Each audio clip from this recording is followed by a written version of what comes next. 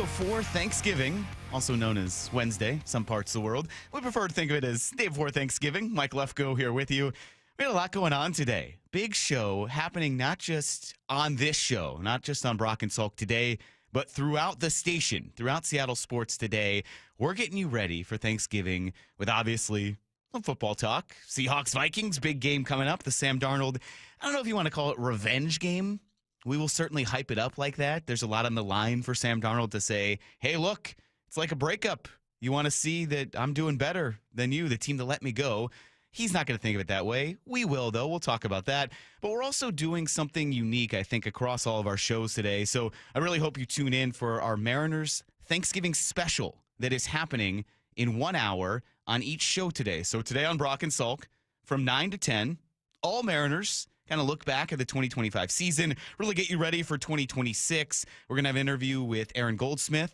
Brock will join me as well for that, obviously. And then Kevin Martinez, Mariners President of Operations, and Justin Hollander, Mariners GM, obviously, at 9:30. So a full hour of Mariners and just a little bit of peel back the curtain behind the scenes here because it's the day before Thanksgiving and not all these schedules align.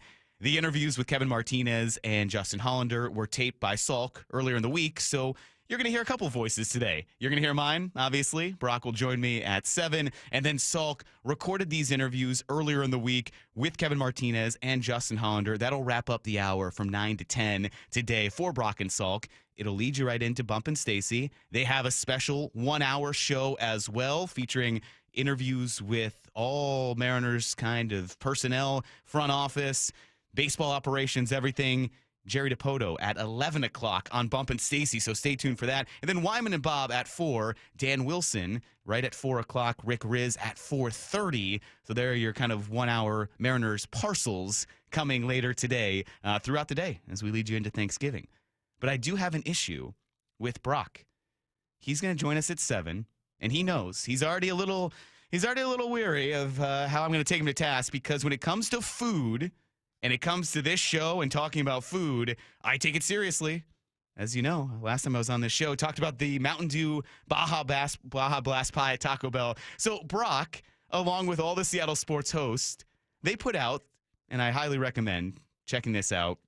We put it up on all kind of social platforms, so I'm looking at it on Twitter right now. It's on Instagram, and I believe it's on Facebook as well. But if you want to compare and really give them grief or agree, I'll get your thoughts as well. 866-979-3776. All of the hosts put out a list of their 3 best and their 3 worst Thanksgiving sides. And there's one from Brock, his second worst, I have a big problem with. Now, we'll wait till he joins us at 7. Obviously, you can go spoil it if you're listening. You can go take a peek and see if you agree. But take a look at Brock's number 2, or just wait till 7 o'clock when he joins us, and I will give him some grief for his second worst pick on his Thanksgiving side. Now, I kind of agree with all of his bests, and I really have no other issues with his other ones, but I will not let this blasphemy of his number 2 pick stand. So when Brock joins us, I will get to that, and we'll kind of dig into what the actual worst sides will be for Thanksgiving. But because it is the day before Thanksgiving, I know this is something we kind of do a lot. I thought it was fitting, though. It is kind of a good way to look back at not just everything that's happened so far in Seattle sports, but almost kind of quantify everything that's taken place this season that has gone right in Seattle sports. It's been a great year. The Mariners kind of headlined everything. The Seahawks right now, they're on a trajectory that could even surpass what the Mariners did. We won't know that until 2026, obviously. But curious to everyone listening out there, and I'll kind of name some as well. What are you most thankful for on the Seattle sports scene? Now, I want to maybe be a little more specific, not just, hey, the Mariners or the Seahawks. Give me a player. Give me a moment. Give me something that you were thankful for in Seattle sports this season. I mean, it could be Humpy the Salmon and his mid-15th inning run to glory that led to the Mariners winning the ALDS. Yes, Humpy was the sole reason they won the ALDS in Game 5 over the Tigers, but something like that. So if you want to chime in, 866-979-3776. What are you thankful for in Seattle sports this season? Beyond Humpy the Whale, I think there are a lot that you can look at and really be thankful for. I'm going to say Cal Raleigh. Overarching just the most thankful individual storyline of this Mariners and Seahawks and everything that's happened in Seattle sports so far in 2025. Cal Raleigh and what he did this year was the story of baseball. He didn't win the MVP. We aired our frustration about that. But Cal Raleigh and his 60 home runs and his home run derby championship and the fact that he was the center of all of this good that happened behind the Mariners this season that became really one of the best storylines in baseball. I think, we've had a couple of guys on talking about who should have won the MVP, why Aaron Judge won, why Cal didn't. But it was almost consensus that Cal Raleigh was the story of the 2026 MLB season because catchers just don't do that.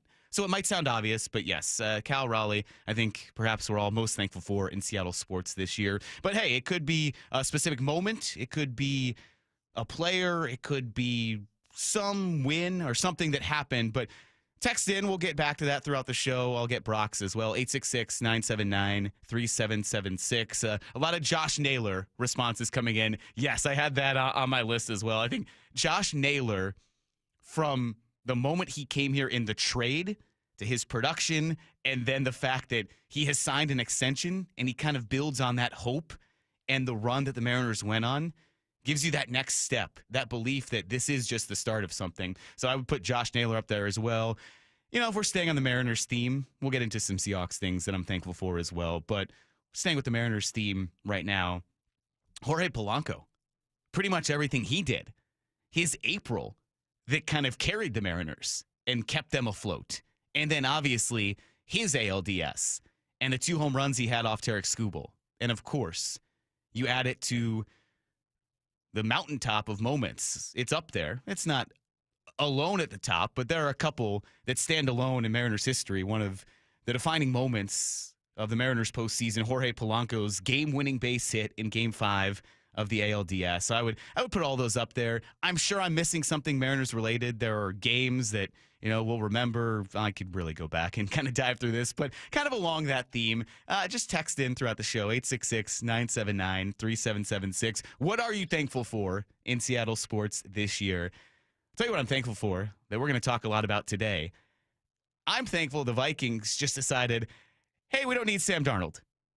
Yeah, we don't need him. Coming off a 14-3 season, we have J.J. McCarthy. He hasn't played yet. Sure, he was hurt all year, but we believe enough in J.J. McCarthy that we're just going to let Sam Darnold go. And yeah, we didn't know it at the time. We were still in this kind of twisty turmoil of, well, what's the Seahawks offense going to look like? Geno Smith wants out? Okay. All right, Geno Smith's gone. Oh, okay, DK Metcalf traded away. But now that Sam Darnold's here, and the Seahawks are in position to still kind of play their way to the top seed in the NFC. Got to knock off the Rams. But if they were to do that, or even just get back to the playoffs, I am so thankful that the Vikings were like, hey, we don't want Sam Darnold after the year he had, and that he came here, and that Clint Kubiak came here, and this partnership has worked out so well that the Seahawks are where they are right now in a prime position to get into the playoffs. So that'll be the theme of today, of this show, as we get you set for Thanksgiving.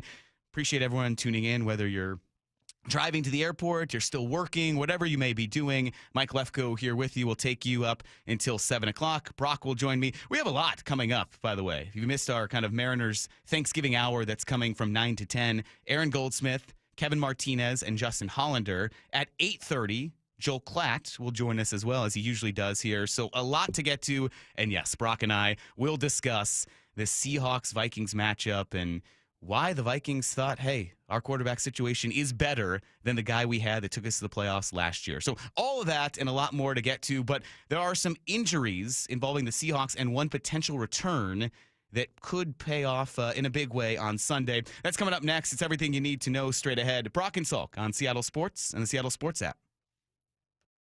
JSN's a superstar. Wyman and Bob. JSN is a star. 8 catches, 167 yards, 2 touchdowns. Every afternoon at 2. He plays a little game with the acceleration. He'll choke it down a little bit, and the DB can only react to him. Then, at some point, he accelerates.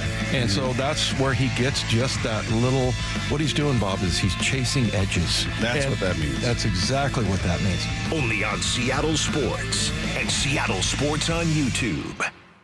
The best time of the year is here. Toyotathon. Toyota of Kirkland and Toyota of Renton are providing you with the largest savings and the widest selection of inventory on Toyota favorites like Tacomas and Tundras, the Gas RAV4, the Hybrid RAV4, and the Hybrid Camry. It's Toyotathon at TOK and TOR. That's ToyotaofKirkland.com and ToyotaofRenton.com. Whether you're in the north or the south, they got you covered. Get a test drive, meet the wonderful staff, get a new car. It's Toyotathon, people. Come on. O'Brien. Just how good is Pure Talk's current deal for unlimited wireless? Well, you might say it's the deal of your lifetime. Because right now, for just $29.95 a month, Pure Talk is offering unlimited talk, text, and data for life. Not your phone's life, your life. This is Pure Talk's top-tier plan. It comes with a crazy fast 5G network along with a 30-gig hotspot. And at just $29.95 a month, there has never been a better opportunity to lock in a ridiculously low rate for as long as you live. And save thousands and thousands of dollars along the way. This plan is normally $65 a month, but if you switch today, you will save over 50% every single month for the rest of your life. See what I mean? It really is the deal of your lifetime. Dial pound 250, say Mike Rowe. Offer ends 12/7. Some restrictions apply. Details at puretalk.com. For 50 seasons, sold out Kingdome as the Seahawks get ready to go down on the field. When it comes to passion, The blitz is on, the ball pops loose, picks it up in the 15 to the 10 to 5. Touchdown Seahawks! and noise. Make a little noise. He's resetting his running backs. Penalty flags all over the place. They're going to blow the play dead. And dedication. It's always the 12s. Celebrating 50 seasons of Seahawks football. Visit Seahawks.com/tickets today.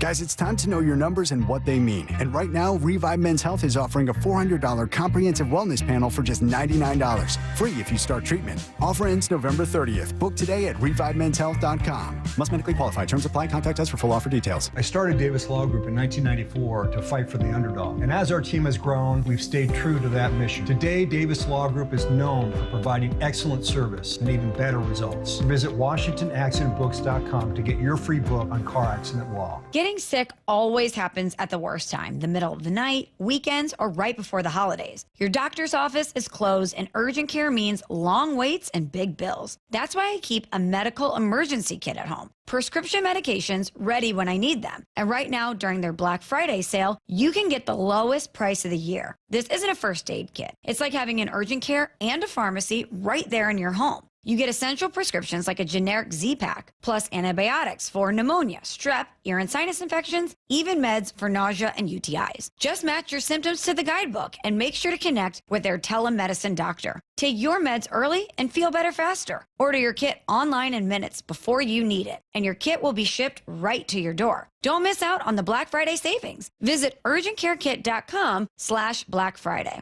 That's urgentcarekit.com/Black Friday. urgentcarekit.com/Black Friday. Prescription required. Always consult your doctor to determine if this product is right for you. Happy Thanksgiving to you and yours. Hey, Eugenio Suarez, Grand Salami! From all of us at Seattle Sports. The Puyallup Tribe of Indians and Salish Cancer Center are excited to announce the third annual Giving Hope Gala. You can help support the Giving Hope Gala December 13th at the Emerald Queen Casino Event Center and raise money for the Patient Financial Assistance Fund. The Salish Cancer Center helps anyone battling cancer, and attending this incredible event supports that cause. For tickets, sponsorship, and additional information on the Giving Hope Gala, visit puyalluptribe-nsn.gov. That's puyalluptribe-nsn.gov. Dave Wyman here, joined by a very special guest, Dr. Daniel Landis, a multiple-time recipient of the Seattle Top Doctor Award. He's on the Swedish CyberKnife team treating prostate cancer and accepting new patients. Dr. Landis, how does CyberKnife compare to other prostate cancer treatments? So one of the advantages of the CyberKnife platform is that the treatment can be concluded in just 5 days, as opposed to other treatments that require anywhere from 26 to 42 days of radiation. How do patients feel about their experience? Patients overall tell me that their experience was really amazing. They had minimal disruption of their lives. They didn't have to take time off work. And they tell me it's like Star Trek, where you push a button and the cancer can go away. That really is amazing. It's almost too good to be true. If you, a friend, or a family member is diagnosed with prostate cancer, consider treatment with Swedish CyberKnife. Go to swedish.org/CyberKnifeProstate. Treat prostate cancer with Swedish CyberKnife. Around here, rain isn't a surprise. While others run for cover, Seahawks fans step into the storm, game day ready. And the Pro Shop is how. Ball picked up.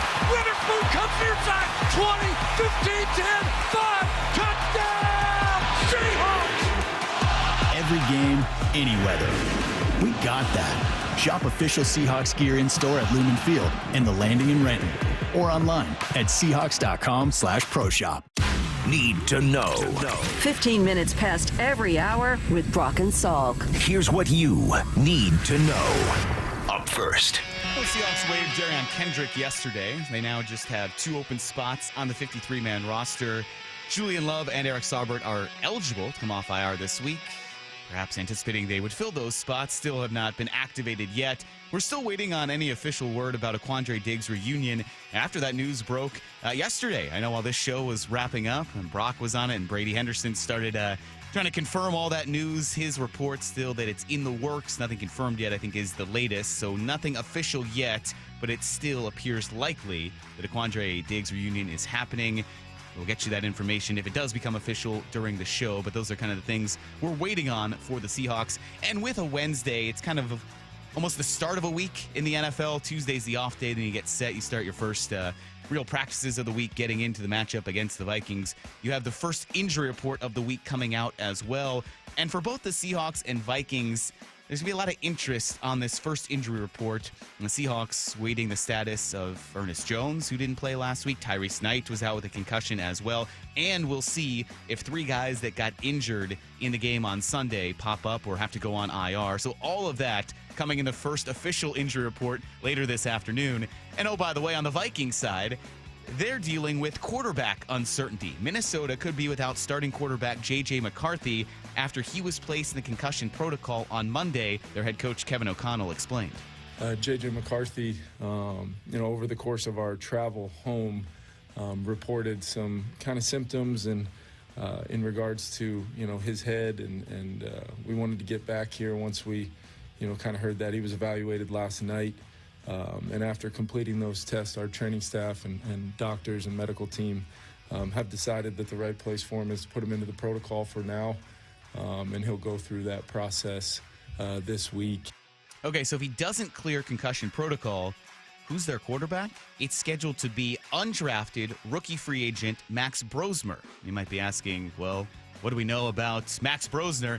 Vikings radio analyst Pete Bursich was on with Wyman and Bob yesterday, and he broke down what to expect from this quarterback. Brosmer was very impressive. He has the blessing and the curse of being able to execute and play well without getting a lot of snaps, which is kind of a curse because if you get that identity as a player, then people just look at you as a backup. Yeah, I mean, does he have a cannon for an arm? No, he doesn't have the height, weight, speed. That's why he was not drafted. If he was 6'5", he would have been drafted. But he's done a really, really good job when he's had the opportunity to play. This entire state will go absolutely crazy if Brosmer plays well because he's a home, kind of a hometown kid, and they love him here. So the fans here are very excited, believe it or not, to see the backup quarterback. Yeah, Brock and I will get into this a little bit more, but it is wild that the Seahawks could be facing an undrafted rookie free agent who will be set to make his first career start. Brosmer's stat line this season really just kind of been mop-up duty or when he's been forced into action.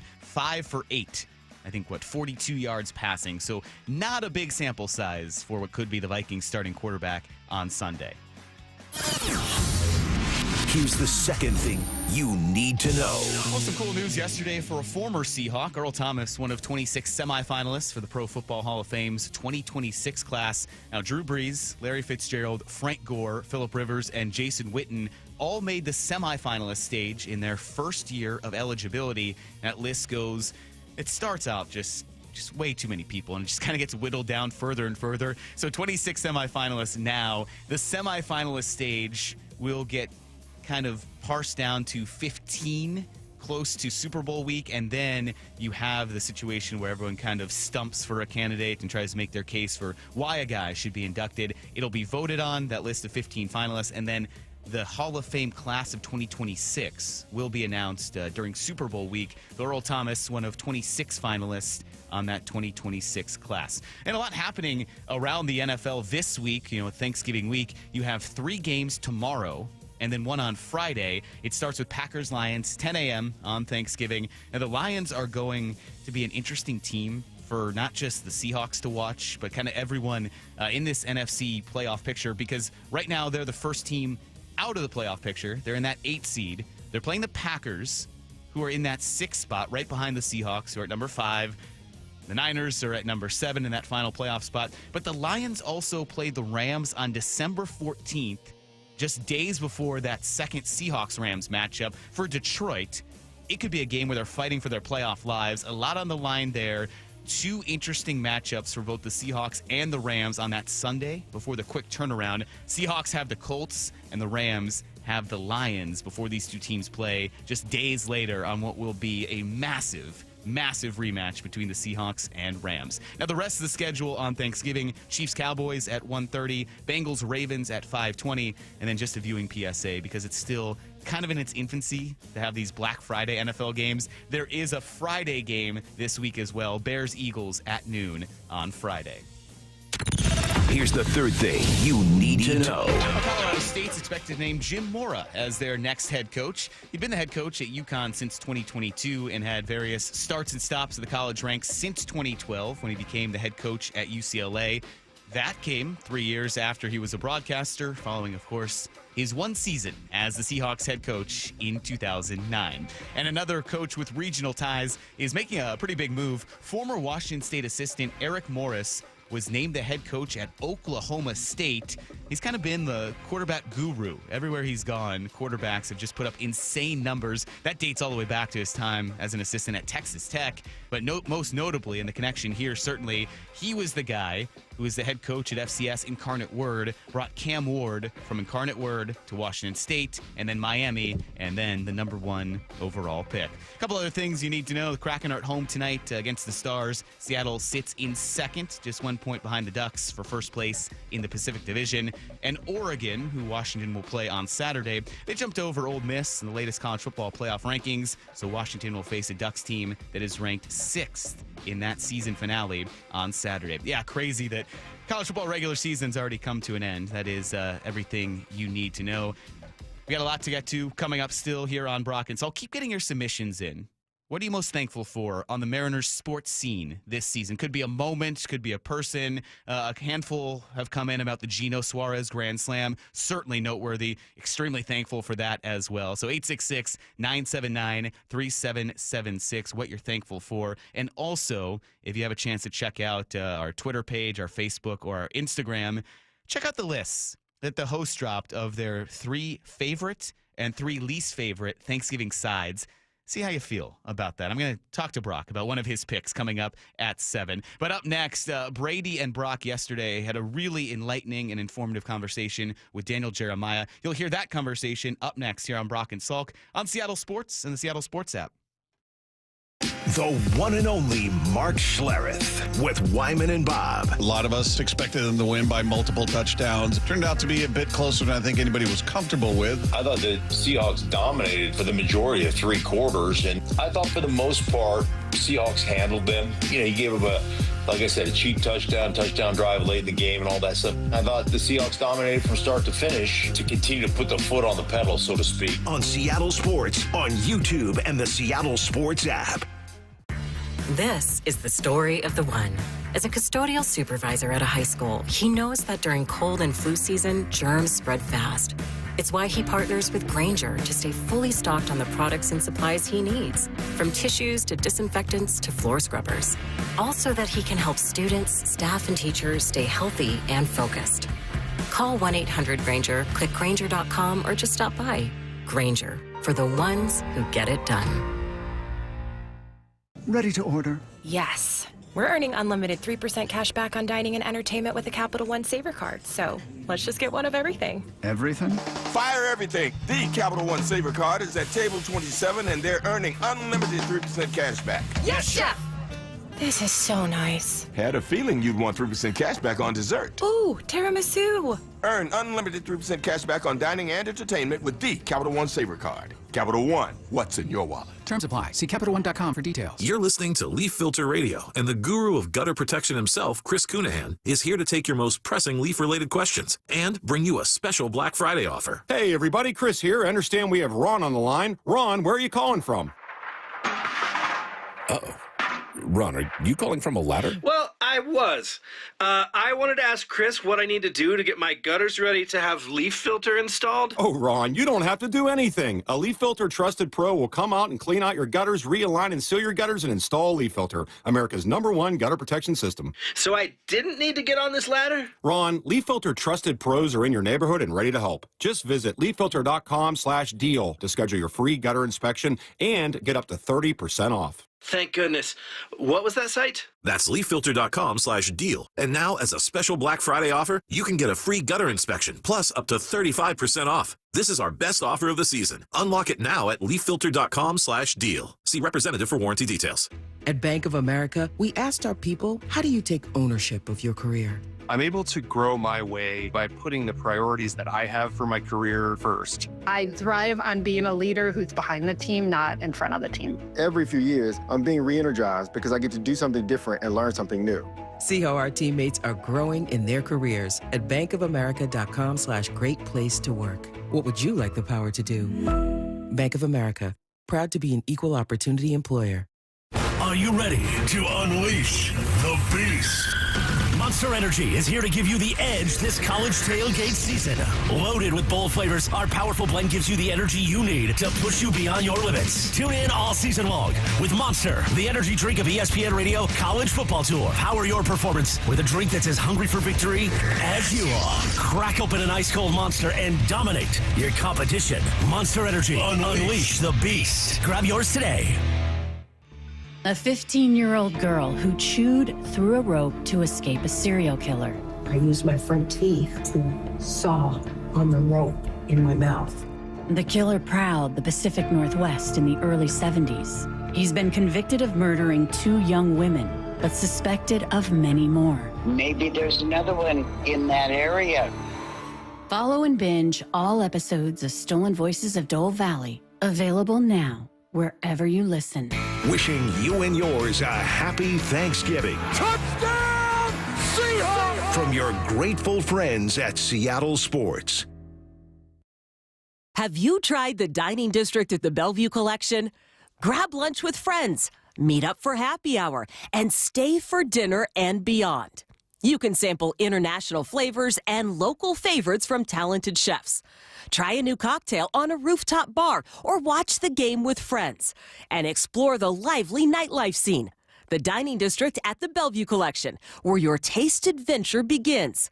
Learn more at BellevueCollection.com/dining district. Imagine all that could happen in 5 years. Jobs may change, kids will grow, new memes will come out, but also, what if you had reliable, intelligent Wi-Fi and the price didn't change for 5 years? Well, thanks to the Xfinity 5-year price guarantee, you actually don't have to worry about that part of your future. You're guaranteed 5 years of Wi-Fi that boosts speeds to your devices that need them the most, that finds and fixes any issues before you even notice them. It's like a super intelligent Wi-Fi that keeps you protected from threats online. Plus, well, you get incredible gaming speeds on multiple devices with no one battling for bandwidth. And for the next 5 years, all your devices will be working in perfect harmony. And you get our best equipment with no annual contracts, no fees, and no strings. So even though kids will grow up and you still won't understand 6, 7, your internet will stay sharp, reliable, and most importantly, the price will stay put. All with the Xfinity 5-year price guarantee. Lock in your price and unlock the possibilities. Xfinity, imagine that. Restrictions apply. Select plans only.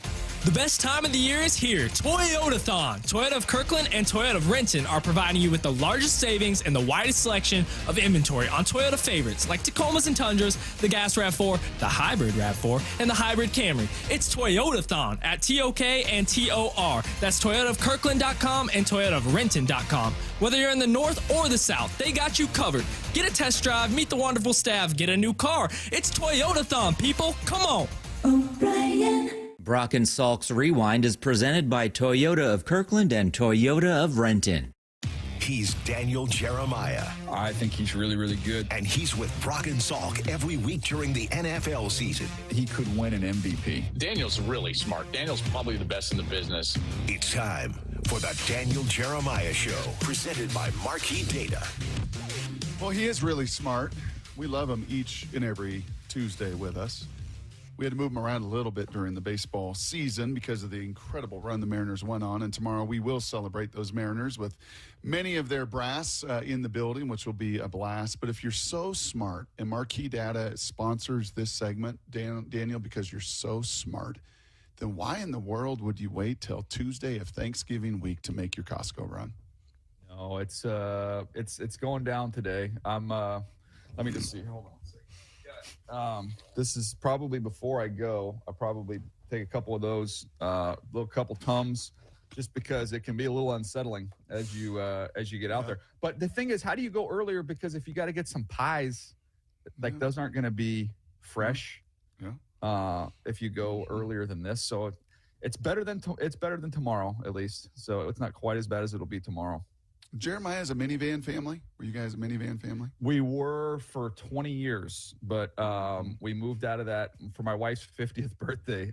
She graduated from the minivan, so that was we had a nice run, nice long run. How about growing up? Was the Jeremiah family? Because the Heward family, let me tell you, man, Grandma Peg loved her Dodge Chrysler.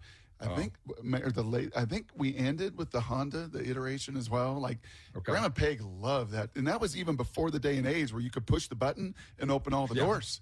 I mean, no, we were in a good spot because we had the conversion van growing up. So we had the seats that you could swivel them, you could put for the cross country drive, because God knows we're not flying on vacation to Indiana. We're going to make the drive from San Diego to Fort Wayne, Indiana. So you had the little table. You could put the little table so you could play Uno with your siblings on there. We had one of the first TVs, which had like a little hole, and it was about, I don't know, like a 4-inch TV that you would record movies off of TV for like the whole month before you were going on vacation, because we had to make sure we had like Top Gun on there. We had the Rocky movies on there with commercials. You'd have to fast forward. Oh yeah, that was vacation for us growing up. Yeah. Hey, Niagara Falls. You guys want to go to Niagara Falls? Yeah, it's great. Okay, we're gonna drive. We're gonna start that drive in 2 weeks. That was Grandpa Mike too, man. That was the Heward family. Drove to Omaha, drove to the Rose Bowls. My first time, DJ, true story, man. My first time on a plane was my first recruiting trip my senior year of high school. That was the first time I was on a plane. That was it. So there you go. A little family history, a little Thanksgiving. Well, first of all, if you're listening right now, imagine taking these kids with their attention spans and saying we're going to make a 3 or 4 day drive across the country. How that would go. Right. Not so well in this day and age, but we persevered. Chances. Yeah. I could tell a whole bunch of stories. We could do a whole podcast on those travels. Maybe we'll do that down the road. But people want to hear from you, DJ. They want to hear about what your eyes saw when you studied that all 22 tape of the Seahawks and Titans on Sunday. What'd you see? Well, I'll start offensively. I thought Sam played well. I thought he played fast. There's some big time throws to JSN, on the move, pushing the ball vertically down the field. I thought he was quick to get to checkdowns. For the most part, outside of maybe 2 throws, one where he tried to squeeze one in the red zone. Mm-hmm. Another one that he got hit and the ball fluttered. I didn't think he put the ball in harm's way outside of those 2 throws. So I thought Sam played really well. I thought offensively they did a good job getting up to the second level in the run game. 76 was excellent in the run game, getting up to the second level. Did some nice things there. 88 blocks his tail off. I like seeing what he was doing in the run game there. I thought both backs ran hard, ran with vision. So I thought offensively they did some really good things. And, I thought they were in a good spot there defensively. Up front, they were good, and they, got a lot of different pressure. 99, I'm going through my notes on 99. It's like quick club, beats double, vision and feel as a rusher, sack, and then I don't even know what this one was, but I just wrote animal in all caps. So I'm still all in on Leonard Williams and what he's doing. The only thing that defensively, I just thought their zones, they were a little bit loose in some zone coverage, and I thought they picked on Job a few times in the pass game, but that was, about it. And, by the way, Cam Ward, that's one of the best throws I think I've ever seen in my life, the one where he's running out of bounds and just jumps up in the air, a jump pass, and gets it all the way across to the middle of the field late in that ball game. So give him some credit for making a couple plays late. But outside of them just being a little loose in some zone coverages, I thought overall good job by the defense as well. DJ, Brady Henderson here. Good to talk to you again. Let's dive in a little bit more to Darnold's day. And I remember after that 4-interception performance against the Rams last week, Mike McDonald was asked, what do you tell Sam after a performance like this? And he said, keep ripping it. And it seemed like Darnold was still ripping it in that game. And if you thought that, he might kind of get conservative after that 4-interception game against the Rams, I didn't really see that. What did you see in that regard? Yeah, I think that's fair. He let it rip, but I also thought he kind of eased his way into the game too, where he took some layups and some checkdowns, getting the ball to the backs, just kind of getting the flow and the rhythm of the game. And then you started seeing him kind of rip some balls in some tighter windows. But I thought it was a good balance. I use the phrase selectively aggressive, like, hey, when you get your shots, take them, but don't be reckless. And I thought he did a really good job. I don't think he got, sometimes Sam can get right on that line and kind of sometimes fall over, but be right up to it. I thought in this game, he wasn't as close to the line. There were maybe 5 throws, some tight window throws where he threw with conviction and confidence, but the rest of the game, I thought he was just, hey, they're going to give me these backs underneath. They're going to give me these tight ends in the flat. I'll take them. DJ, I feel like with you each and every week, it's nearing the each and every week with Jeff Passan question. Salk and I would try to reframe a question to Jeff about Cal Raleigh's year. How can you put it into words? How can you add context? How can you explain what Cal Raleigh's doing? It's never been done in the sport before as a catcher with all the power and all the home runs. I feel like we're kind of getting there each and every week with Jackson Smith and Jigba. This is silly stuff. He broke the Seahawks single season yardage record held by DK. That he did that in week 11 of this year. He's got more explosive plays down the field than anybody. He's got almost 300 more receiving yards than anybody in the league. Pickens the only one close over 1,000. How is Jackson Smith and Jigba doing this? Well, it's interesting kind of talking about passing. I would use a little bit of a baseball analogy. You can play your defense, play your no doubles defense. You can try and, hug the line. You play deep on guys. You can, used to be able to put the shift on and do those things. Like, no matter what you do, you're wrong against him because he's beating you every way. No matter where he lines up, you have to account for everything because he's going to get vertical from outside. He can get vertical from the slot. He can beat you, off his release, off the line of scrimmage and win right now, put a slant on his chest and let him run with it. I love these, these boot throwbacks that they're doing where it's, everything you've been taught your whole life is when a quarterback boots, you kind of know where the receiver's going. And all of a sudden now you got these wind back routes. So they're making you defend everything no matter where he's lined up. And I don't know what you're supposed to do. If you're going to try and help over the top, he's going to eat you up in those up and down throws in the middle of the field. So it's a really complete performance by him. And the other thing is, and I'm a Sam guy, but you don't have receiving numbers like this without a quarterback playing at a pretty high level too. And Sam's put some balls right on him, and sometimes where there wasn't as much separation, it's just a fantastic throw as well. So he's been the best receiver in the NFL. His quarterback's playing pretty well too. Yeah, well, speaking of separation, he got just enough of it on that first touchdown, that long touchdown, when right as the ball's arriving, just a subtle enough nudge to not get called, but still get some extra space there. Now, I'm curious, Brock and I were talking about this before the show. What, maybe you've said this on the show, and if I missed it, I apologize, but what was your comp for him coming out of JSN in terms of other receivers in the NFL? And is there anybody else who, as the more you see him in the NFL, anybody else that he remind you of? Yeah, I mean, we had talked about it before of Amon-Ra St. Brown, kind of was the comp just because of the strength and someone who was smart and tough and you thought would, be an elite slot receiver. And then he's grown to be, more than that in terms of how his usage, is in this offense, playing outside. He can win easy. Trying to think of other guys, historically that he would remind you of. I mean, it's hard. He's just he's a unique skill set in terms of the strength and the physicality that he has. I don't think people would see this initially just because of how dynamic and explosive Jamar Chase is, but there is some similarities there just in terms of their lower body strength and just their short area quickness. I think there's some similarities there. If they were just going to have a flat out race, Jamar Chase would beat him. But he's playing at that type of a level. It's interesting, DJ. I was just looking at his. You're gonna have to pull your binders out. You got your binders. I know you got your recipes for Thanksgiving and your to-dos, but you got your binders handy because Jackson coming out was at the combine 6'1", 196. It's weird when you look at him. He doesn't look 6'1" because I think he's so thick and strong in his lower. Yeah. Yes. I actually, and it's not a great comp because I didn't realize that Jackson's all of 6'1". Steve Smith was only 5'9", the old receiver coming out. That's what I'm feeling. Like those years when Steve Smith and he was even smaller, but he was so freaking strong and created his own space and so explosive. And he had a 1,500-yard year and a 1,400-yard year, and at his height, he was as good as anybody in the league. We seeing some kind of Steve Smith explosion from JSN this year as well? Yeah, that's fair. I think Steve, I think, was 5'9"-ish, a little, maybe 5'10". He was, he was much smaller, yeah. Jackson, 6'005", 196, so he was just under 6'1", 196 pounds. He ran 4.52. Just pulling back up my notes on him, we've done this before, but just looking at it, inside, outside, really strong lower. He can win with quicks and strength at the line of scrimmage, loves to work in the mud in the middle of the field.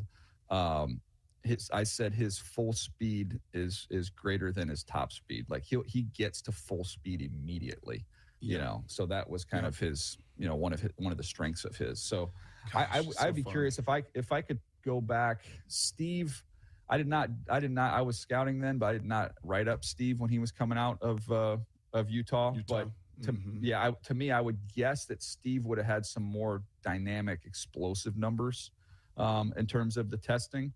But in terms of play style and short area quickness and burst and strength, I definitely think there's something there. Hey, Brady asked you about some of the tape and Sam as well, to get back to that. I don't think I've asked you that this year. Now we've got enough body of work. We're 11 games into this thing with Mike having this clay to mold and Clint Kubiak now 11 games in. Just from a schematic standpoint, DJ, how creative are they compared to a lot of the other tape you watch? Just in scheme with both defense, both offensively and defensively. Do you feel like, these guys are kind of tip of the spear with McVay and maybe Shanahan, not to put words in your mouth, but both offensively and defensively, how creative are their schemes? I think they're in a good sweet spot, man. I think they're in a sweet spot of making things look similarly offensively, with some wrinkles that they'll throw in there on a weekly basis, but not getting carried away of cuteness. I think Miami's kind of the definition of that. There's times where it's like, oh man, look at how that's just that's really creative. They got in the lab and came up with this. And there's other games you're like, okay, that's a little too much sauce. Like let's try and be a little more boring, so to speak, at times is necessary. I think they found a really nice balance there offensively. The biggest thing is everything looks the same. And then just you have different looks and wrinkles off of those looks. So I love what they're doing there. And then defensively, they've got different groupings that they've used. To me, the creativity is really with Eamon. It's just, how you want to deploy him and how you want to use him. He's their creative chess piece that they have to play with. But no, I think I would say, more sound would be the term I would use for them defensively. To me, I'd prefer that. I don't know that they're trying to trick them. They're out there playing really, really sound, solid football. DJ, I'm fascinated to see what kind of opportunities Clint Kubiak might have in terms of some of these head coach openings around the league. On one hand, he seems like the exact kind of coach with the resume, he's the coordinator of one of the best offenses in the NFL. He's a young guy with, strong ties to that Shanahan tree.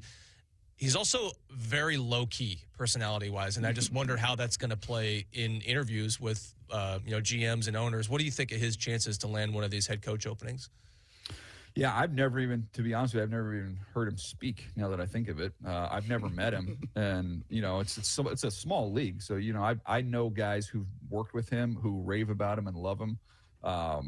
And the resume on paper is really, really good. And it doesn't hurt to come from the family he came from either. It's been kind of the family business. So that's you've got a team with a young quarterback, a talented quarterback, and you want to put him around a coach that knows how to coach offense and develop him. I think when you look at, what Ben Johnson's done and how that's transformed in Chicago, that's going to embolden people to want to go that route. And we'll see what happens with these other openings, what all opens up. But right now you've got, Tennessee Titans with the number 1 overall pick quarterback in Cam Ward. You've got the New York Giants with a, kind of a jewel there in Jackson Dart. He would make a lot of sense there. And sometimes with these guys, I remember when Ben Johnson, believe it or not, you see all these videos now after games and in the locker room, and you hear guys say, like, younger in his career, that was, hey, is this guy just kind of more of a bookworm play caller? Does he have the front-facing personality for the room? And it's like, well, he sure as heck has grown into that over the years with the way you see him in the locker room. So, I think he'd be able to find his voice if he doesn't have it already. But it is kind of funny that, like, I couldn't even tell you. I've never heard him speak. Yeah. Very Southern. Very, very Gary. Very quiet. Very nice. And that's a good point, is that his dad was also a very low-key personality and he won a Super Bowl. Exactly. Hey, you got to see these Vikings about a month ago. The Chargers absolutely dismantled them. It was not JJ. He was still banged up at that point. It was Carson, and then it was Max Brosmer, who they're talking about maybe getting the start as JJ's now in concussion protocol. What in the heck happened to the Minnesota 14-win a season ago Minnesota Vikings? Well, he's living in Seattle right now. That's what happened to their offense. I never understood that. I never understood the poo-pooing of Sam there and, focusing so much on the two eggs at the end of the year as opposed to all the good stuff that he did throughout the year. But JJ McCarthy is not, he's young. I think he's still 22, 23 years old. You got to be patient there. But this team was ready to go, ready to win right now, and he's not there yet. So he needs to play more football. He needs to get more experience. It's just hard to do that on a team that's ready to go.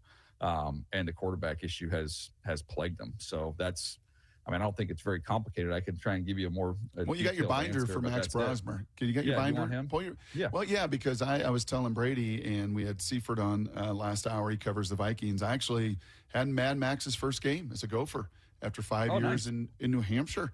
He was up there in New Hampshire. He was throwing it around, and he went to the Gopherville, and you would have thought he was the second coming of Tom Brady, that he was his son. They were so excited for him to play, the smartest guy that P.J. Fleck has ever seen in his life. This guy talks ball. He lives ball. And he did some good things, and I'm not diminishing him at all. He goes undrafted. I think he lands in a pretty good spot for him with the high football IQ that he has. What's your little binder say about Max? First of all, my mom's from New Hampshire, and my uncle growing up, I remember always answering the phone, and it was my Uncle Sherm. And he would go, "Hey, Dan, is your mom there?" Yep. Hold on 1 minute. I just gave me a real flashback there on that one. Yes. Sorry about that. All right. So Brosmer, he was just under 6'2", 217 pounds. He ran 4.79, so decent athlete there. But 23-year-old New Hampshire transfer in the gun under center. I thought he was more of a touch thrower, a timing thrower, relying on accuracy, touch, and timing. Competitive runner. Didn't think he had great pocket feel. Guys were able to get around him. And I just didn't think there was a ton of twitch, like not a lot of twitch in his arm and legs, but someone who saw the field well, was accurate in a touch thrower. So not going to overwhelm him with the physical stuff. Yeah. And he would be probably challenged in this environment if the Seahawks pressured. And I don't know how real this can possibly be. PFF has the Seahawks last week getting pressure on Cam Ward 40 times. Out of 42 passing attempts, he scrambled 6 other times. So out of 48 attempts, 40 pressures. What will that do to either JJ or Max? And can they do the same to that Minnesota O-line that they did to Tennessee? They can, but I would think that this is going to be a heavy screen game, quick game. Again, like to me, the vision with him is kind of his best strength. So I think it's getting a lot of guys in the route and telling him to get the ball the heck out of your hand as fast as possible. So to me, this is more so than a pass rush game. It's just a tackling game. I think the ball is going to be in front of you the whole game. I don't know how much vertical element there's going to be. So it's just going to be, hey, let's just rally and tackle. Mm-hmm. Hey, DJ, Rick Woolen has played better over the last, I would say, month or so, and there was conversation about whether or not he could be on the trade block in Seattle, and for whatever reason, he really seems to have stepped his game up. He still, to me, looks like kind of a classic guy who gets to free agency and gets a lot of money, right, because he's super talented, but the reason he gets to free agency in the first place is because there's a lot of inconsistency there. What do you think about just the way he's playing and maybe his fit in this defense in particular? Yeah, I mean, he's going to get paid because of traits. Like, if nothing else, even if he just played awful, someone's going to take a chance on that just because the traits are so rare.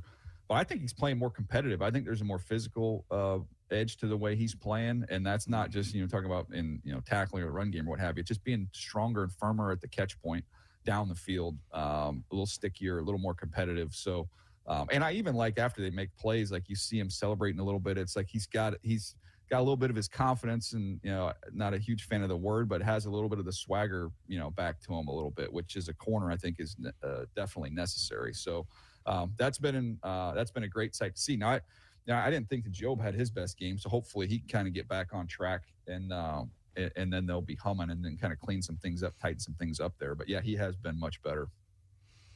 Heard from my friends at Marquee Data here. They kind of want to know. They're a little concerned that, you're going to do the Costco mayhem, but they believe in you, DJ. They believe you're going to figure it out. They also want to know how calculating you are with the Thanksgiving preparation. Like, what are we looking at? Is this a team, you and your wife? Do you have family coming in? Do you have Uncle Sherm from New Hampshire flying in? Like, what exactly are we looking at Thursday? So we're hosting this year with my wife's family. So, but it's not everybody. My wife, they have 6 kids in her family, so we don't have the whole crew coming. So I think we have 2 or 3 of her siblings and some kids coming. So they'll all bring some food as well. I don't cook. I don't know how to cook, but I can grade cheese. Like it is if there is an Olympics for cheese grading, I can do it. It's something twitchy. Twitchy with the grain. Oh yeah. Just a lot of quick twitch movement there. Get the right size bowl. I mean, it's something I take a lot of pride in. Decisiveness. Would you say you're decisive with the? Yeah. And you know what? Okay. But also being safe. We don't need to nick a finger here. Let's be safe. Be quick, but not in a hurry, as I like to say when I'm grading cheese. Sure, for sure. How about the carving of the turkey? Yeah, that's not happening. That was my dad. Like, I haven't reached that level of adulthood. I can remember my mom. We'd be sitting there watching football, and then there's always such a disappointed look on my dad's face, because she'd be like, "All right, the turkey, Dave, the turkey's done," and he's like, "Oh man, I gotta go carve this dang turkey," and just like got to get away from the football, go into the kitchen. It wasn't like this open house plans that we have now in all these houses. Like, the kitchen might as well have been another country. You can't see anything from in there. You're cut off from the world. That was my memories of the carving of the turkey as a kid. But now it's like, give me a honey baked ham. I'm good. I remember the dads, maybe you had family friends too, that had the electric knife. Like, we got one of those one year. Yes. It always broke. It was purchased it had one job on one day a year. And I definitely have memories of a kid of that thing being broke and just being like, well, back to the old school. It was like the shears for the bushes outside, right? You had the electric knife, you could hear that thing going and something. Here we go. And just chaos. You know what the other thing is? The other thing is of people of our age is, it was a staple at like the Thanksgiving meals was like Jell-O. And I'm like, I don't remember the last time did they even sell Jell-O anymore? Right. I mean, Jell-O with the fruit inside of the Jell-O. RFK Jr. banned that. Whipped cream on top. That was a go-to back in the day. Oh, so many memories, DJ. So much shared you and I, have so much shared history in so many ways with family and travels and football and fun and all of it. And Thanksgiving is so much fun with so much great football to watch this weekend. And y'all got the Raiders to get back on track. Poor Pete, that thing's a disaster there. Wow. We love this. Yeah, just a disaster. I didn't realize, I saw Chip Kelly's $6 million salary. How about 3 years and $18 million? Holy! How about that Ohio State team winning the national championship? Jim Knowles leaves to go to Penn State. Chip Kelly leaves to go to the Raiders. Yikes! Yeah, not good. Not good. Not good being so late too. I'm always late. That's what happens when I have to host the show, and we have so much fun with you, DJ. Have a wonderful Thanksgiving. Thanks, buddy. We'll look forward to doing this next week. Always appreciate this time, my man. See you guys. Look forward to seeing Salk in a month when he's back. Good stuff there from Daniel Jeremiah. Good joke there at the end. Now, Salk will be back next week, but Brock will join me coming up next year. Brock and Salk on Seattle Sports and the Seattle Sports app. Bump and Stacy. I was talking a big game. Weekdays 10 to 2. I said the Seahawks are going to win by 20, and we wanted two things: win with style points and don't turn the ball over. 1 for 2. This is why I didn't want to buy into the blowout. Well, I said it was a possibility, but I also said this is the NFL and things are going to happen. And also, if you just take away that punt return, then the score looks a bit different. Only on Seattle Sports on 710. Seattle Sports on YouTube and the Seattle Sports app. You're listening to Leaf Filter Radio, and the guru of gutter protection himself, Chris Cunahan, is here to take your most pressing leaf-related questions and bring you a special Black Friday offer. Hey, everybody, Chris here. I understand we have Ron on the line. Ron, where are you calling from? Uh-oh. Ron, are you calling from a ladder? Well, I was. I wanted to ask Chris what I need to do to get my gutters ready to have leaf filter installed. Oh, Ron, you don't have to do anything. A Leaf Filter Trusted Pro will come out and clean out your gutters, realign and seal your gutters, and install Leaf Filter, America's #1 gutter protection system. So I didn't need to get on this ladder? Ron, Leaf Filter Trusted Pros are in your neighborhood and ready to help. Just visit leaffilter.com/deal to schedule your free gutter inspection and get up to 30% off. Thank goodness. What was that site? That's leaffilter.com/deal. And now, as a special Black Friday offer, you can get a free gutter inspection, plus up to 35% off. This is our best offer of the season. Unlock it now at leaffilter.com/deal. See representative for warranty details. When it comes to the security of your business, doubts can creep in about who you're trusting to protect it. At Bail Arm, we got you. For nearly 80 years, we've been putting our customers' minds at ease with our advanced technology and personalized support. Feeling insecure about your current security service? Visit bailarm.com today. You're listening to Leaf Filter Radio, and the guru of gutter protection himself, Chris Cunahan, is here to take your most pressing leaf-related questions and bring you a special Black Friday offer. Hey, everybody, Chris here. I understand we have Ron on the line. Ron, where are you calling from? Uh-oh. Ron, are you calling from a ladder? Well, I was. I wanted to ask Chris what I need to do to get my gutters ready to have leaf filter installed. Oh, Ron, you don't have to do anything. A Leaf Filter Trusted Pro will come out and clean out your gutters, realign and seal your gutters, and install Leaf Filter, America's #1 gutter protection system. So I didn't need to get on this ladder? Ron, Leaf Filter Trusted Pros are in your neighborhood and ready to help. Just visit leaffilter.com/deal to schedule your free gutter inspection and get up to 30% off. Thank goodness. What was that site? That's leaffilter.com/deal. And now, as a special Black Friday offer, you can get a free gutter inspection, plus up to 35% off. This is our best offer of the season. Unlock it now at leaffilter.com/deal. See representative for warranty details. At Fisher Investments, we may seem like other money managers, but we're different. What makes you so different than the rest of us? We ensure clients receive unparalleled service at every step of the relationship. Tell me more. Our investment counselors focus on service over sales, prioritizing clients' needs. How do you make money? We don't sell any commission-based products. We have a simple management fee based on the value of our clients' portfolio. So we do better when our clients do better. What about client portfolios? We get to know each client, their finances, family, health, lifestyle, and more, and then we tailor a portfolio based on their specific goals and needs. Your clients really come first then, huh? Yes, we make them a top priority. Our goal is helping them achieve a comfortable retirement. Wow, maybe we are different. At Fisher Investments, we're clearly different. Learn more at FisherInvestments.com. Investing in securities involves the risk of loss. It's about grit. Leonard Williams drags him down. running through whatever gets in your way. The handoff to Charbonnet. Stiff arms a man, turns, first down.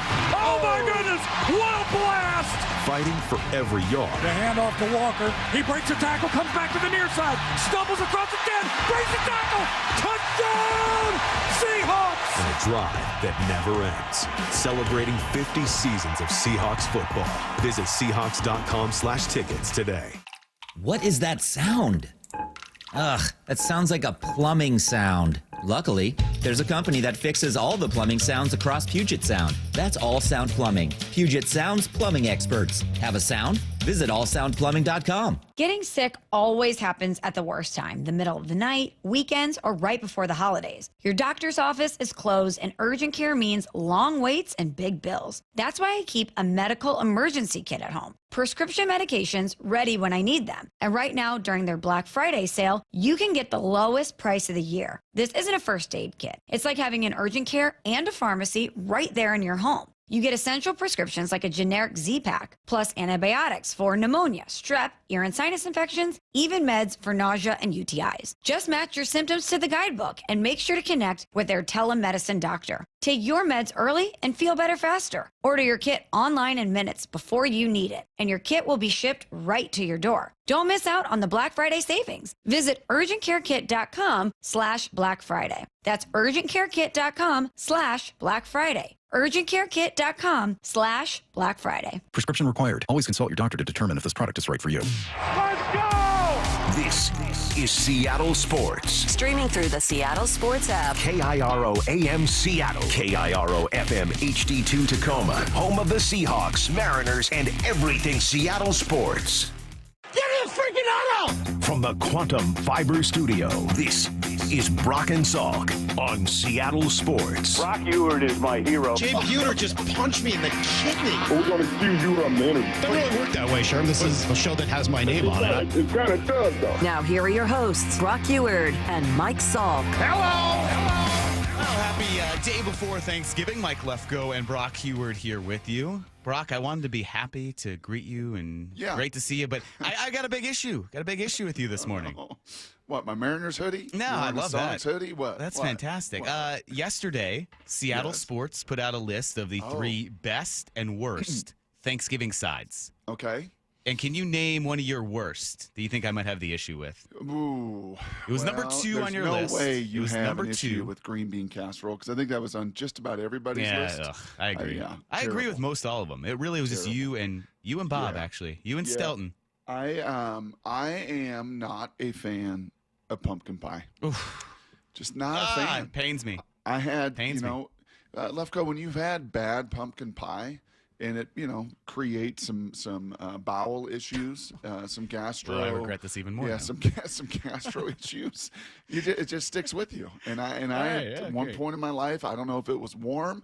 I don't know if the whipped cream had been left out. I don't know what it was, but it was this nasty texture that then came out even nastier. And I'm done. I'm out on it. And secondly, as I texted you last night, if you were to take a sample, a slice of your favorite pumpkin pie, and the McRib is out of McDonald's right now, and you were to take the McRib, whatever that is, patty, you were to take those two just conglomerates to a food autopsy and said, tell me the last time this was a pumpkin, and tell me the last time this was hanging on a rib I don't care about its origin. Of a pig or a cow. How does it taste? Ugh. Oh, not good, man. Yeah. Not good for me. All right, not well, good for me. we don't need more details, so I had to bring that out there. Happy Thanksgiving, brother. Thank you. Happy Thanksgiving to you, too. I threw that out there to the texters. I will say, I mentioned you and me disliking your choice, but I had them chime in as well, 866-979-3776. Brock, I did throw out kind of a theme, and we're going to get into the Vikings quarterback situation, but kind of a theme, and I'm curious to get your thought about this. We'll kind of go throughout the show with this as well. What on the Seattle sports landscape are you most thankful for this year? A moment, a player. I said you can't say Mariners. Like, just as the team, that's boring. Yeah. You're wearing the Mariners hoodie. I am. Mariners would be the obvious one, but what about the Mariners? A moment, a player, a game? Something you're most thankful for? Yeah, I think I'd probably start with 2. And I think it is 1-2. When it comes to the Mariners, it is Cal Raleigh. You know, we have clamored in too. sports radio. Nice. It's talked about. That's yours as well. Good. Yeah. Same page there. We may not be on the same page with pumpkin pie, but we're on the same page with Cal. And, you know, this is a medium, and sports radio is one that loves stars. That just, it's natural that you talk about them and people see them and want to be around them and want to watch them, and you just can't get enough of them. And to have a star like Cal Raleigh, as humble, blue collar, I mean, for crying out loud, you want to talk about like Roy, Washington, where Charles, our board op, is from, going to have Thanksgiving. Cal Raleigh is like, you know, the Honey Bucket. The guy that owns it is from Roy, Washington. So like he's one of us. He's like he's just salt of the earth, blue collar. I know he grew up in North Carolina, went to Florida State, but he might as well have been from Roy and Spanaway with Mike Blowers, because he's that kind of real, genuine dude. So he's number one, and I would say number two is really growing in to be Mike McDonald. Yeah. That nice. John Schneider and the organization made that hire and made that move and took a leap of faith, although coveted by many. I mean, he was still a 30-something, incredibly young, had never been a head coach. And, yeah, really just thankful for his same kind of transparent, humble leadership, Mike.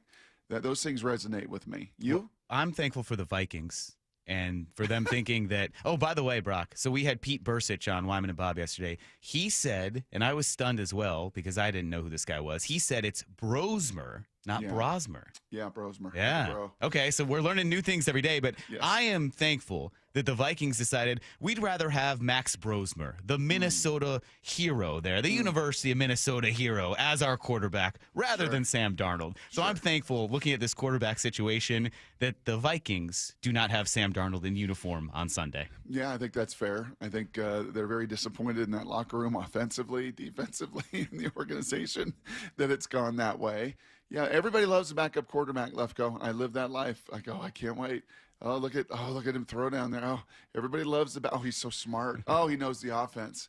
Everybody always loves the backup quarterback until that dude's got to play, and then he throws 3 picks and takes a beating and fumbles and gets, you know, his lights knocked out of him as well. So, yeah, it's that's doesn't surprise me that the fan base, especially coming off of a 14-win season and all that Sam did and the struggles that JJ's having, doesn't surprise me at all that they think that the backup's going to be the answer. He's always the answer, right? Always play the backup. He hasn't done anything wrong until he goes in there and has a rough afternoon, which if he is the starter, did this fella seem to think that that's the direction they're going to go? I mean, concussion protocol, right? Like, you really don't know. It feels like it. Everyone's kind of thrown the name out there. So if he is, what does this do for a defense, though, prepping for a guy who has thrown 8 passes this season? Yeah, it does make it a little bit more challenging, but you're just kind of studying the system, right? You know Kevin O'Connell, and whether that was with Sam last year, whether that was with JJ, whether that's with Carson Wentz, whether that's now with Max Brosmer, you're just kind of looking. It's not as if, especially with a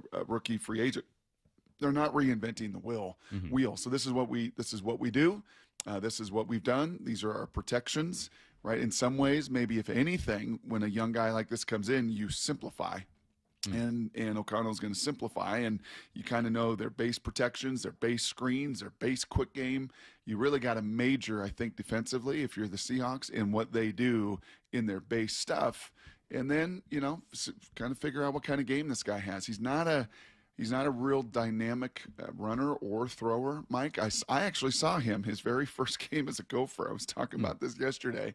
When I saw the name pop up, I'm like, oh, this is awesome. I actually did his first start. Wow. If indeed he starts Sunday and we get to watch it, I also watched his first start as a Gopher last year in week 1 against North Carolina. You might remember that game. That was a game. That was a good game. Yeah, it was a great game. They missed a game-winning kick, Minnesota did, and Max Johnson on the other side just had a horrific broken leg, knee, terrible. And, man, they talked about this guy. You want to talk about everyone loves the backup? Going into that game, like, oh, this is the savior to Minnesota football. 5 years up in New Hampshire as a starter, very good player, very productive, and he was going to take them from 6-7 wins in Minnesota that they win every year to the 10-11 clip, and obviously that didn't quite happen. Not a great runner, not terribly athletic, not the biggest guy, not the strongest arm, but he's pretty fundamentally sound, and he is pretty smart. You know, he's a bright guy, which I know in that system, and Kevin O'Connell running it can appreciate that trait, and that does matter. And now can he withstand the pounding that he's going to take Sunday, that frankly, 10 of the 11 guys that have faced the Seahawks, Lefko, this year, save for Baker when he didn't have DeMarcus Lawrence and Derek Hall in that game playing, the other 10 QBs came out of that game like, don't ever want to see those dudes again, man. 99-0 and 91 and whatever, 53, 48. They all left this imprint on me and these bruises that on Thanksgiving week I'm not thankful for, and I anticipate the same Sunday. Yeah, that's why today is a huge day. For us, it's kind of, the end of the week, Thanksgiving tomorrow, and then Friday we're all off, so we have some special content that'll be played the next couple days, but it's still a normal game week. We know the NFL stops for no one. This is the key injury report day. You kind of see the start of the week, what the injuries will be. For the Seahawks on that side, I'm very curious about Ernest Jones. That's a guy they'll need to get back eventually. Maybe it doesn't hurt you this week because the Vikings offense is kind of stagnant. But then for the Vikings, certainly looking at what Kevin O'Connell mentioned with the concussion protocol for J.J. McCarthy. So we got a lot to get to. We got a lot to talk about with those Seahawks injuries. Brock, I mentioned at the start of the show, we have a special Mariners Thanksgiving special hour at 9 o'clock. Aaron Goldsmith will join us. And then I had to say, because you're going to hear Salk randomly, but Salk taped some interviews earlier in the week with Kevin Martinez and with Justin Hollander. So from 9 to 10, a special Mariners hour. And then your guy, Joel Klatt, at 8:30. He's got no one to argue with, though. Him and Salk usually argue, right, at 8:30? Because Salk, they do. Salk doesn't know college football, and that's right. I won't have as much fun because I do know college football, but yeah, I guess we'll still have a good interview. So. He'll still put you in your place at some point, Mike. Really? I think so. That's kind of the nature. Even if I'm going to be deferential, though, and be like, please, Joel, tell me about all the college football you can't talk about with Salk. He's got a pretty good one with Ohio State and Michigan on Saturday. I'm excited to talk to him about that. So we'll get to all that. So a lot of college football talk with Washington, Oregon this Saturday as well, and then more of the Seahawks-Vikings preview to get to. It is kind of that revenge game for Sam Darnold. Is it, though? I mean, we'll talk about that. Brock and I will kind of weigh in on it. For Darnold himself, maybe not so much, but we'll get to that and everything you need to know coming up next. Mike Lefko and Brock Hewitt here with you. Brock and Salk on Seattle Sports and the Seattle Sports app. JSN's a superstar. Wyman and Bob. JSN is a star. 8 catches, 167 yards, 2 touchdowns. Every afternoon at 2. He plays a little game with the acceleration. He'll choke it down a little bit, and the DB can only react to him. Then, at some point, he accelerates. And so that's where he gets just that little, what he's doing, Bob, is he's chasing edges. That's what that means. That's exactly what that means. Only on Seattle Sports and Seattle Sports on YouTube. Well, we're getting the turkey ready here. Miss Molly heading to the store, all the ingredients, all the wonderful mashed potatoes and mac and cheese and everything that comes with Thanksgiving tomorrow. And then right around the corner, you know what's coming. That's Christmas. And do you or somebody on your wish list want the gift of fitness this holiday season? Well, my friends at Top Fitness, they got you covered because their Black Friday sales event is going on right now. You don't have to wait a minute longer. You could save up to $1,000 on Inspired gyms and treadmills, True treadmills as well, plus free delivery and assembly on your Pre-Core treadmills, ellipticals, and bikes. You can also save up to 50% on last year's display models. Olympic weight bars, they start at $50, and home gym attachments and accessories. If you're looking for an awesome stocking stuffer, they're 50% off starting at just $10. No secret why everyone from personal trainers to pro athletes love Top Fitness. You can go see them in person in Tukwila, Linwood, or Bellevue, or find all the Black Friday sales event details online right now at topfitness.com. Top Fitness, your best place for home fitness equipment. If a Lenovo computer for your business is on your holiday list, don't shop around. Just go directly to the source, Lenovo.com. You'll find exclusive deals on the PCs you want for your business, like the ThinkPad X9 14 Aura Edition and Yoga 7i 2-in-1. So avoid all that shopping chaos and price comparing, and just go directly to the source, Lenovo.com, where PCs are up to 50% off. That's Lenovo.com. Lenovo. If you love to travel, Capital One has a rewards credit card that's perfect for you. With the Capital One Venture X card, you earn unlimited double miles on everything you buy. Plus, you get premium benefits at a collection of luxury hotels when you book on Capital One Travel. And with Venture X, you get access to over 1,000 airport lounges worldwide. Open up a world of travel possibilities with the Capital One Venture X card. What's in your wallet? Terms apply. Lounge access is subject to change. See CapitalOne.com for details. Running a business means wearing multiple hats. So if you're like me, you probably started out using your personal phone, taking client calls and texts nonstop. As my business grew, I needed something smarter. That's when I switched to Quo, the #1 business phone system. Quo works right on your phone or computer. No carrying 2 phones, no clunky landline, just one easy app you can try for free. Your team can share one number and handle calls and texts together like a shared inbox. Any teammate can jump into the conversation, so customers get faster responses. And Quo's AI assistant summarizes your calls and responds to customers 24/7, so you never miss a lead or opportunity. All this starts at just $15 a month. That's basically 2 coffees. You can even keep your current business phone number. Find out why 90,000 businesses trust Quo. No missed calls, no missed customers. Try Quo for free at quo.com/sports. That's quo.com/sports to try Quo free. QUO.com/SPORTS. The best time of the year is here, Toyotathon. Toyota of Kirkland and Toyota of Renton are providing you with the largest savings and the widest selection of inventory on Toyota favorites like Tacomas and Tundras, the Gas RAV4, the Hybrid RAV4, and the Hybrid Camry. It's Toyotathon at TOK and TOR. That's ToyotaofKirkland.com and ToyotaofRenton.com. Whether you're in the north or the south, they got you covered. Get a test drive, meet the wonderful staff, get a new car. It's Toyotathon, people. Come on. O'Brien. Get rid of stubborn fat and address areas of loose skin with ProSculpt, the simple one-day permanent fat reduction and skin tightening treatment. Book your free consultation at prosculpt.com. Life's expensive enough, isn't it? Groceries, gas, kids' activities. Sometimes your roof needs replacing, but your budget says not now.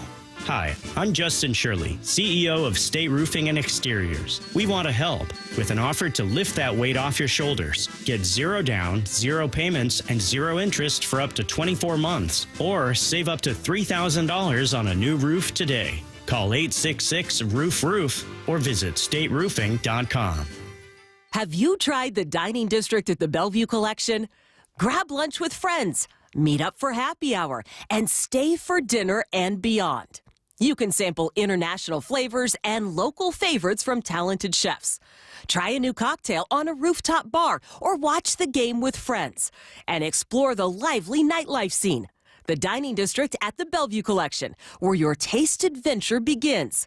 Learn more at BellevueCollection.com/dining district. The Puyallup Tribe of Indians and Salish Cancer Center are excited to announce the 3rd annual Giving Hope Gala. You can help support the Giving Hope Gala December 13th at the Emerald Queen Casino Event Center and raise money for the Patient Financial Assistance Fund. The Salish Cancer Center helps anyone battling cancer, and attending this incredible event supports that cause. For tickets, sponsorship, and additional information on the Giving Hope Gala, visit puyalluptribe-nsn.gov. That's puyalluptribe-nsn.gov. Guys, want long-term health you can count on? It starts with knowing your numbers.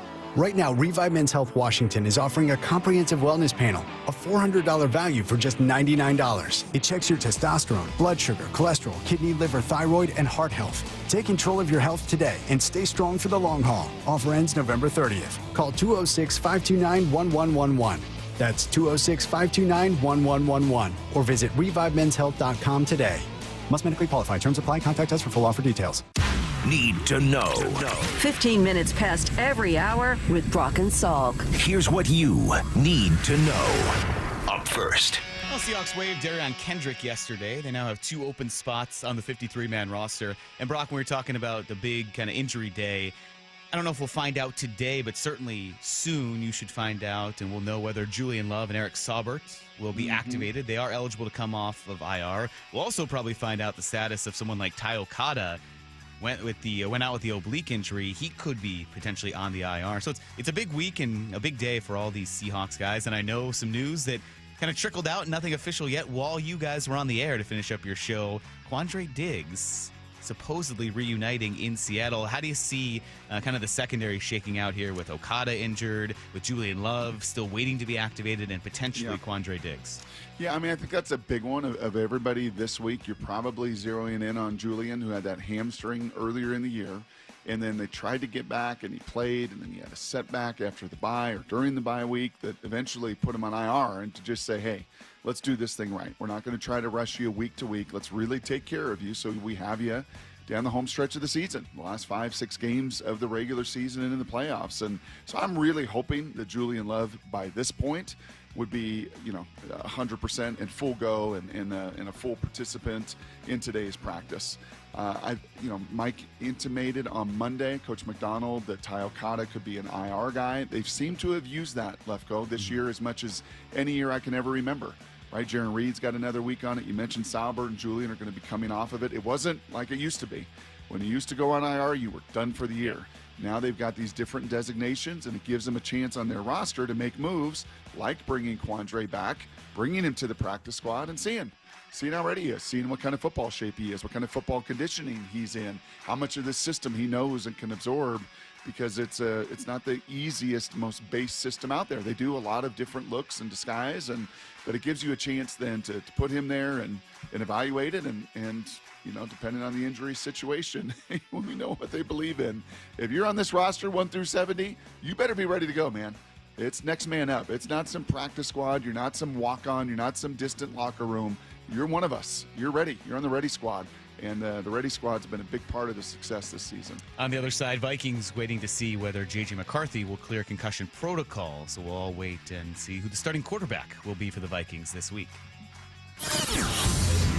Here's the second thing you need to know. Well, Brock, yesterday, Earl Thomas was named one of 26 semifinalists for the Pro Football Hall of Fame's 2026 class. There are 5 guys first-time eligible that also made the semifinalist list: Drew Brees, Larry Fitzgerald, Frank Gore, Phillip Rivers, and Jason Witten. When you think of those 5, and you think of Earl Thomas, what stands out about kind of that list of 6 I think right Drew there? Brees will be a first ballot. I think Larry Fitzgerald will be a first ballot. When you're the second most passing yards, 80-some thousand, as Drew did. When you're one of the greatest receivers for 2 decades, as Larry was. And then it was guys even last year, like an Adam Vinatieri, kind of surprised me a little bit. Now, maybe he's not a first ballot for a kicker, but you're talking about the greatest kicker and the most clutch kicker to ever do it. So I think it will be hard for Mr. Thomas. I think that's what struck me, Mike, honestly, looking at that list of 26, as we all say, oh, Earl and Cam and Bobby and Richard and Marshawn. They were all incredible, incredible players, and some of them will absolutely get to Canton eventually. But there's a lot of really good players that are still waiting to hear their name called that have been semifinalists for years as well. Here's the third thing you need to know. Was I skipping ahead kind of quickly to get to this? Yeah, I kind of was. After you mentioned during the break that, you had some familiarity with this guy. Colorado State expected to name Jim Mora as their next head coach. And you said, hey, do we have a clip in there of Jim Mora saying something about me? You weren't around for Brock a long time. No, I found it, though. Any reaction to that? To what Brock Heward says? Yeah. No. I would put very little stock in what Brock Heward has to say about anything that has to do with football. That'll be controversial.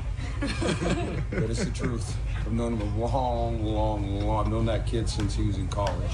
So I know who he is. No, he's not a friend of mine. No. There you go. I did not know about that clip. You did not know about that? No, I didn't know about great. that. Yeah. I was running on a treadmill years and years ago, and all of a sudden my phone went bzz, bzz, bzz, and my phone was just about I thought maybe there was a gremlin inside of it. And I had honestly, I'd finished my workout, Mike. I think I had 182 text messages. And I'm like, oh my gosh, something happened to my mom or dad or what in the world? And they were all like, I got you, man. I got your back. I love you. I still believe in you. I'm like, what the heck just happened? So, yeah, that was a presser years ago. Jim and I have come a long way since then. And honestly, this is a really, really good hire for Colorado State. Jim has done an amazing job at UConn. I mean, back-to-back 9-win seasons at UConn. You ever been to UConn, Lefko? Yeah, unfortunately, many times. You ever been to the Wrench? The Wrenchler Field where they play their football games off campus? Yeah, it's just farmland and nothingness out there. Nothing. And, he turned them into I thought that there would be a bunch of Power 4 jobs, with all the coaching cycle and everything that's going on. But Jim loves the outdoors. He loves the West. He's got connections, obviously, out here as a Husky and a Bruin and everything he did. That is a tremendous get for me for Colorado State up in Fort Collins as they'll enter the new Pac-10. Pac-8, whatever they're going to be next year, and good for Jim because he's got a lot of hikes, a lot of mountains, a lot of things to do in Colorado. Jim Mora, friend of Brock Ewart's. No friend of mine. There you go. Known that guy a long time, Mike. That was back in 2017, according to our archives. 8 years. Yeah. Wow. Yep. Time heals all. You're all friends now. So it does. He's been on the show, which was great, and yeah, we've made amends, and I'll probably bump into him a time or two on some mountain out in Colorado. Yeah. So, well, that is everything you need to know, and we've kind of been promoting it for the last few days. But coming up today at 9:00, it's our special Mariners Thanksgiving 1 hour. I guess, Thanksgiving special. That's what you want to call it because it will lead you into Thanksgiving. So ours will be from 9 to 10. Bump and Stacy will be from 11 to 12. They'll have Jerry DePoto on at 11. Wyman and Bob from 4 to 5. They'll have Dan Wilson and then Rick Riz at 4:30. Nice. We have Aaron Goldsmith coming up at 9:00. Kevin Martinez at 9:15 and Justin Hollander at 9:30. So how about that for a way to close out your Wednesday and head into Thanksgiving? Hey, Lefko, question for you. Yeah. Anything unique on the Lefko family Thanksgiving table growing up? I've been thinking about that because I know, everyone kind of has their own regional thing, right? Because you grew up where? Specialty. You grew up in Indiana? Yeah. Yeah, whereabouts? You lived in my hometown. We've had this discussion. You lived in my hometown of Zionsville, Indiana. I am talking to the people here. This isn't just you and me. No, yes, it is. I know. You're in You're Zionsville. a friend of mine, yeah. Great baseball fields. I love the sign with the Rotary Club and the Lions Club. Right I love downtown. the old Dairy Queen. Yep. Anything unique in a Zionsville, Indiana Thanksgiving Brock, table? this will not surprise you. I ate so quickly, I didn't even really comprehend everything that was there. It was just grab. Take this one, take this one. So whatever was in front of me, I was ladling onto my plate, and I just ate it. So I know there was some turkey, some other substances, certainly mashed potatoes and all of that, but it all just blended together. So I'll try to think. I'll make some calls while we hit the break here. So we'll get back to your foods and your favorite and your least favorite Thanksgiving foods. We're also going to dive more into the other aspect of the Seahawks-Vikings matchup, the Vikings' familiarity with Sam Darnold, how that might affect him on Sunday. Mike Lefko and Brock Eward with you. Brock and Salk on Seattle Sports and the Seattle Sports app.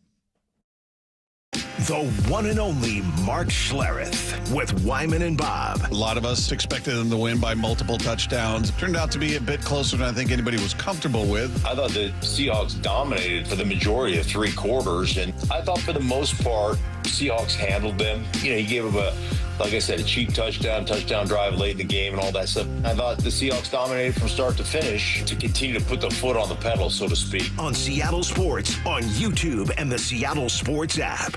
All right, folks, this is it. The weekend many of you have been waiting for. Black Friday. The lowest prices of the year on the top-rated brands of TV. Samsung, LG, and Sony with deals up to $1,000 off. No need to buy a poorly rated unknown brand with prices like this. So what could be even better?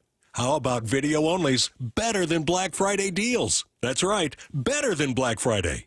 Before you buy, check out Video Only, or you'll be sorry. Bonneville, Seattle, and Seattle Sports are looking for organizations that regularly distribute information about employment opportunities to job applicants or have job applicants to refer. If your organization would like to receive notifications of job vacancies, please notify Human Resources at 1820 Eastlake Avenue East, Seattle, Washington 98102, or email us at seattlealljobs@bonneville.com or call 206-726-6902. Bonneville is an equal opportunity employer. Progressive knows there are some surprisingly expensive things in life, like fences. A house with a big yard and a white picket fence was always the dream. But then you saw the price to install a fence and you're wondering if the color is driving the price up. Nobody ever dreams of a beige or a gray picket fence, right? So maybe those fences are cheaper. But no, they're not. Then you remember that switching your home and auto to Progressive could save you hundreds and make all your dreams of a fence come true. Progressive Casualty Insurance Company affiliates and other insurers. Not available in all states. Tired of hearing scary radio ads about the IRS? Tax Relief Advocates is different. TRA is here to tell you that if you owe money to the IRS, whether it's $5,000 or $500,000, we have a solution. TRA can eliminate or reduce what you owe to the IRS with zero risk to you. We have over 1,000 5-star reviews on Google and an A+ with a BBB. End your tax nightmare today by visiting TRA.com or call 800-275-1728. That's 800-275-1728. If you've been waiting to try learning a new language with Babbel, now is the time. Black Friday has come early this year. Babbel's biggest sale is happening now. Unlock all of the languages on Babbel with a lifetime subscription at our best price of the year, which means a small investment for all your big adventures. Babbel's bite-sized lessons fit easily into your daily routine and are easy to remember. Plus, Babbel teaches you relevant words and phrases so you can start speaking with confidence in as little as 3 weeks. And with a lifetime access to all of Babbel's languages, lessons, podcasts, and cultural insights, just imagine what you can do, or rather, where you could go. So if you've been putting off booking that pastry pilgrimage to France for fear of mispronouncing croissant, take advantage of Babbel's biggest sale of the season. Where will Babbel take you? Find out at Babbel.com. But hurry, this offer ends November 30th. Get Babbel's lifetime access for less for a limited time at Babbel.com. That's Babbel.com. A 15-year-old girl who chewed through a rope to escape a serial killer. I used my front teeth to saw on the rope in my mouth. The killer prowled the Pacific Northwest in the early 70s. He's been convicted of murdering 2 young women, but suspected of many more. Maybe there's another one in that area. Follow and binge all episodes of Stolen Voices of Dole Valley, available now wherever you listen. Happy Thanksgiving to you and yours. Hey, you, Helios Suarez, Grand Salami! From all of us at Seattle Sports. Hi, I'm Andy, your friend and jeweler at Shane Company. As a product development manager, I make sure every piece of fine jewelry at Shane Company is meticulously designed for quality. From 14-karat gold chains, pearl necklaces, diamond studs, and of course, dream engagement rings. We ensure each piece meets our high-quality standards every step of the way, including the smallest details. Come see for yourself. Visit us in store or at shaneco.com. Shane Company, your friend and jeweler. 1-877 Cars for Kids. KARS Cars for Kids. 1-877 Cars for Kids. Donate your car today. Call 1-877-CARS-FOR-KIDS to reach a friendly live agent. Donation's super easy, and your car can be picked up as soon as tomorrow. Call us now. 1-877 Cars for Kids. Donate your car today. Hurry! It's our last chance to donate for 2025. Free consultations, no fee guarantees, 5-star reviews. JP Pendergast with Pendergast Law explains the importance of going beyond these familiar offerings. Accident victims want an attorney, Tom, that satisfies their needs. Someone who handles those needs with the highest degree of care. Pendergast Law offers the no-fee guarantees and free consultations, but these only scratch the surface. Okay, explain more. We make sure that every member of our team is genuinely passionate about helping others. Customer service and communication are our top priority. It's how we take care of our clients so they always feel one step ahead of the insurance companies.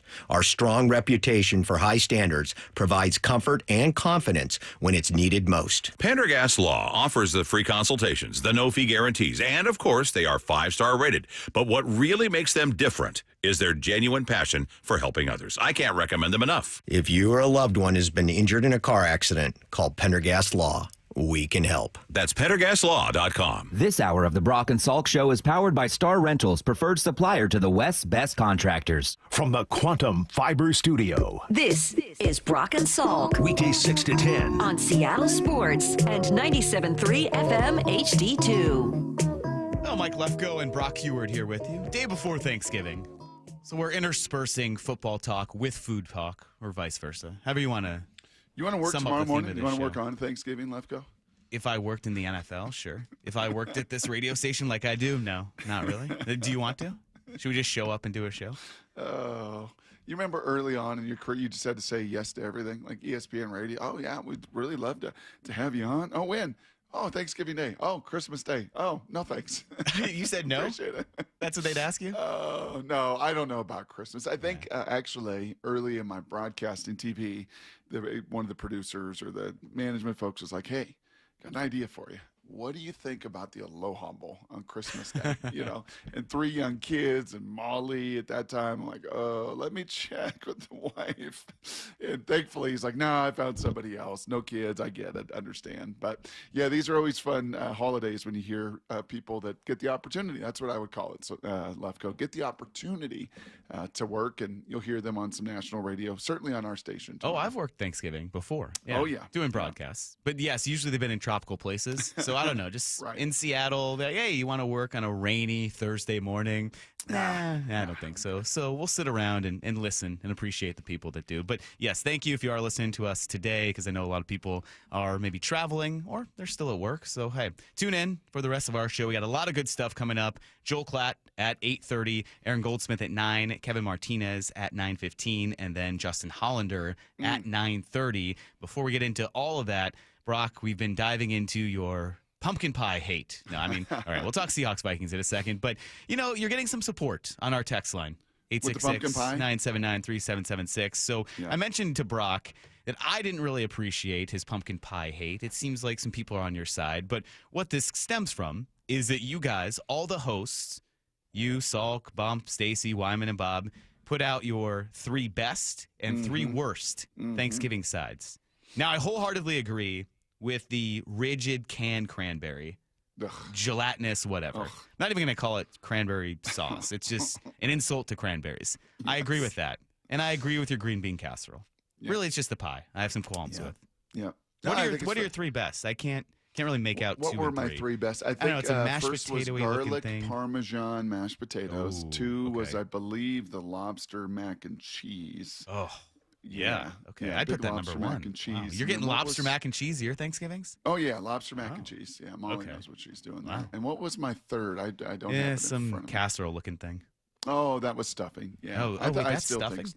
Oh yeah, Wow. I think Maybe stuffing I need still the has it. maybe I need the Stuffing eyes still has checked. it. Stuffing still has it. Yeah, stuffing's good. No, I agree with your 3 best. Okay. I would good. just maybe add to it. What do you think about Wyman putting gravy as his number 1? Straight up gravy. Surprised me, yes. I think if you sliced him open, I think gravy, would just ooze out. Would just ooze out. Yes, maybe a little whiskey, a little gravy. Yeah, I mean it fits. It fit with his Halloween candy. What was this? He had a Halloween candy from the 7-Up 70s. bar. Yes.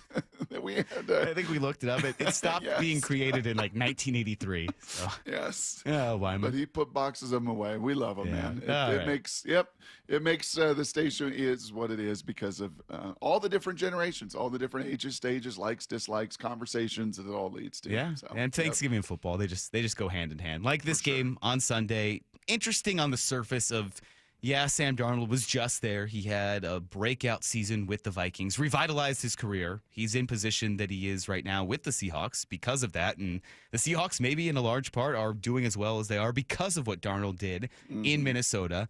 But they cast him aside. They got rid of him for J.J. McCarthy. It makes sense that you want to get your rookie quarterback some time.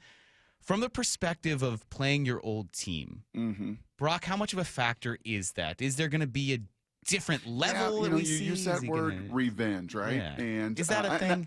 And I understand that, like on the surface. I think if you were to look at it, I think in this case, I'd be really hard pressed to believe, again, if this was a pumpkin pie and you were slicing all the motivations for Sam Darnold, right, with this game on Sunday and how big of a slice is revenge. I don't even know if it would be one. It might be a crumb or a morsel or a little part of it. I think if just his makeup and his personality, Mike, as you've been around him and talked to him and seen him, and does he strike you as one of those real vengeful revenge? You fired me, you terminated me, you destroyed me, and I'm going to come back and get you kind of deal. It doesn't seem like his nature nor personality. I think secondly, if anything, it was a stepping stool, and it was an incredible opportunity for him. He rehabbed in San Francisco, right after a rough start, his first 2 spots, and then they gave him the reins. And Kevin O'Connell, is a terrific play caller, and built him and empowered him, and he thrived and resurrected a career that then afforded him the opportunity to go sign a $100 million contract. So I think if anything, there's probably honestly more appreciation for hey, you gave me this chance. And by the way, you drafted J.J. McCarthy in April in the first round. I'm no dummy. I know what the league is about. I had a 1-year opportunity, and you gave me every opportunity, and we got hurt. And when J.J. got hurt, I got to take the reins. I got carried on the shoulders. I got, again, a bump in my career to not just go from rehab, but to go to be a franchise difference-making quarterback. So I don't know, and that's just my opinion. Maybe he's listening, or people are like, you really don't know Sam. He really hates these guys. It just doesn't strike me that that's in his makeup. What about on the other side of that, though, with the Vikings defense? Being so familiar with him, having seen him last year. Yeah, let me hear this cut. Yeah, I was going to say, it's not, obviously, Brian Flores is not going to tell his game plan, but here he was publicly revealing what they're going to do to Sam Darnold. Yeah, we had a great rapport, friendship, so I'm happy for him. But we will blitz him this week, that's for sure. We will, yeah. Little mind game going on there? No, that's what they do. I know, I was going to say, they blitz a lot. So with that, though, and kind of getting into how aggressive that defense can be, and I kind of tie it to something that Pete Bursich told Wyman and Bob yesterday, that those sacks really started to wear on Darnold last year. All that pressure. He was sacked 48 times last season, only 11 this year. It's been a huge story. It's part of the reason why he's done so well. But if he started to feel some pressure, if he's rushed, if the Vikings really dial up, as we always say with the blitz, if they really bring pressure that he hasn't seen, what do you think that might look like, and how does he respond? Well, I think and certainly whether it's Brosmer or JJ starting, with the struggle they've had this season offensively, they're still, 11th in total defense, even with one of the worst offenses in football. That they're going to go into it thinking the only way we can win this game, salvage our season, keep our season alive, that's on life support right now with the playoffs, is to make plays defensively.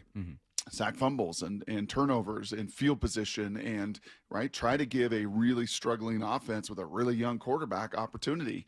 And so I would think that blitz and that pressure. Now Sam's handled it fairly well. There have been some giveaways. They've not all been on pressures this year, but you better be right. If that's going to be your game plan, you better make sure it is something that pre-snap and post-snap, Mike, are different, because if this group gets a whiff of that and they protect it up, between Shaheed and JSN and K9, you got 3 dudes that can take that ball to the house. So that's going to be the game game within the game. And, for them, it's their identity anyway. This is nothing new. They're going to pressure you. One thing that stood out to me, and you sent this last night, this note, it kind of struck me, if there was more revenge factor, I think it would have been more Kirk Cousins to Minnesota. And you remember the QB documentary? Yeah. When he was with Atlanta and they went back and played in Minnesota, and you could still feel even the love and the connective tissue and everything he did there for all of those years and playoffs and all of that. But I remember him going up to Flores after the game. Do you remember that? And he's like, bro, this is real. Like, your defense is a problem. Like, it is hard. It is hard to deal with. So if anything, pushed in a corner and you were to say to me, more advantage for Minnesota and Flores to know Sam, or more of an advantage for Sam to know Minnesota, I honestly think it'd be a little more of an advantage for Sam to be like, yeah, I know that system. I practiced against it. I've seen it. I know what they like to do. I know their strengths. I know their personnel. And I think he, too, should have a pretty good vibe, just as they do on him. I know this is a big discussion coming out of that Rams game where he was getting the ball out quickly, but the Rams were almost anticipating that, and they kind of jumped some of those routes early. And there's that balance between aggressive and decisive and maybe getting rid of a throw or having to take a sack when you really don't have an option there. Is this something where just, Minnesota, again, with a Brian Flores defense, being familiar with Darnold's tendencies and seeing what those Rams defensive backs did, can you replicate what the Rams defensive backs did if you're the Vikings? Or is that personnel based? The Rams have special players that can do that. Not everyone can get away with that. No, I think it is. But I think a little bit for the Rams, too, is some of their just personnel groupings and some of the nickel and dime and some of what they were able speed-wise to kind of put on the field and still stop the run. Minnesota's built a little bit differently. Right, Rams are a little more kind of in the Seahawks vein in that way, right, where they will be able to play nickel when others can't because of Nicky Manwari and just some of what they believe structurally and within their system. Minnesota is a lot more feast or famine, man. They are a very aggressive crew that is going to try to blitz you. And in that, again, it will fall on Sam, whether, it is his selective aggressiveness, as Daniel Jeremiah says, whether it is play smart, not scared, which was a Tom Mooreism just embedded into me through all these years. It'll be incumbent upon Sam to see it, to read it, and you can't play not to make a mistake. This can't be, I'll just be conservative and I'll just check it down. No, that's not what Mike McDonald wants him. That's not what Clint wants him. He wants him to play like he did and has all season long. Rip it. Have a conviction about it.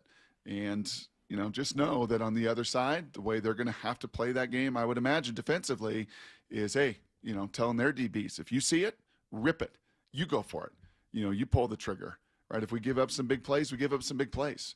But we've got to make plays defensively to try to help this struggling offense and young quarterback. Yeah, I like what Daniel Jeremiah told you and Brady yesterday about what Darnold did well in that Titans game coming off the Rams game. And you used a term there that he mentioned and how Darnold played on Sunday. Yeah, I think that's fair. He let it rip, but I also thought he kind of eased his way into the game too, where he took some layups and some checkdowns, getting the ball to the backs, just kind of getting the flow and the rhythm of the game. And then you started seeing him kind of rip some balls in some tighter windows. But, I thought it was a good balance. I use the phrase selectively aggressive, like, hey, when you get your shots, take them, but don't be reckless. And I thought he did a really good job. I don't think sometimes Sam can get right on that line and kind of sometimes fall over, but be right up to it. I thought in this game, he wasn't as close to the line. There were maybe 5 throws, some tight window throws where he threw with conviction and confidence. But the rest of the game, I thought he was just, hey, they're going to give me these backs underneath. They're going to give me these tight ends in the flat. I'll take them. Mm-hmm. So that's Sam Darnold.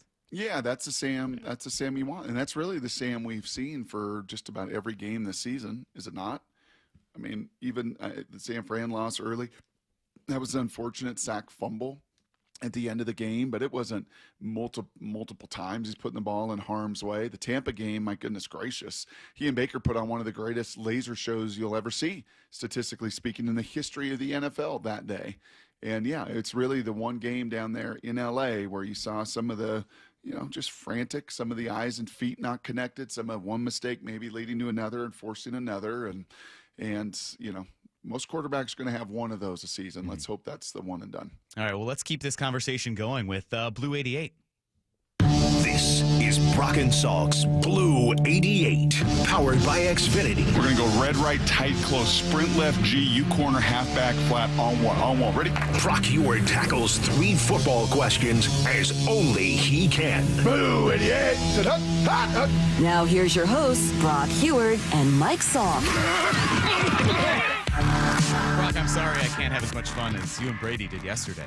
Just going back and forth, firing questions at each other. Hey, you switched it up and asked Brady a question. Man, speaking of being thankful, how about Charles on the board? Yeah. Lyle's on his way Charles to New York City. Everyone to see else his ditched family. us. Everyone else ditched us. Well, Maura's got to work the I know, afternoon. She's going to fill in for you. And for the first time, Charles, how long has it been, bro, since we've had you on the show? Oh, Brock, Months? it's been too long. It's been way too too long, long, Charles. Way too long. And frankly, in the back of my mind, I'm thinking, okay, backup, kind of like, Max Brosmer. The backup's got to come in and play. And I'm wondering, does Charles remember our show? Does he remember Need to Know? Does he remember Blue 88? Does he remember the time stamp? Look at him. Yeah. Absolutely nails halfway through, Brock, Charles. I remembered it off the top of my head, and I even reminded Lefko over here that I remembered those segments before the show even began. He's on it. He's on it, Brock. All right, well, our first question here. You've mentioned 2 attributes that quarterbacks need to thrive in the NFL. What are they, and how will they show up on Sunday? Yeah, just doing college games through the year, Mike, and more time spent with it. And you hear, this is nothing new under the sun, right? If you were to talk about 2 attributes, you're talking about accuracy and anticipation. Accuracy and anticipation. I've always felt to some degree that accuracy, you're almost born with it. Kind of like command as a pitcher. There's things fundamentally you can do, no question. Your delivery matters, your release point matters, your posture matters, your feet matter. But, there's guys like Damon Heward that are just a naturally accurate passer, and why they play in the NFL for a dozen years. He could just put that ball wherever he wanted to, and just a very, very accurate guy. Josh Allen has kind of shown me that with the right fundamentals, the right techniques, the right work and growth and development, you can refine some of the accuracy. But the anticipation, that is where J.J. McCarthy is really lacking. We had Kevin Seifert on yesterday. He is the Brady Henderson in Minnesota. And even seeing JJ in college, and I really liked him. I thought he was a first-round kind of quarterback. I loved the makeup, the former hockey player, tough, winner, decisive, game on the line in the Rose Bowl, game on the line in the national title. The guy showed up. He didn't duck from those moments. But there was never a real anticipatory nature to that offense. It was run, play, action. And he did have a little extra beat at times with the Joe Moore award-winning O-line and a run game in Blake Corum. And now in the NFL, man, and this is where Sam Darnold is elite. Maybe to your point, maybe at times to his detriment in the LA game and some others, but his anticipatory skills are off the charts. There are not many that you watch on any Sunday or in 3 games tomorrow on Thursday where you're like, whoa, that ball is out before he's even breaking. If I were to do a Seahawks game down the road and Sam's playing, I can promise you what I would say to my producer: cut that one, cut that one, cut that one. And we would come back and I would show you how the ball is out of his hand, Mike, out of his hand, before JSN is ever out of that slant route, ever out of that post route, ever out of that option route. And that anticipation, a real strength of his. And we'll see if JJ plays, right? We'll see. Today will be, as you said, a big tell on the injury report. And you can watch and compare and contrast an 8-year veteran with great anticipation and really a rookie in his second year, losing his first year, really a first-time starter that has got a long ways to go in his anticipatory skills. All right, number 2. Brock, with his return on investment, the old ROI, had to do with Seattle's roster this season. I was just looking at some numbers yesterday, Mike, some of these stats, and you realize where DeMarcus Lawrence is compared to Myles Garrett and Micah Parsons. Both guys making between $42 and $50 million when it comes to pressures this year. Myles Garrett got a lot of sacks, 35 total pressures. Micah Parsons, 32 total pressures. DeMarcus Lawrence, 31 total pressures. And he is making a third of what those guys are making. So you talk about in real estate, return on investment. What is my cap rate? What percentage am I making? That dude right there is making a third of the money on the salary cap, and yet is producing at almost the exact same level. You know how much JSN is making this year in salary? Still on his rookie contract. So back in the day, Lefko, you would have liked this. And you know your boy, right? Instigator a little bit, middle child. Back in the day, we used to still get checks. So every 2 weeks, you would get your game check. And you'd go upstairs, and you'd pick it up in an envelope, and you'd bring it back down, right? and you could see, what, if you wanted to ask people, and maybe I did or not. Oh, you asked everyone. Hey, what was the check? What's your check after taxes? Yeah. After contributions, 401k, all that good stuff. What's your check?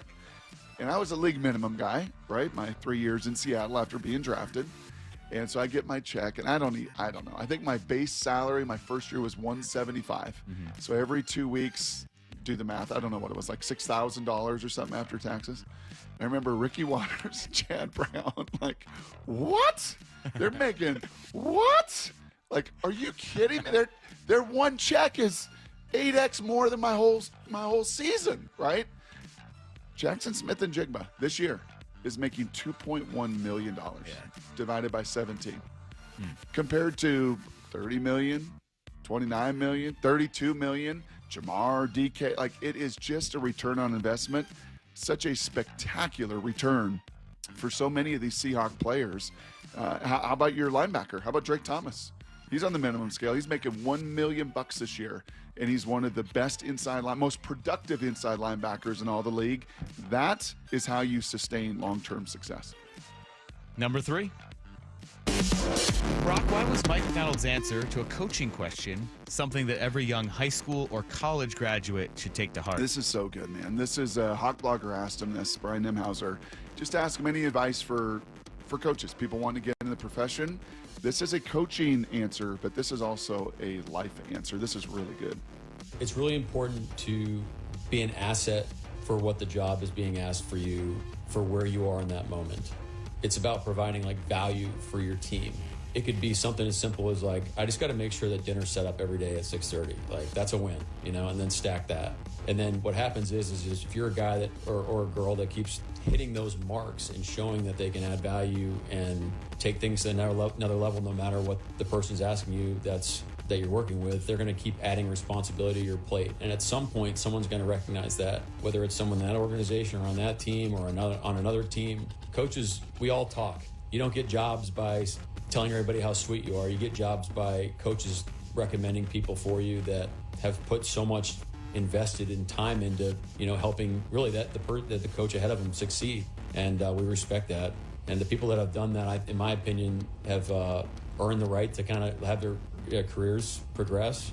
What that also does is it really lets you learn the game and really go about it so you have a solid foundation. So when you do get those opportunities, you can make the best out of them rather than just this quick ascension and all of a sudden you're in a position where you're not ready for it. That's really not the best thing for anybody involved. That's so good on so many different levels. And honestly, I hear a lot in that, Lefko? I hear a lot of Nick Saban. Oh, because Nick Saban would always say to his players, it's not where you come in as some 5-star or 4-star. It is the value added. For yourself. Your job is to come in here and create value, add value for yourself, for our team, for yourself individually, to get you to where you want to go. I tell young people that want to do this media thing, I'm like, people always say, oh, it's just who you know, it's who you know. No, it's what you know. And what you know is like your content. And what can you create? And in this case, as a coach or a media personality or a salesman or a teacher or an administrator, like what value do you create for your organization? And the Seahawks got a lot of them, man. They got a lot of value creators on the field, off the field. Once again, a big part of why they're ascending so much here in 2025. Yeah, that is Blue 88. Good stuff there, Brock. I'm just going to think about how big of a steal JSN has been. I mean, we knew how good he's been. Isn't that kind of crazy? But when you broke it down numbers? like that, 2.1 divided by 17, yes. That you're paying for that for 167 yards receiving and 1,300 plus so far this season. What is 2.1 divided by 17? That's why you do the math? I've glossed through that. I did the math here. It's at least $123,000. Okay, $123,000. And then the guys at the top end of the market, your CD Lambs, your DK Metcalfs, they're making $30 million a year. That's $1.7 million a game. 120 grand a game. 1.7 million. Seahawks need to take advantage while they can because that'll be JSN soon. So congrats to him in that eventual payday that's coming. And, he becomes extension eligible this offseason. So, good for JSN. He's thankful for that, I'm sure. But the Seahawks are thankful for what his value I'm thankful they took right him in now. the first round because you know why? They've got a fifth-year option. Yeah. So any of these extension conversations are like, well, here's your fourth year, here's your fifth year, here's what we can roll into it. And I think it could be a big-time win-win for the organization and the player. Yeah. All right, we're going to step aside from the Seahawks for a second, get into some Washington Wednesday. How did we get here? We're at the final week of the regular season. That season flew by. I don't know how that happened, but we're the final week of the college football season. We'll talk Washington, Oregon. Coming up next here on Brock and Salk, Seattle Sports, and the Seattle Sports app. Bump and Stacy. I was talking a big game. Weekdays 10 to 2. I said the Seahawks are going to win by 20, and we wanted two things: win with style points and don't turn the ball over. 1 for 2. This is why I didn't want to buy into the blowout. Well, I said it was a possibility, but I also said this is the NFL and things are going to happen. And also, if you just take away that punt return, then the score looks a bit different. Only on Seattle Sports on 710. Seattle Sports on YouTube and the Seattle Sports app. What if you could have reliable and intelligent Wi-Fi? And get this, what if you could keep it at the same price for 5 years? That's the Xfinity 5-year price guarantee. 5 years of Wi-Fi that boosts speeds to the devices that need them most. That finds and fixes problems before you even notice them. Like super intelligent Wi-Fi with a 6th sense. And that keeps you gaming in the fast lane, even when the whole family is banking on bandwidth. All your devices working in perfect harmony for 5 whole years. And here's the best part. No annual contracts, no hidden fees, and our best equipment included. Hey, let's face it, a lot can change in 5 years. Kids grow taller, dreams grow bigger. But your Wi-Fi? It would stay reliable and the price would stay put. The Xfinity 5-year price guarantee. Lock in your price and unlock the possibilities. Xfinity. Imagine that. Select plans only. Restrictions apply. $5,000. That's the average amount of money people in the U.S. are now spending on gas in a year. $5,000. That's crazy. If you drive, you have to download Upside, the free app that gives you cash back every time you get gas. That's right. You can earn real cash back with Upside just by buying the gas you're already buying. You can literally start earning cash back today. I use Upside every time I fill up, and I've already made around $300. You're putting gas in your car anyway. Why not get real cash back? If you like free money, download Upside. I'm saving the cash I earn from using Upside to help pay for a vacation later this year. Download the free Upside app now to earn cash back every time you buy gas. Use promo code BOOST25 to get an extra 25 cents per gallon on your first tank. You can cash out anytime right to your bank, PayPal, or a gift card for Amazon and other brands. Just download the free Upside app and use promo code BOOST25 for a 25 cents per gallon bonus on your first tank. That's code BOOST25 for a 25 cents per gallon bonus. Guys, want long-term health you can count on? It starts with knowing your numbers. Right now, Revive Men's Health Washington is offering a comprehensive wellness panel, a $400 value for just $99. It checks your testosterone, blood sugar, cholesterol, kidney, liver, thyroid, and heart health. Take control of your health today and stay strong for the long haul. Offer ends November 30th. Call 206-529-1111. That's 206-529-1111. Or visit ReviveMen'sHealth.com today. Must medically qualify. Terms apply. Contact us for full offer details. Running a business means wearing multiple hats. So if you're like me, you probably started out using your personal phone, taking client calls and texts nonstop. As my business grew, I needed something smarter. That's when I switched to Quo, the #1 business phone system. Quo works right on your phone or computer. No carrying 2 phones, no clunky landline, just one easy app you can try for free. Your team can share one number and handle calls and texts together like a shared inbox. Any teammate can jump into the conversation, so customers get faster responses. And Quo's AI assistant summarizes your calls and responds to customers 24/7, so you never miss a lead or opportunity. All this starts at just $15 a month. That's basically 2 coffees. You can even keep your current business phone number. Find out why 90,000 businesses trust Quo. No missed calls, no missed customers. Try Quo for free at quo.com/sports. That's quo.com/sports to try Quo free. QUO.com/SPORTS. The best time of the year is here. Toyotathon. Toyota of Kirkland and Toyota of Renton are providing you with the largest savings and the widest selection of inventory on Toyota favorites like Tacomas and Tundras, the Gas RAV4, the Hybrid RAV4, and the Hybrid Camry. It's Toyotathon at TOK and TOR. That's ToyotaofKirkland.com and ToyotaofRenton.com. Whether you're in the north or the south, they got you covered. Get a test drive, meet the wonderful staff, get a new car. It's Toyotathon, people. Come on. O'Brien. Ready to order? Yes. We're earning unlimited 3% cash back on dining and entertainment with the Capital One Saver card, so let's just get one of everything. Everything? Fire everything. The Capital One Saver card is at table 27, and they're earning unlimited 3% cash back. Yes, Chef! This is so nice. Had a feeling you'd want 3% cash back on dessert. Ooh, tiramisu. Earn unlimited 3% cash back on dining and entertainment with the Capital One Saver card. Capital One, what's in your wallet? Terms apply. See CapitalOne.com for details.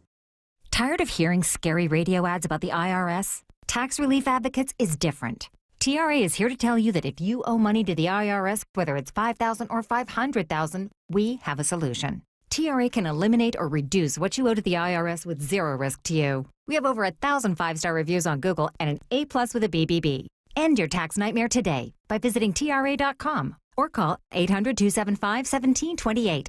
That's 800-275-1728. Let's go! This is Seattle Sports. Streaming through the Seattle Sports app. KIRO AM Seattle. KIRO FM HD2 Tacoma. Home of the Seahawks, Mariners, and everything Seattle sports.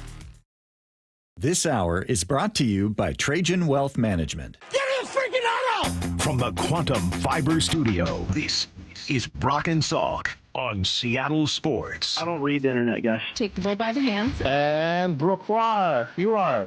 And Brooke, you are. Now here are your hosts, Brock Heward and Mike Salk. It's a Washington Wednesday, final Washington Wednesday of the season, presented by Star Rentals. Mike Lefko and Brock Heward here with you. Washington, Oregon. Brock, we've seen some good ones over the past couple of years. This one, it really is a shame the Huskies lost to Wisconsin, because is this the quietest 8-3 you can think of? I mean, it's 8-3, and they're just completely under the radar. Yep. But Yeah, if you they look are at the other if they're 8 9-2, this is a team probably in the mid-teens in the rankings. Oregon, obviously number 6 now in the latest CFP. I just kind of bemoan that loss. Mike, if of what this could have was a been. 9-2 team, you're talking about a playoff game. That's true. Yeah, elimination game. Yeah, I mean, if this was 9-2, you were talking about Huskies probably coming in after Miami at like 13 or whatever, and you find a way to win this, and you get to 10-2 in the Big Ten, you're making the playoff. You're probably knocking Oregon out of that at that point. And instead, because you could not do a doggone thing offensively, and you puked on yourself, and you fumbled, and you bumbled, and you stumbled, and you gave Wisconsin everything in that game offensively. Like every one of their points was because of what you unfortunately struggled with. And that was a good team, a good defense, certainly, and a tough environment, and yada, yada, yada. But yeah, it does diminish it a little bit, but it does not diminish the rivalry. And Jed Fish was speaking upon that this week at his press conference of the animosity that really does circle back to the Heward family in the 90s, if you really want to look at when a lot of this turned and started. And Jed Fish didn't back away from the animosity that these two fan bases have for one another. Yeah, of course they do. They understand how big it is for the alumni. They understand how big it is for the fan base. But I don't think anybody wants to win more than the players, right? And right behind the players are the coaches. And then is everybody else. And I think that for our kids, they're going to put everything into it. They're going to pour everything into it because for the rest of their lives, they're going to either have won or lost the game that they played this Saturday against Oregon. And same with the coaches. Fans will have next year. And the kids, they may or may not. And they're going to play this game as hard as they possibly can. We're going to lay everything out there. We're going to see the outcome. Whenever the outcome is, the score will take care of itself. We're not going to look at the scoreboard until the game is over. But we're going to do everything we possibly can to play our best game on Saturday, knowing that we are young, knowing that we're building this program the way we want to build it, knowing that we're going to do everything we possibly can to give them everything we have. I don't know if that's true anymore. About the rivalries? No, about the players carrying more than the fans. That's what I was going to ask you about. Yeah, I don't know if that's real anymore. Now it's different. Like they have to lay their bodies on the line. They have to sacrifice. They have to work. There's no question about the investment that the coaches and the players. These are these livelihoods of coaches, right? This is now the livelihoods of the players. So from like an investment standpoint, he's absolutely right. There's no fan pouring in the hours and the days and the time and the sacrifice that these players and coaches are. So don't mishear me on that. But as far as like how personally and like emotionally invested so many of these fans are, and how personal this one is. This isn't Michigan, Washington in the national title game where there's not really any kind of generational rivalry or passion or vitriol or sports hate. It's just, yeah, that's a huge game. Washington, Texas in the semifinal, huge game. But this is generationally personal.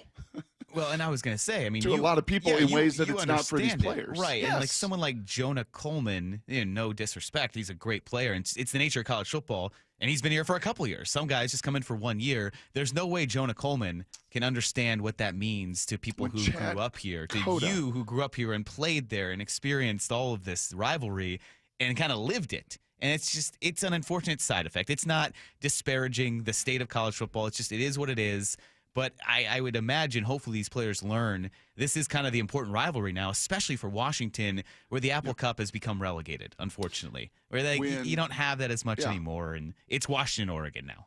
When Chad Cota grew up in Oregon, and his whole life he wanted to be an Oregon Duck, and he was there for 4 years before he was an Indianapolis Colt, and you were rooting for him as a safety back there. When Justin and Josh Wilcox grew up in Oregon, and their whole life they wanted to be an Oregon Duck, and they were a safety and a tight end. When I grew up on 9th Street in Puyallup watching Billy Joe and Tom and Joe Kralik and all these Vikings become Huskies, and I wanted to be a Husky, and I was there for 4 years, following in Damon's 5 years. Like, when the Oregon Ducks beat us because we missed a couple field goals, unfortunately, and missed the Rose Bowl in '94, and they came down our tunnel and were banging their helmets against our tunnel, and they were cracking the glass on the Rose Bowl posters. I remember that vividly. I remember Jim Lambright stopping the meeting and say, "Do you hear that? Listen to that lack of class. Listen to that lack of character," as they were just taunting. I've been in Autzen Stadium. I know things Husky fans have said to Duck fans in Husky Stadium. It is deeply generationally personal because it turned in the 90s. They were the little brother. They were not even competition through the 50s, 60s, 70s, and 80s. And then it turned. And Danny O'Neil and that Rose Bowl appearance and Phil Knight and Nike and their commitment and their gazillions of dollars they've invested and turned them into one of the elite superpowers on the West Coast. I get it. I understand it. And it is still deeply, deeply personal to people. So that's where I remember talking to Damon about this and others before the Oregon-Washington game a couple years ago, Lefko, when it was big, when it was for, the playoff, and it was for the Pac-10 title, 12 title. Here's Bo Nix from Opelika, Alabama, growing up watching the Iron Bowl versus Michael Penix from Tampa, Florida, Plant High School. They did not watch one Apple Cup. They had no idea who Ryan Leaf, Drew Bledsoe, Tim Rosenbach, Sonny Sixkiller, Mark Rippon, any of them were through the years. Like, are you kidding me? So, you think it's as deeply personal to them as my friend Doug Glant, who's been there for 50 years in those stands? Heck no, it's not. It's a game, and they're going to play it, and they want to win it. And, they won this one, they lost this one. But for the fans that have sat there for decades and decades and decades, I disagree with Jed just a little bit. It is more deeply personal. Yeah, and I would say hopefully that permeates, that the players certainly kind of feel the energy. As much as we say, hey, kind of remove yourself from social media and get away from that, decompress, get off it. They'll feel it. They'll feel it, right? Oh, for sure. It's unavoidable. Yes. And it'll be packed. The best part about college football, and the reason it is still different than the NFL, it's becoming closer and closer to that pro product. But weeks like this are what makes college football unique and why we still all love that sport, because now Washington, Oregon, you're reigniting that hate. And you have this at the end of the year. All those rivalry games you mentioned, the Iron Bowl and Michigan, Ohio State, and I'll throw Purdue IU in there. It's deeply personal in that state, maybe nowhere else. But all of these are what separate college football from the NFL in an era where payment-wise and everything else, it's becoming closer and closer to its pro counterpart. So, yes, I would hope in some way that is reflected to what Jed Fish said, where it means a lot to them. Well, hopefully the fan base kind of informs them, hey, you got to respect the history of this, and it might mean a lot more to the fans in this situation. Lefko, the NFL, because of contracts and all of it, has been transactional from the beginning. It's a transactional game. College football used to be a developmental, generational, sacrificial game. It's not. It's turned into a totally year-to-year transaction. In some ways, sadly, even more transactional than the NFL because of the portal, because of the NIL, because there's no regulation, because there's no rules. But you're right. It is these weekends. It's Michigan, Ohio State. It's the Iron Bowl. It's Washington, Oregon, right? It's these weekends, these rivalry games that do still stir up those generations that, man, this was and is deeply personal too. Yeah. We'll talk to Joel Klatt about that at 8:30. A lot to talk about with Joel Klatt. But up next, some injury updates for the Seahawks and the Vikings. Everything you need to know coming up. Mike Lefko, Brock Heward here with you. Brock and Salk on Seattle Sports and the Seattle Sports app. JSN's a superstar. Wyman and Bob. JSN is a star. 8 catches, 167 yards, 2 touchdowns. Every afternoon at 2. He plays a little game with the acceleration. He'll choke it down a little bit, and the DB can only react to him. Then, at some point, he accelerates. And so that's where he gets just that little, what he's doing, Bob, is he's chasing edges. That's what that means. That's exactly what that means. Only on Seattle Sports and Seattle Sports on YouTube. Man, as it gets harder and harder to read my phone, to figure out some of these times and details as I'm getting older and older, yeah, I'm thinking about retirement on a near daily basis. How about you? It's not easy, and you really do need help. That's why I recommend Trajan Wealth. They understand how to help you individually with these kinds of questions, concerns, and long-term planning. Set up a complimentary introductory meeting to learn more. Call 206-466-3300 or go to TrajanWealth.com. Their core philosophies include low expenses, manager tenure, again, that's experience, and then tax efficiency. You got to know how to play the tax game while you're trying to plan for college, for retirement, for anything else that puts money in your pocket. These are just a few key qualities that differentiate a Trajan Wealth portfolio from their competitors. Call in today. Schedule that complimentary introductory meeting to learn more. 206-466-3300. That's 206-466-3300, or go to TrajanWealth.com. Advisory services offered through Trajan Wealth LLC, and SEC registered investment advisor, paid advertisement. Imagine all that could happen in 5 years. Jobs may change, kids will grow, new memes will come out, but also What if you had reliable, intelligent Wi-Fi and the price didn't change for 5 years? Well, thanks to the Xfinity 5-year price guarantee, you actually don't have to worry about that part of your future. You're guaranteed 5 years of Wi-Fi that boosts speeds to your devices that need them the most, that finds and fixes any issues before you even notice them. It's like a super intelligent Wi-Fi that keeps you protected from threats online. Plus, well, you get incredible gaming speeds on multiple devices with no one battling for bandwidth. And for the next 5 years, all your devices will be working in perfect harmony. And you get our best equipment with no annual contracts, no fees, and no strings. So even though kids will grow up and you still won't understand 6, 7, your internet will stay sharp, reliable, and most importantly, the price will stay put. All with the Xfinity 5-year price guarantee. Lock in your price and unlock the possibilities. Xfinity, imagine that. Restrictions apply. Select plans only. At Shane Company, there's no shortcuts, just craftsmanship. Because a friend wants your fine jewelry and dream engagement ring to be nothing short of perfect, no matter the price. Shane Company, your friend and jeweler. New siding doesn't have to break the bank. We offer affordable options that add value and protection to your home. This is Justin Shirley, CEO of State Roofing and Exteriors. And while we're at it, ask about our roofing, windows, decking, and gutter services for even more savings. Call 866-ROOF-ROOF or visit stateroofing.com today to schedule your free siding inspection. State Roofing and Exteriors, held to a higher standard since 1968. State Roofing, the best roof you'll ever need. Tune in this Sunday when your Seattle Seahawks take on Minnesota. Kickoff at 1:05 p.m. Muckleshoot Casino Resort, proud sponsor of the Seattle Seahawks and the biggest and best in the Pacific Northwest. 30 years ago, Davis Law Group was founded to be the best law firm for our clients and our community. Our core values are to win, help, and serve. It means our success is defined by the difference we make in our clients' lives and the impact we can have in our community. Not by giant settlement checks or shiny offices. Our mission to lift up the vulnerable extends beyond the courtroom to our charity partners, promoting safety, uplifting students, accident victims, foster youth, and the elderly. If you've been injured and want better results for your claim and for all of Washington, call Davis Law Group today. Get rid of stubborn fat and address areas of loose skin with ProSculpt, the simple one-day permanent fat reduction and skin tightening treatment. Book your free consultation at prosculpt.com. The best time of the year is here. Toyotathon. Toyota of Kirkland and Toyota of Renton are providing you with the largest savings and the widest selection of inventory on Toyota favorites like Tacomas and Tundras, the Gas RAV4, the Hybrid RAV4, and the Hybrid Camry. It's Toyotathon at TOK and TOR. That's ToyotaofKirkland.com and ToyotaofRenton.com. Whether you're in the north or the south, they got you covered. Get a test drive, meet the wonderful staff, get a new car. It's Toyotathon, people. Come on. O'Brien. Comcast Business is celebrating the holidays by giving your business the $1,000 holiday bonus when you switch to a gig speed internet package. Just imagine the thousands of possibilities of a $1,000 prepaid card. Like possibility number 12, a new laptop for the office holiday hero. Or possibility number 108, smart speakers to deck those hallways. Or possibility number 192, new equipment for the new year.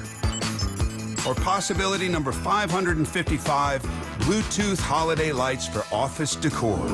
Switch to Comcast Business, designed for 100% reliability with business internet and wireless connect, plus advanced cybersecurity, and now get the $1,000 holiday bonus.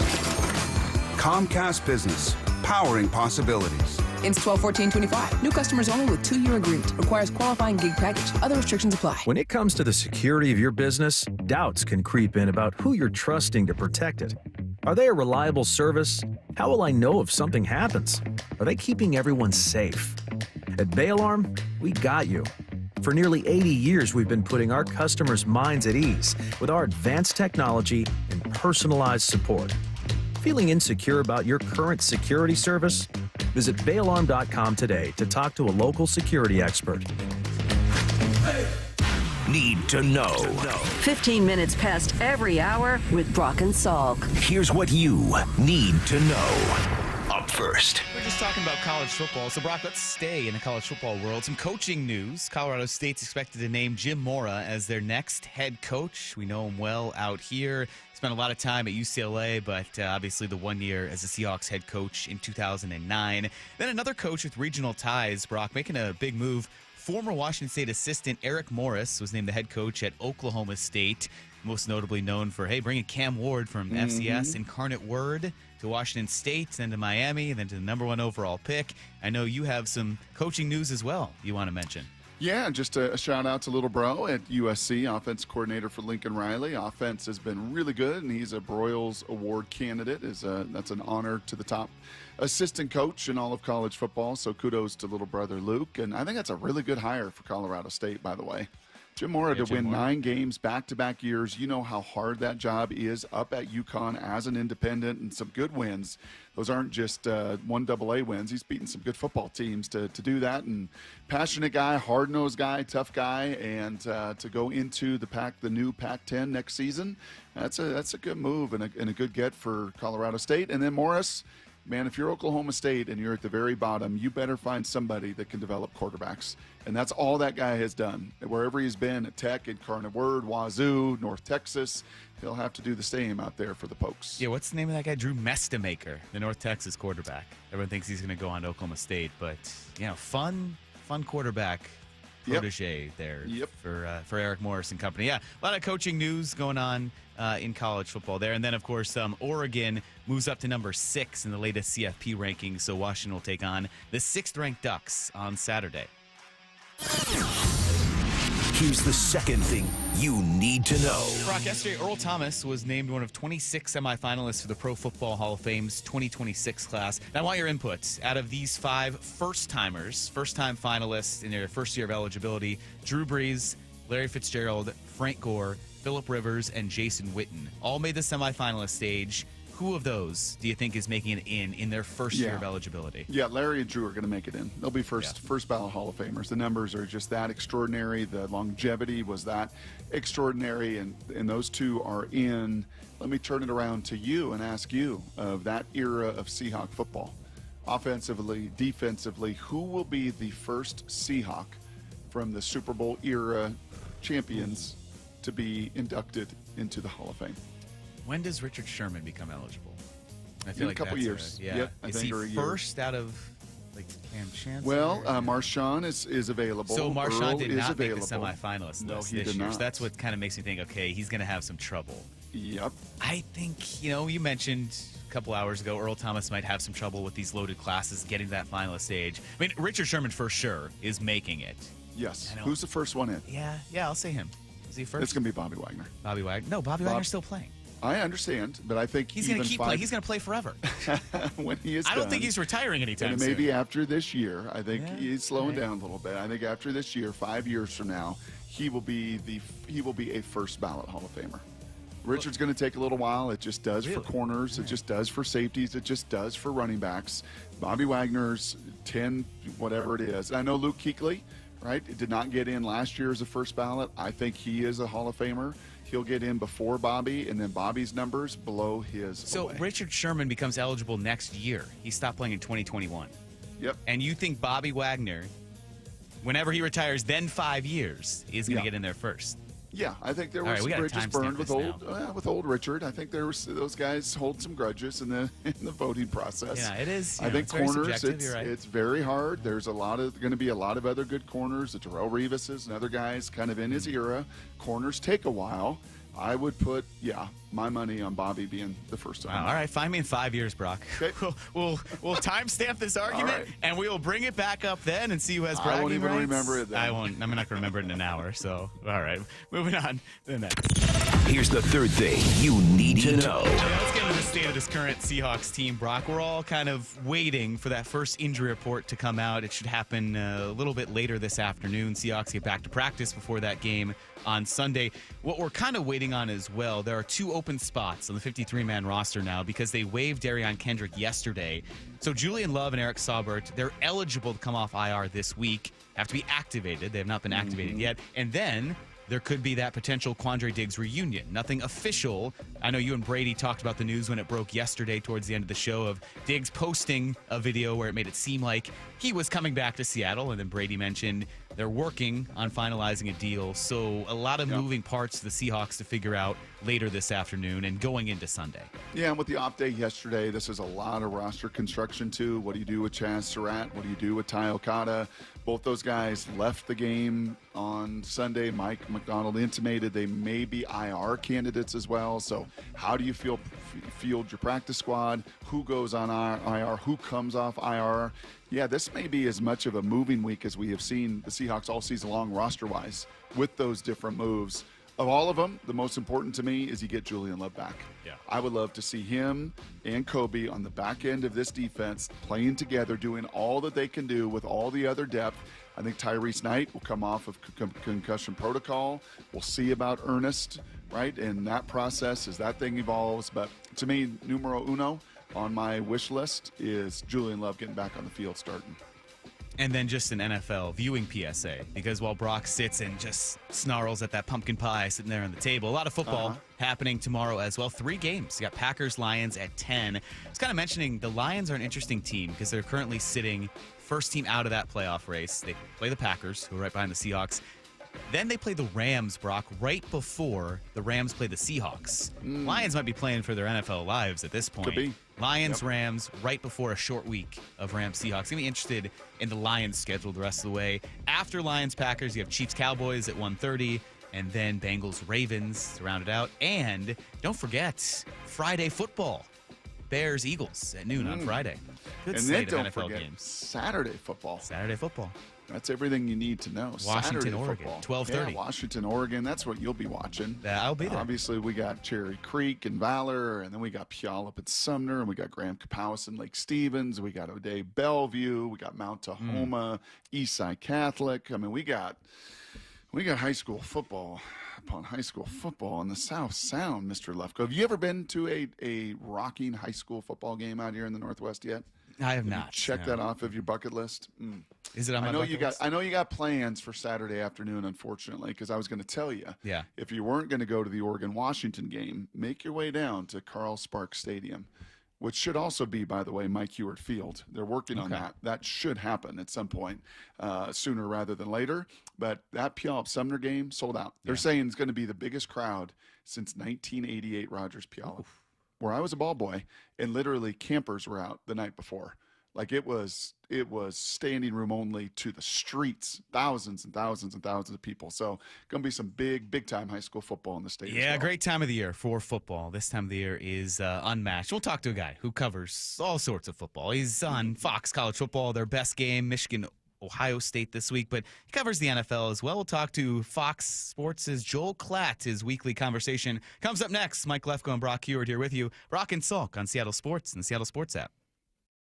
The one and only Mark Schlereth with Wyman and Bob. A lot of us expected them to win by multiple touchdowns. It turned out to be a bit closer than I think anybody was comfortable with. I thought the Seahawks dominated for the majority of 3 quarters, and I thought for the most part, Seahawks handled them. You know, he gave them like I said, a cheap touchdown drive late in the game and all that stuff. I thought the Seahawks dominated from start to finish to continue to put the foot on the pedal, so to speak. On Seattle Sports, on YouTube and the Seattle Sports app.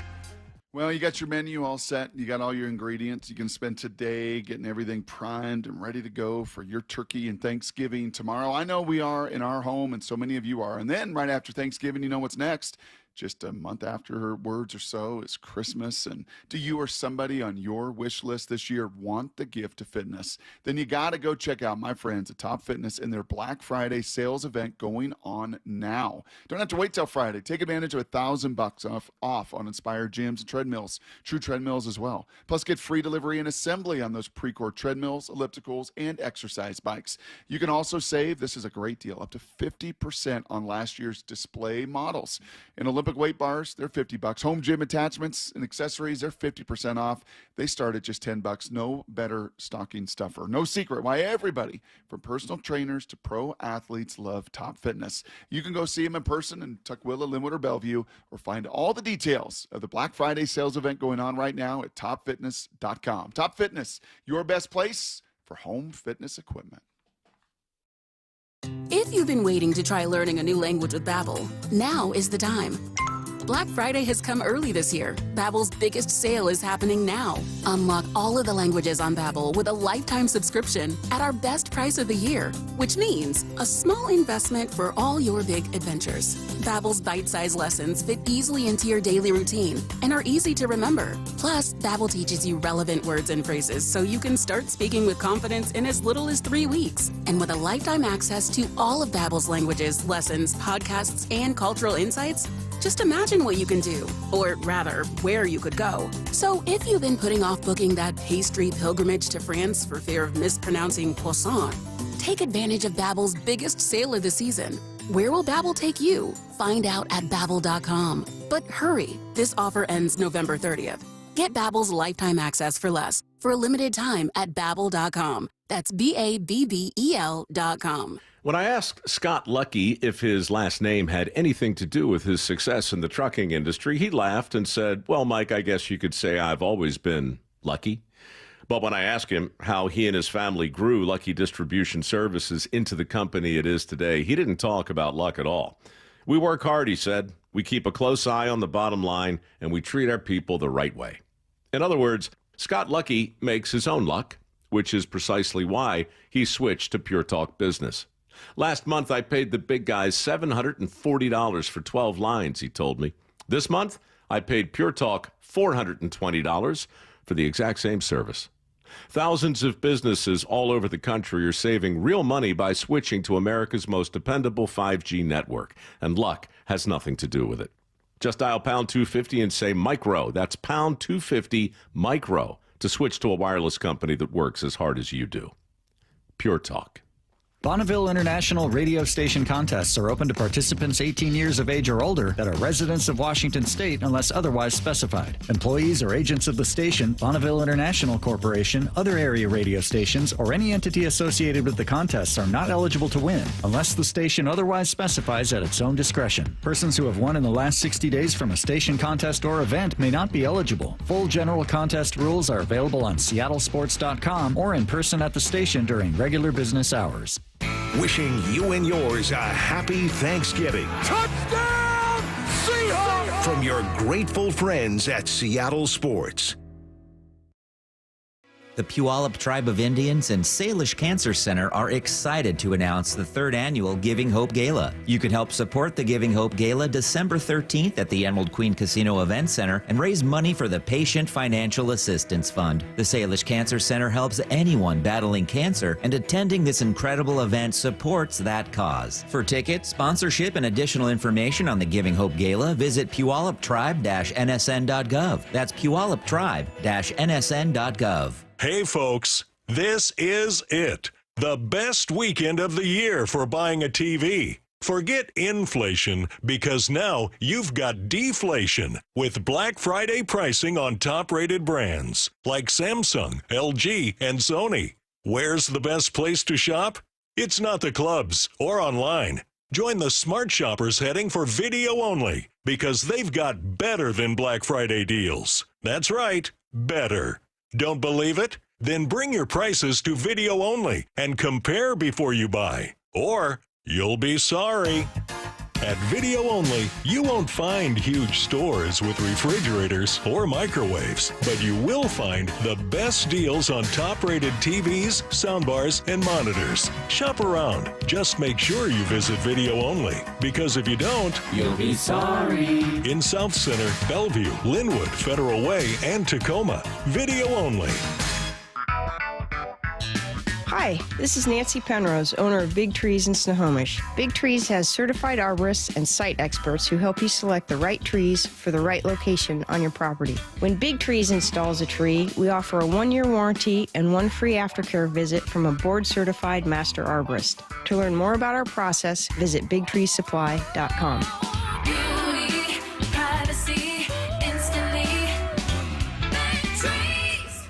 From the Quantum Fiber Studio. This is Brock and Salk. Weekdays 6 to 10. On Seattle Sports at 97.3 FM HD2. Well, happy day before Thanksgiving. One of the best weeks on the football calendar. Brock, we talked about it. College, high school, NFL. This probably is the best week, especially high school. We got the state playoff games, state championship January games in some 1 sports. for me growing up, though. January 1 was, I don't know about you in the sports calendar, whether it was March Madness. I know you love your college basketball. That was always fun, whether it was Super Bowl Sunday, whether it's the start of the seasons. For me, I do remember this one.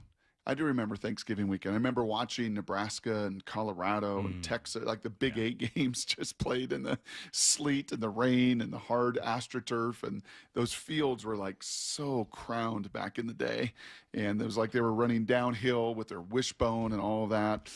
Michigan, Ohio State, Joel Klatt's been a part of that for so many years now and gets to be a part of it again this Saturday, watching that game growing up. But January 1st was the day for me. Yeah, that well, Brock, I was going to say, why don't we just ask Joel Klatt about it and his Colorado, Nebraska memories or his college football memories. So Mike Lefko, Brock, you are here with you. Joel Klatt joins us now on the Emerald Queen Casino Sportsbook Hotline. Joel, how's it going this morning?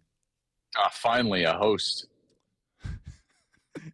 We were saying. I'm kidding. I'm kidding. We were saying we can actually talk I did that for football. Brock. I did that for Brock just to make him laugh. I mean, yeah, listen, guys, I mean, I love college football. Love college football.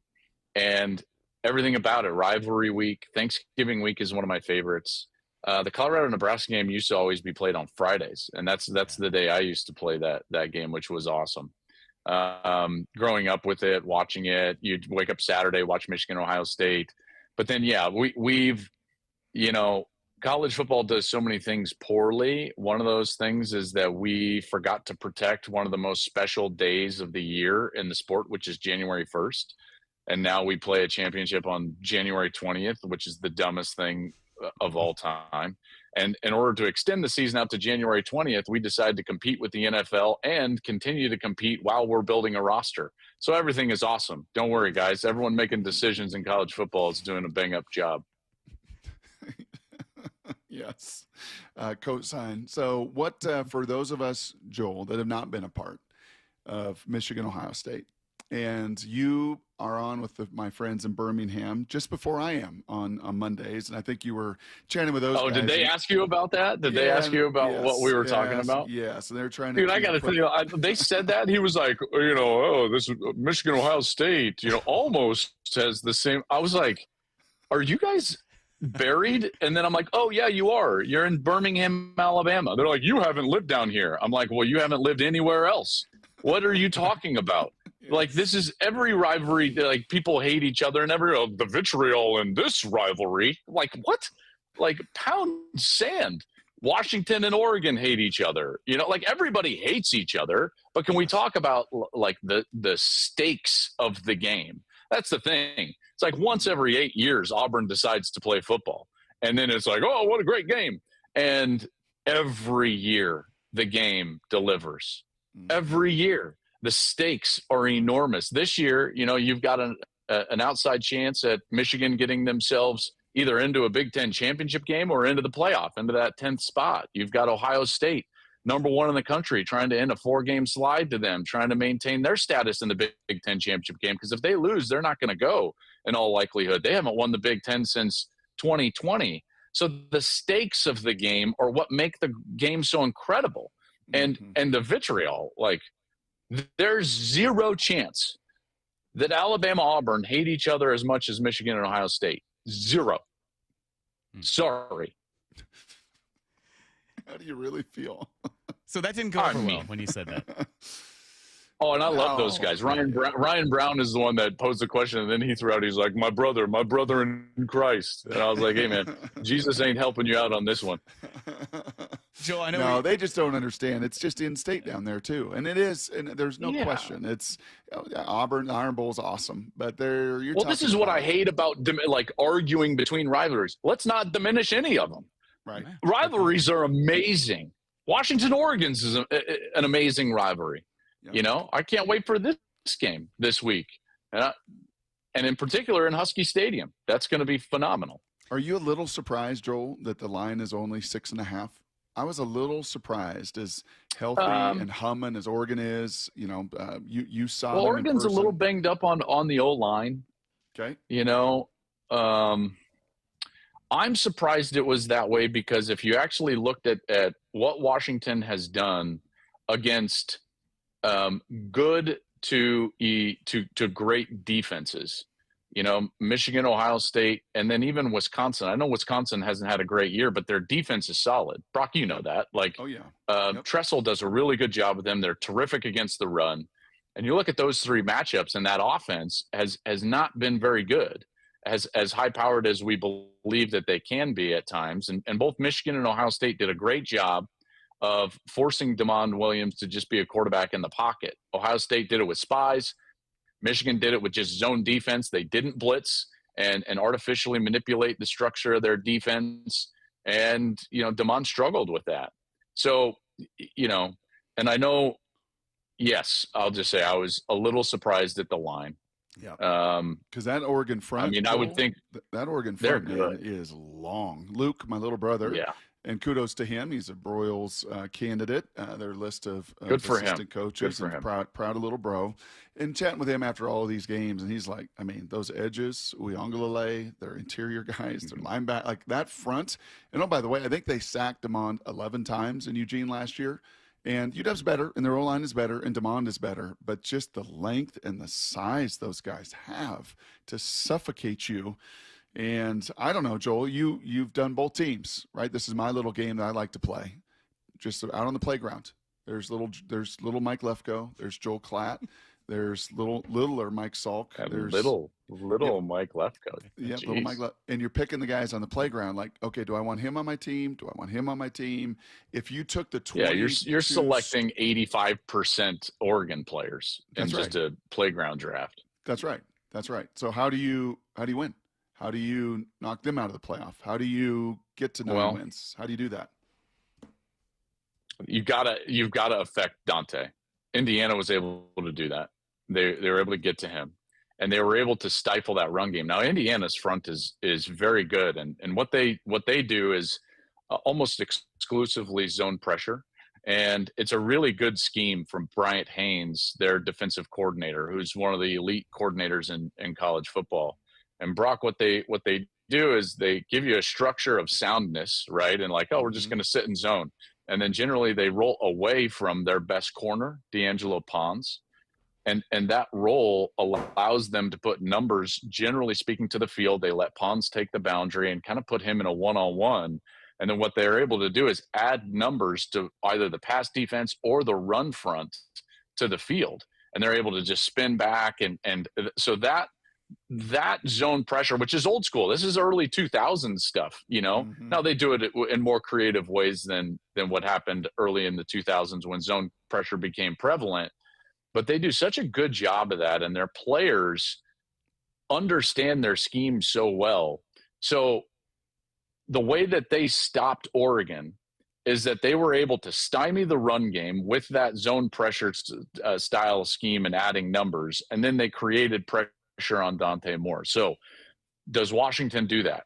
No, it's the polar opposite. Washington is a man defense under my old teammate Ryan Walters, who I also think is very good. Now he's gone a little bit away from that, or at least he was when they faced Michigan when I covered them, because they don't have quite the cover players that he had at Illinois, that great defense that finished number 1 in the country when he was a coordinator at Illinois. But it's a very different style. And when you play man, I think that the problem is that there can be quick throws sometimes because you can win right away. Now, I know Oregon has been banged up at wide receiver a little bit with DeCorian Moore and Gary Bryant. But if you don't force the quarterback to hold the football, you have a hard time getting to him. That's one of the things. So when I covered in Indiana, all they talk about is we want the quarterback to pat the ball once. If he pats the ball once, we're going to have a chance, because they want him just to hold it for a beat. What are they doing? What are they rolling to? And against man, sometimes you don't get that. Mm-hmm. So I think it's a scheme matchup that I don't think fits Washington very well, and in particular against this team, because when you're going against a team with better talent on the field, it's really tough to play that style of defense. Hey, Joel, we were looking at J.J. McCarthy, if he does play this week because of the concussion, but you've seen him, obviously, a lot coming out of Michigan. What have you seen out of him this year and this acclimation process that he's had in the NFL this season? Well, I think first and foremost for any quarterback, whether it's JJ or others, we are way quick to label and evaluate quarterbacks in the NFL. It takes multiple years. I think, Brock, you would co-sign on that. It's very rare for a guy to come out in his first year playing and just set the world on fire. We don't generally see a year like CJ Stroud had a couple of years ago, or even Bo Nix had. Jaden, that's a great example. Jaden Bo played well last year. And generally speaking, you know, you're going to have struggles like Peyton Manning, and even Andrew Luck struggled a little bit early in it. Like that's more the norm. And so I don't want to draw any conclusions on JJ. I think JJ is a really good player. And what they're going to need to do is find the right fit for what he does well, so that they can lean into that. JJ's superpower at Michigan was his third and long play. There was no quarterback in college football that converted more third and longs in 2023 than JJ McCarthy. And it was his ability to elude and escape and then make plays down the field. And then other than that, he was really good managing the game, getting them into the right run play, and then converting on the play action pass. So developing an offense for Minnesota that is a more complete offense that can lean on the run game and not force JJ into a situation where he's just dropping back and they're throwing the football because they have to. In that situation, he's going to have more success. But again, it's going to take time. This is his first year starting. He's coming off a lost season. I just don't want to draw conclusions too quickly. Yeah, and I think the Genos and the Bakers and the Sam Darnolds and the stories of guys that, may get cast aside, but rise like Lazarus, speaking of some biblical references there later in their careers, it's still possible. Hey, I want to play you a piece of sound. And if I know my buddy Joel Klatt, he's not short on opinion. So I responded and reacted to this Jed Fish sound as he was talking about the animus in the rivalry and the difference between coaches and players and fans. And I don't want to bias it. I just want to play the sound, and I want you to react to this comment. Yeah, of course they do. They understand how big it is for the alumni. They understand how big it is for the fan base. But I don't think anybody wants to win more than the players. Right? And right behind the players are the coaches. And then is everybody else. And I think that for our kids, they're going to put everything into it. They're going to pour everything into it, because for the rest of their lives, they're going to either have won or lost the game that they played this Saturday against Oregon. And same with the coaches. Fans will have next year.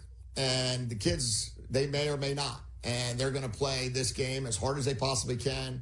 We're going to lay everything out there. We're going to see the outcome. Whenever the outcome is, the score will take care of itself. We're not going to look at the scoreboard until the game is over, but we're going to do everything we possibly can to play our best game on Saturday, knowing that we are young, knowing that we're building this program the way we want to build it, knowing that we're going to do everything we possibly can to give them everything we have. This will be your what? Michigan-Ohio State game. How many have you done now, Joel? Is it 8? I think I've done 8 or 9. Okay. So almost a decade of calling the biggest rivalry in college football. In your life experience, watching the shape of college football, would you agree with Jed that when it comes to passion or care factor for winning and losing, it goes players, coaches, fans? I do agree. And I think that what he said That's not the is answer absolutely Brock was accurate. hoping you'd say. That's no. Yeah, no, we can agree to disagree. I 100% agree. You know, fans will think about it occasionally during the rest of the year. And they'll be looking forward to next year, but there are a lot of players on that field that this is it. This is it. I'll always remember and lament losing my last game to Nebraska. You know, like I still think about it. I threw an interception in the third quarter on a defense that I knew they were running. It's a bad one. And the Will linebacker was going to run. Why didn't you he look was Will going to off? run under. What were you doing? What were you thinking? We ran snake to the field, and we were going to cut off the corner route and make it kind of more of an out.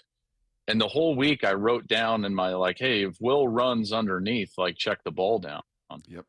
And we were down because we do look at scoreboards. So the first half of his answer is correct. The back half of his answer was gibberish. And I forced the ball and threw an interception. I think about it all the time. All the time. Two-jet snake. So, yes, there's no one that wants to win more than the players and the coaches, because it is who they are. They live and they breathe it. And, I'm not diminishing fans, and they obviously care. There's no doubt. See, but yeah, Brock, I guess I agree with you. Okay, I answered a little differently. I said from an investment, obviously, the players and coaches. This is the coaches' livelihoods. I'd probably put the coaches one on that. From an investment, there's no question. The man hours, the passion, the sacrifice. But when there's a care factor, I do think that these fans, to diminish their care factor compared to players that now are so transactional, Joel. I remember this from a few years ago, talking to Damon about this. Like, man, Michael Penix grew up in Tampa, Florida, played at Plant High School, went to Bloomington, Indiana, came out to play in an Apple Cup. Do you think he cared? Like, Cam Ward grew up in small town Texas, went to Incarnate Word. Like, they had no background. For you grew up, you woke up every year of your life in Pomona, Colorado, going, man, one day, right? And you played baseball, but then you went to football. I grew up every day of my life in Puyallup, Washington. One day, man, if I can play in the Apple Cup. I just think the transactional nature of these players today, for the majority of them, and certainly many of the stars, has unfortunately tarnished some of the rivalry and some of that background. And that's a good argument. That's a good argument. But at the same time, like, there is an understanding, whether you grew up in it or not, that your legacy is tied to that outcome. That is not the case for any fan. The fan can care deeply and passionately, and I don't want to diminish that, but their legacy is not tied to that. That's true. And when your name is going to be attached to something for the ages, that is, you get my attention. Yeah, you changed Brock's whole perspective. No, it's good. It's a good little back and forth. I would also say there are a lot of those fans paying a lot of the money to the collectives, that it does matter a whole lot in their commitments. Yeah, it does. Or they're maybe tied to the wins and losses on the field. So. We'll let you guys continue. Or you could be Lane Kiffin and just leave your team in the middle of a playoff run. Yeah. Very true, too. We don't have enough time to talk about that. I mean, we could go for hours on that. But, Joel, I do want to take it back to a guy that you saw frequently in college and now what he's doing with the Seahawks. So with JSN, and when you watched him at Ohio State and now watching him now, was he that polished as a route runner? Were there signs that, hey, he could turn into the best receiver in the NFL like he is? I told any scout that would listen. Brian Hartline told any scout that would listen. Like, this guy is going to be – he could lead the league in catches. 100%. There's no doubt. And I'm sorry, Seattle fans, but when he was drafted by the Seahawks, I was like, no, they won't know how to use him. And thankfully they've turned the corner and now have a quarterback and an offensive system that knows how to use him. No question. Like, for instance, so I'm talking with Brian Hartline, who's had all of those guys. He had all of them and recruited all of them. Harris. By the way, he was a receiver coach. For those that may not know the name in the Northwest, he's been the long-time receiver coach and at times offensive coordinator for the Buckeyes.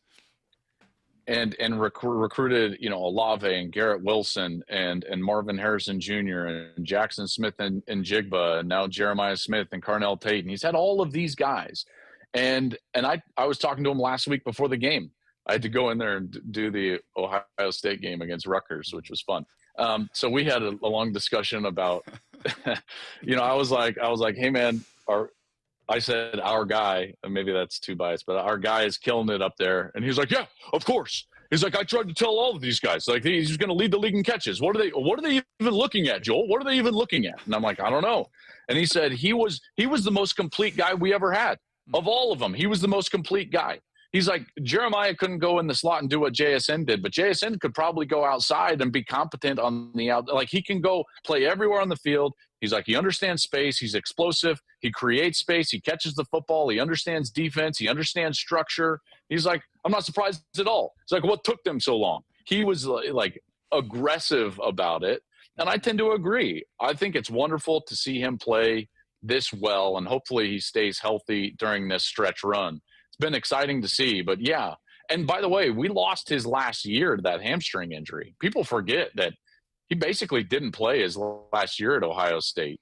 So he had that game where he went for just short of like, I think 1 million yards in the Rose Bowl against Utah. and then the next year he hurt a hammy early and was never himself. So he lost basically his whole last year. And everyone's like, well, I don't know about his straight line speed.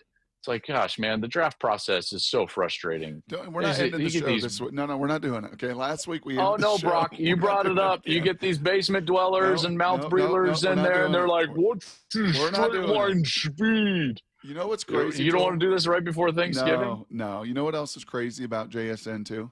You're going to be calling Michigan, Ohio State Saturday, and there will be players on that field older than JSN. JSN's only 23. Yeah, that is wild. He's only 23. That is wild. Isn't that crazy? I mean, he came out of Ohio State at 21. He'll turn 24 this February. So he's played these 3 years in the league at 21, 22, and 23.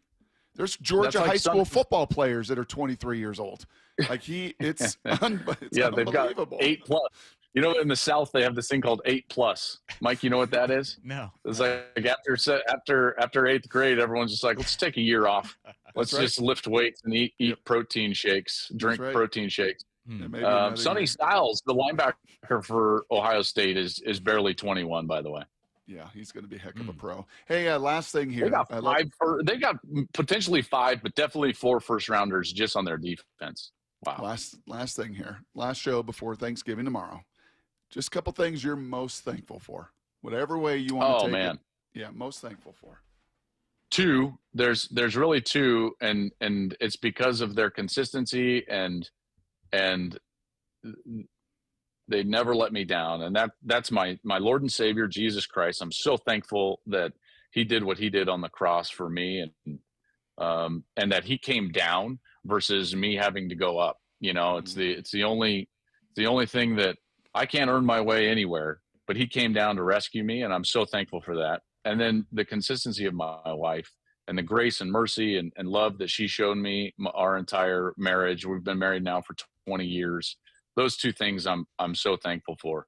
And if there was a third, it just like real quickly, like a third would be that I only have to talk with Salk once a week. Yes. And not this week. There you go. You'll get him back next week, though. Joel, thank you, Joel. It's been a lot of fun catching up with you. Have a great call on Michigan, Ohio State. Love it. I appreciate you guys. Have a great Thanksgiving. Yeah. Thank you, Joel. Appreciate you, buddy. There is Joel Klatt. You hear him every week here on Brock and Salk. Got a good jab in at Salk there. Yeah, Salk will be back. Talk with him next week. We got to keep this moving, Brock. We have Aaron Goldsmith joining us next. We have a Mariners special hour, a Thanksgiving special coming up. Aaron Goldsmith will join us next year. Brock and Salk on Seattle Sports and the Seattle Sports app.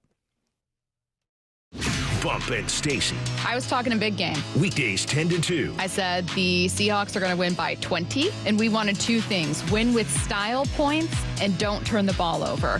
1 for 2. This is why I didn't want to buy into the blowout. Well, I said it was a possibility, but I also said this is the NFL and things are going to happen. And also, if you just take away that punt return, then the score looks a bit different. Only on Seattle Sports on 710. Seattle Sports on YouTube and the Seattle Sports app.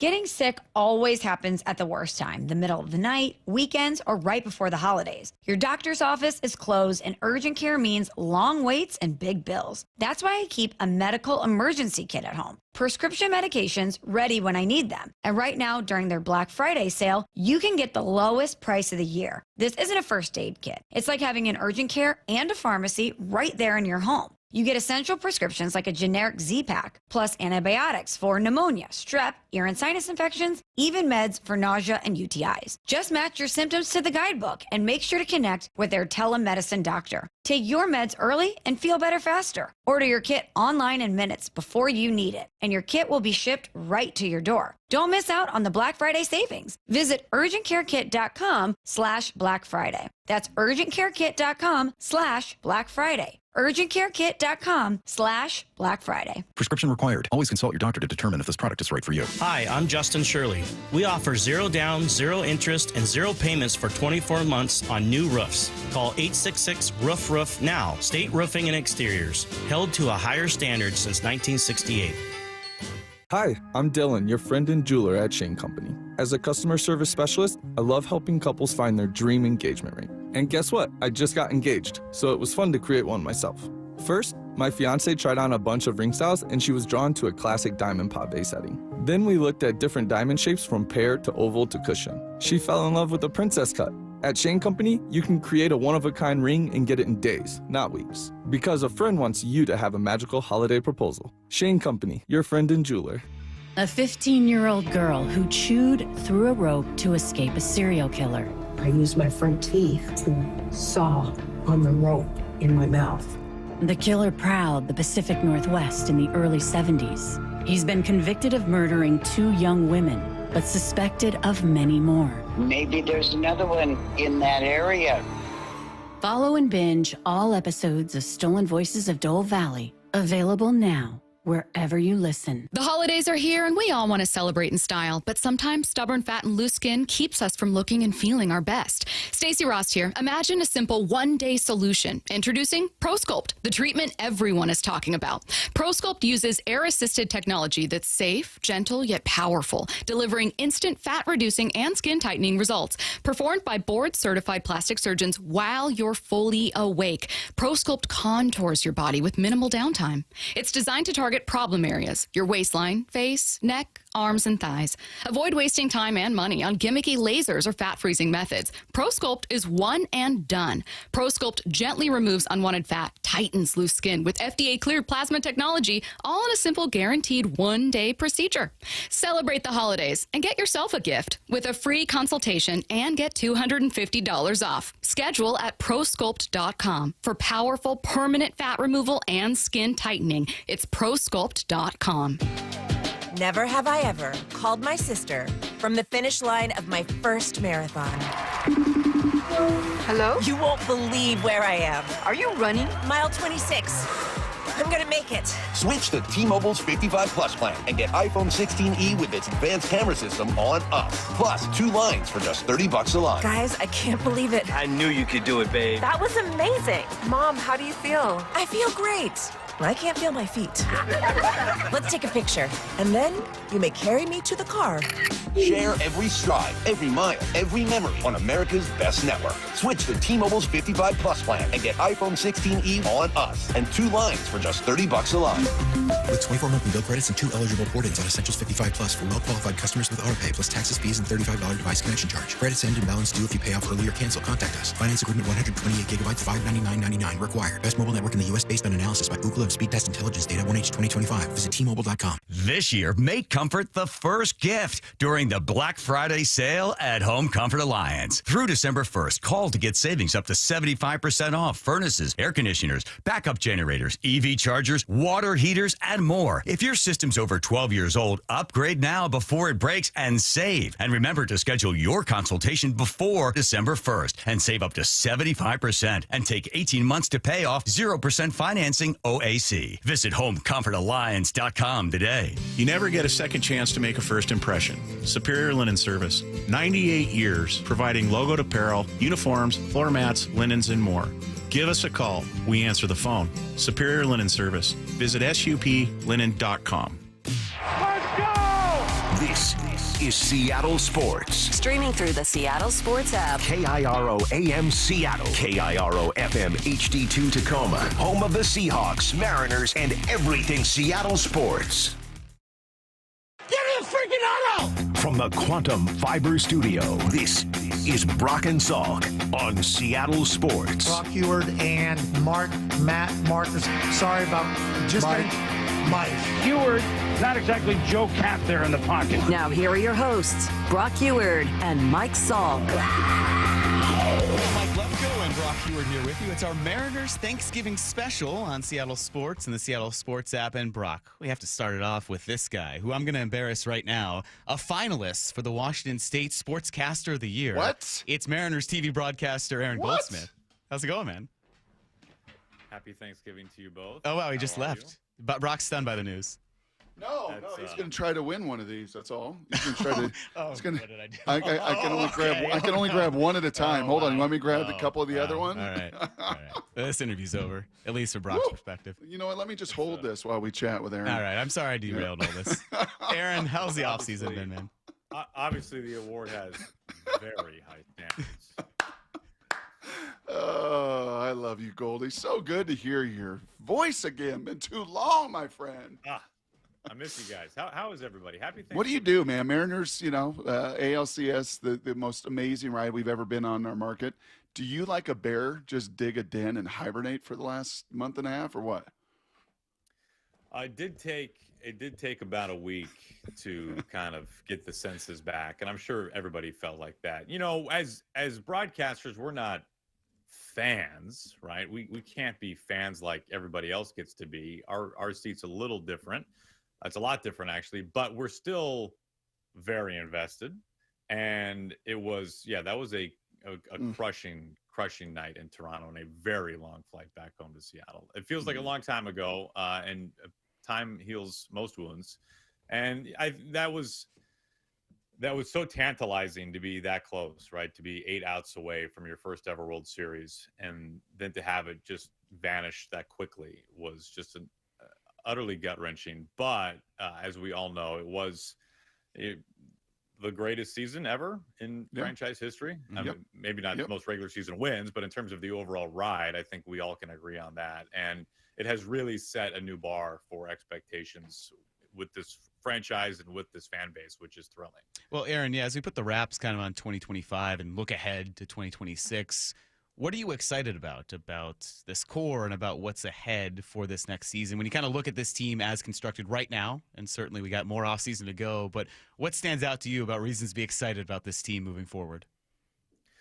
Well, if I had told you before the season began that the Mariners' projected 5-man rotation would not be fully healthy and all 5 intact and active until late summer, I don't think there's anybody who would hear that news and imagine the Mariners probably even just getting to the playoffs, even as just a wild card team, right? Because this is, we know it as a team that's so built around its pitching and in particular its rotation. So I think there's a lot of reasons for great optimism for the Mariners in 26, but one of them is just the simple fact that they did not pitch nearly as well as we know that they are capable of pitching, and yet they still perform so well overall as a team. So I'm really curious kind of between 2024 and 2025 and the pitching, both the bullpen and the rotation, kind of we saw 2 versions of it, especially the rotation. Where does that settle in 2026 is kind of my biggest question. And if it's anything better, which we all know it can be, then there should be even more hope and more belief in this team right now than there is, which is hard to imagine. This is going to be a really fun hour. Salk taped yesterday with both Kevin Martinez, Justin Hollander. You're going to hear those interviews after we're done with Aaron all day long on the station. Dan Wilson in the afternoon, Jerry DePota with Bump and Stacy. Going to be an absolute blast. That's the windshield. If you do look in the rearview mirror at a couple of the moments, the anecdotes that when you're old and gray like me, Goldie, you'll look back on that season and go, man, am I thankful for those moments, those people, those anecdotes, those stories. What comes to mind? Well, for me, the best moment of the season overall, and one that I'll cherish forever, was Cal hitting 60 on the same night where the Mariners won their first division title in decades.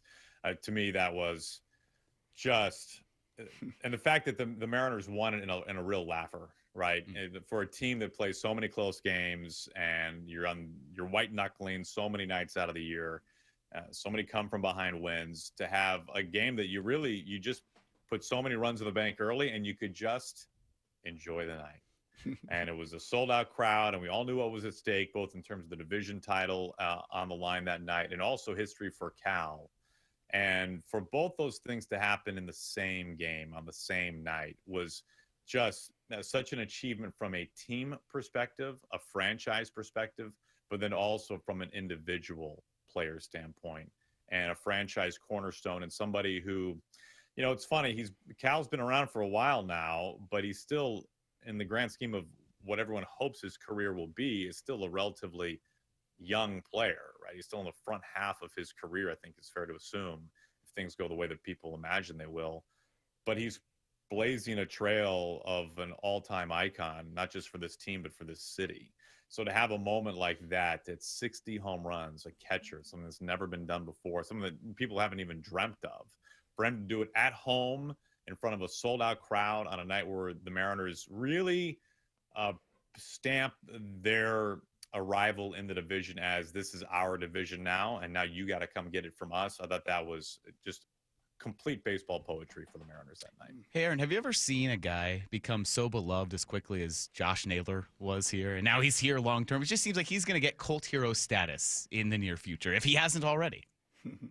Yeah, I mean, I don't want to state the obvious, but, you know, he played great for a team that also, by and large, played great during his time in uniform, and they did some completely historic things within the franchise's history. So I guess when you look at it from that standpoint, it's like, yeah, I understand why he's so incredibly popular. And then he's just different, right? And I mean that in a good way. He's just a different guy. And we all know the things about him that are unique and what make him so valuable, both as a player and seemingly as a person as well. But it did catch fire fast for Naylor.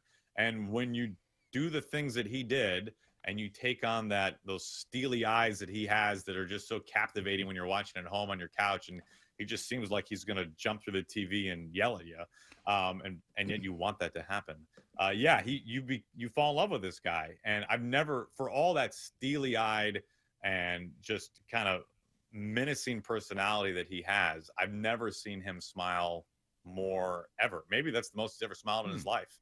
At his press conference when he was introduced for that five-year free agent deal, he was on top of the world, and he should have been. He earned it, and the Mariners couldn't have played that any better to get him locked up for that length of time that quickly. Well, I'll just say this as we got to get running here to the other interviews, Goldie. I am thankful that you're the voice of the Mariners.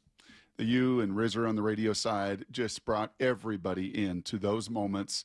That poetry, the scripts that you guys write, you know, Dave Niehaus, Kevin Calabro, Bob Rondo, we've had some unbelievable communicators and folks in the booth, and you're right there in line, man. And thankful that you get to do this for a long time for the Mariners as well. So appreciate you, and go win that award, okay? Go be Broadcaster of the Year. Get her done. You're a beautiful man, Brock. I love you. Thank you so much. That's very kind of you. Yeah, thanks, Aaron. Appreciate it. Thank you, Lefko. Yeah. There was Mariners TV broadcaster Aaron Goldsmith. That'll do it for Brock and myself. Salk taped some interviews that you're going to hear coming up. First of all, Mariners President of Business Operations Kevin Martinez, and then Justin Hollander. So enjoy the rest of our Mariners Thanksgiving special here on Brock and Salk on Seattle Sports and the Seattle Sports app. JSN's a superstar. Wyman and Bob. JSN is a star. 8 catches, 167 yards, 2 touchdowns. Every afternoon at 2. He plays a little game with the acceleration. He'll choke it down a little bit, and the DB can only react to him. Then, at some point, he accelerates. And so that's where he gets just that little, what he's doing, Bob, is he's chasing edges. That's what that means. That's exactly what that means. Only on Seattle Sports and Seattle Sports on YouTube. Hey, folks, this is it. The best weekend of the year for buying a TV. Forget inflation, because now you've got deflation with Black Friday pricing on top-rated brands like Samsung, LG, and Sony. Where's the best place to shop? It's not the clubs or online. Join the smart shoppers heading for video only, because they've got better than Black Friday deals. That's right, better. Don't believe it? Then bring your prices to video only and compare before you buy. Or you'll be sorry. At Video Only, you won't find huge stores with refrigerators or microwaves, but you will find the best deals on top-rated TVs, soundbars, and monitors. Shop around. Just make sure you visit Video Only, because if you don't, you'll be sorry. In South Center, Bellevue, Linwood, Federal Way, and Tacoma. Video Only. Comcast Business is celebrating the holidays by giving your business the $1,000 holiday bonus when you switch to a gig speed internet package. Just imagine the thousands of possibilities of a $1,000 prepaid card. Like possibility number 12, the new laptop for the office holiday hero. Or possibility number 108, smart speakers to deck those hallways. Or possibility number 192, new equipment for the new year.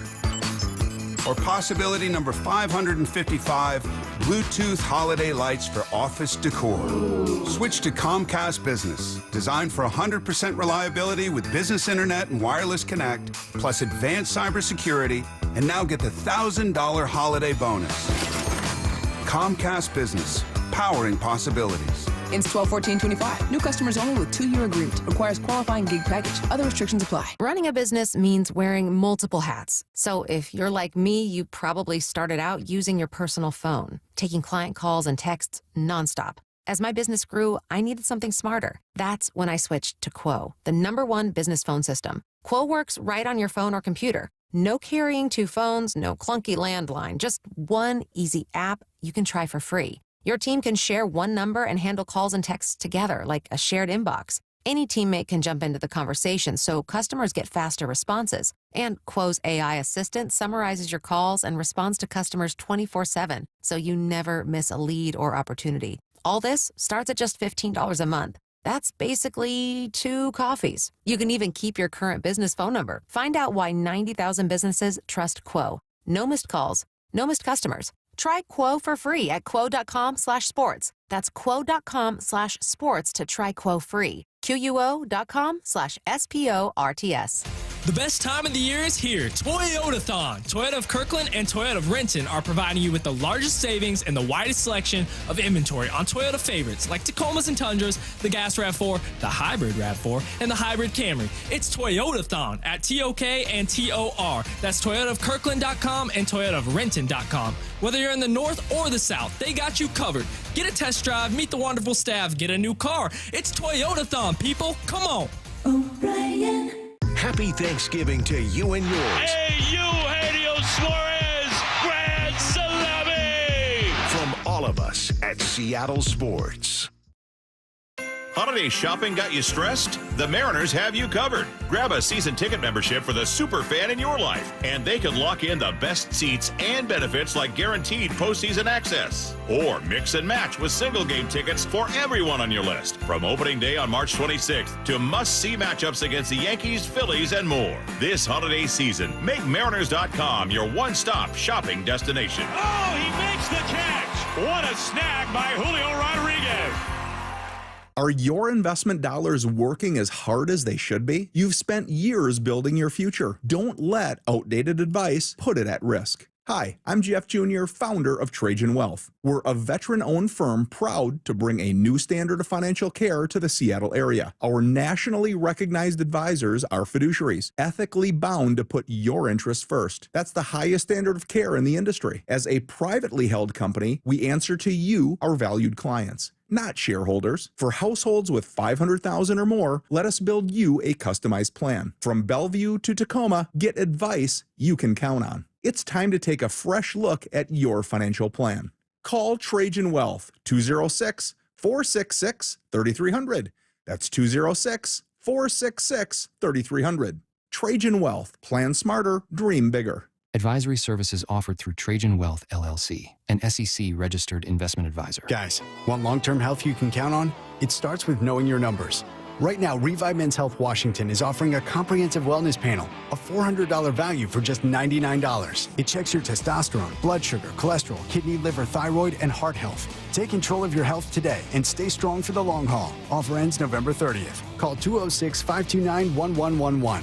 That's 206-529-1111. Or visit ReviveMen'sHealth.com today. Must medically qualify. Terms apply. Contact us for full offer details. From the Quantum Fiber Studio. This is Brock and Salk. Weekdays 6 to 10. On Seattle Sports and 97.3 FM HD2. Well, it's a fun day to say thank you right before Thanksgiving, of course, tomorrow. And we've been spending it saying thank you to what was a really great Mariners season. 2025 season is one that I think will be remembered for a long time. It didn't end, unfortunately, the way we all wanted it to. But there's a tremendous amount of positive and great memories and everything else that took place leading up to the end of this year and the postseason run and all of it. And Kevin Martinez, Mariners president, comes in to chat a little bit about it. Kevin, good morning. And I don't think you've ever actually been on the Brock and Salk show. So this is my debut. This is your debut? Thank you for having me. All those years at Syracuse. I know this is what you were preparing for. I'd rather be in your chair, actually. If you want to interview me anytime, I promise we can try to make that Absolutely. happen. This is really your first year in the gig, right? Yes. And sitting in this chair, what was 2025 like for you? Well, what a privilege when I was given the opportunity to step into the role back in October of 24. And, being with the organization for over 3 decades, Mike, having the opportunity to lead and work with the talented women and men that are over at T-Mobile Park every day was something that I always dreamed of. And to be able to step into the role at this time, because when you're there every day and you see the amount of effort and passion and care that not only on the business side, but on the baseball side too, I really believed in my heart we were on the doorstep of our organization's greatest moments. And boy, we were 8 outs away from making our first World Series, but that day's coming, and it's coming really, really fast. And so having the chance to step into this role at this time in the organization's history is incredible opportunity, and I just couldn't love this city and this organization more, and it's just a great time to be a Mariner. You might be the wrong person to ask this question of, because your answer might just be, well, I always thought so. But when did you know? When did you get a sense that this team had a possibility of being special? Was there a moment in time where you're like, oh, well, this feels and looks a little bit different than maybe we've seen before? I've shared this story with a couple of people. It was actually 2 springs ago when we were down in Peoria in Arizona and talking with Julio and Cal and Luis and some of the other players. For me, having again been here for over 3 decades, it felt very familiar to the teams of the 90s, where you had not only multiple all-stars on a team that were really good on the field, but just really good people that enjoyed playing with each other. And I think whether it's sports or business, when you enjoy the people you work with, great things will come from that, because you'll always be collaborating, even in the downtimes, and you'll be talking about work. And that's where the really impactful ideas can come from. So I saw the way the players were interacting with each other, and I said, there's something special happening here. And we really saw that manifest this season. And again, I think we're just on the path for sustainable success, and that's what has us all incredibly excited. It was a unique atmosphere at the ballpark. I talked about it a bunch of times on the show. I've been to plenty of postseason baseball games. Yeah. Most of them are anxiety-ridden. They're almost a miserable experience until the very end, when it ends the way you hope. There was still plenty of anxiety throughout this postseason, as there should be. Baseball wouldn't be baseball without it. But I have never experienced a party atmosphere during the postseason quite like I felt at T-Mobile during those games. Where does that come from? Yeah, well, I really appreciate you saying that, because being tucked up here in the Northwest, not a lot of people just pass through Seattle and take in a game. And we started to hear that during our final homestand. We had some national media come in as we were about to clinch. And you'll remember we had the Dodgers in for 3 games. We had a lot of media from LA. We had Dodger season ticket holders. And that word that you said, that you used, party, execs from the NFL, the NBA, they came during the postseason. They said, we haven't experienced a baseball game like this. And it's the result of all the talented folks back at T-Mobile Park, the women and men that work on our experience. And I couldn't be more proud of the Mariners baseball experience. There's a lot of thought, a lot of effort. It takes a lot of time from the moment a fan walks through our gates and all the little moments in between.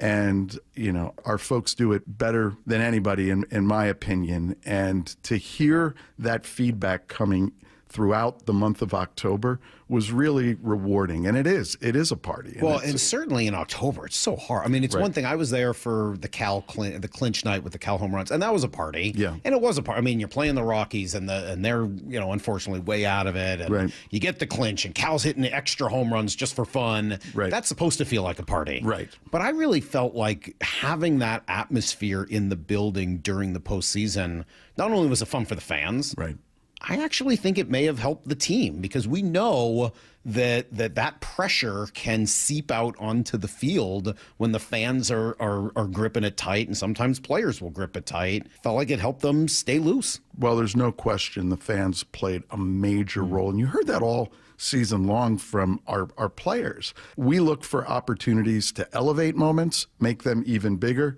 and then trying to build a moment. And there are different ways you can do that. And I think our fans are accustomed to that. And look, the Seattle sports community is one of the best sports communities in this country, and the way it rallies around its teams, and they do it full throat, and they do it with great energy. And if you're strategic about how you look at a game and the moments in a game, and how you can either elevate or try to nudge the crowd to do that, we've seen that. And our fans don't even, we saw it, they don't even need to be nudged. They do it on their own, and absolutely our players feel it. And what was really rewarding was to hear our players throughout the course of this season acknowledge what a difference it makes. And I think T-Mobile Park this year is on the map as one of the best experiences in sports. Well, there's some pretty good ones coming up. I'm glad you bring up this year, because 2026 tickets are available, single game tickets. Just they're on sale at mariners.com/tickets if you want to reserve your spot. Big games, Randy Johnson's jersey retirement on May 2nd. That's right. Mariners' 50th anniversary weekend will be August 7th through the 9th. And you can get seats today at mariners.com/tickets. Yeah. The Randy thing is a great way of looking back at the Ichiro moment that we had this past year. Right.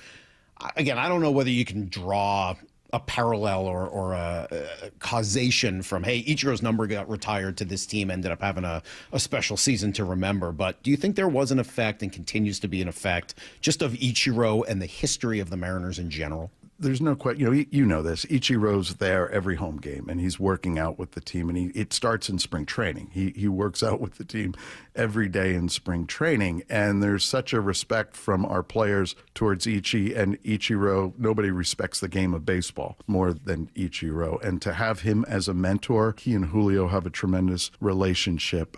There's no doubt. And when Ichiro, during his speech, looked over to the dugout and said to the team, "You have an incredible opportunity right in front of you, seize the moment," it resonated. And you heard our players use it. We used it throughout September and October. And it was organic from Ichiro to the team.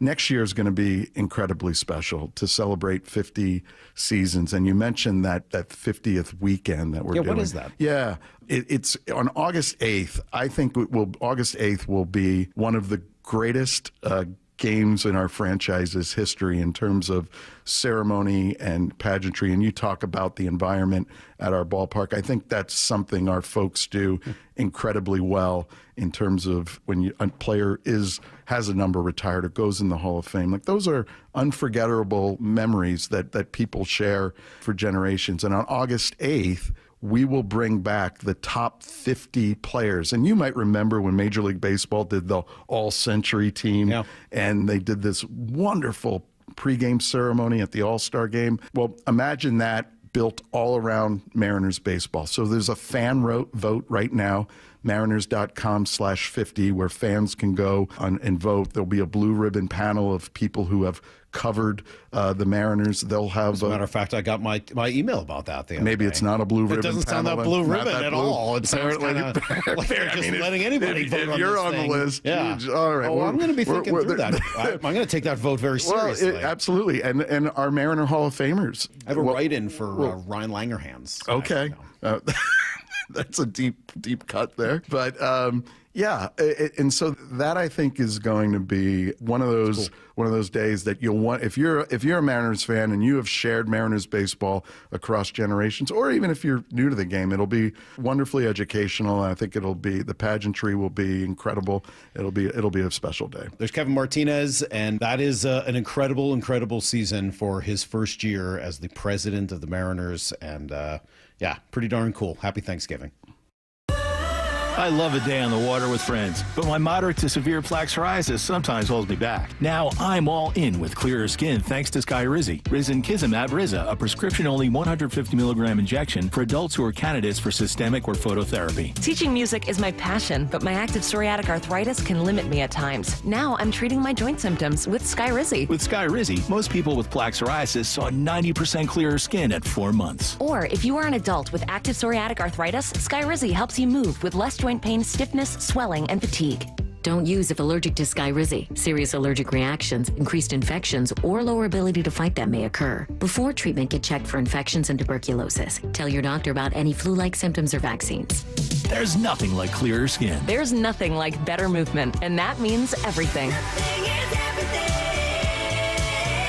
Ask your doctor about Skyrizi. Visit Skyrizi.com or call 1-866-SKY-RIZI to learn more. If you've been waiting to try learning a new language with Babbel, now is the time. Black Friday has come early this year. Babbel's biggest sale is happening now. Unlock all of the languages on Babbel with a lifetime subscription at our best price of the year, which means a small investment for all your big adventures. Babbel's bite-sized lessons fit easily into your daily routine and are easy to remember. Plus, Babbel teaches you relevant words and phrases so you can start speaking with confidence in as little as 3 weeks. And with a lifetime access to all of Babbel's languages, lessons, podcasts, and cultural insights, just imagine what you can do, or rather, where you could go. So if you've been putting off booking that pastry pilgrimage to France for fear of mispronouncing croissant, take advantage of Babbel's biggest sale of the season. Where will Babbel take you? Find out at Babbel.com. But hurry, this offer ends November 30th. Get Babbel's lifetime access for less for a limited time at Babbel.com. That's Babbel.com.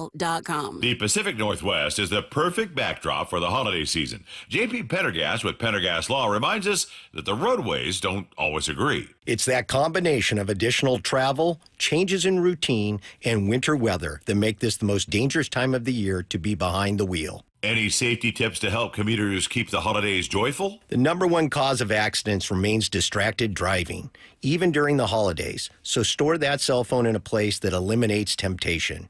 It's imperative we set the example for our teens. Also, be aware of abrupt changes in the weather and prepare for it. Sometimes it's as simple as allowing additional distance for following or stopping.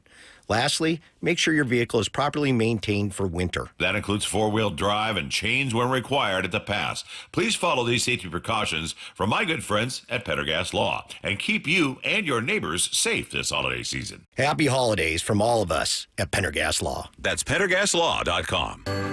Join the stations of Bonneville, Seattle, and Treehouse for the 37th year of Holiday Magic, helping provide holiday gifts and year-long support for the more than 6,000 youth and young adults in foster care statewide. Over the 37 years of Holiday Magic, we've delivered 182,000 gifts across our state. Text MAGIC to 888-973-5476 to learn more. Text MAGIC to 888-973-5476. Wishing you and yours a happy Thanksgiving. Touchdown, Seahawks! From your grateful friends at Seattle Sports.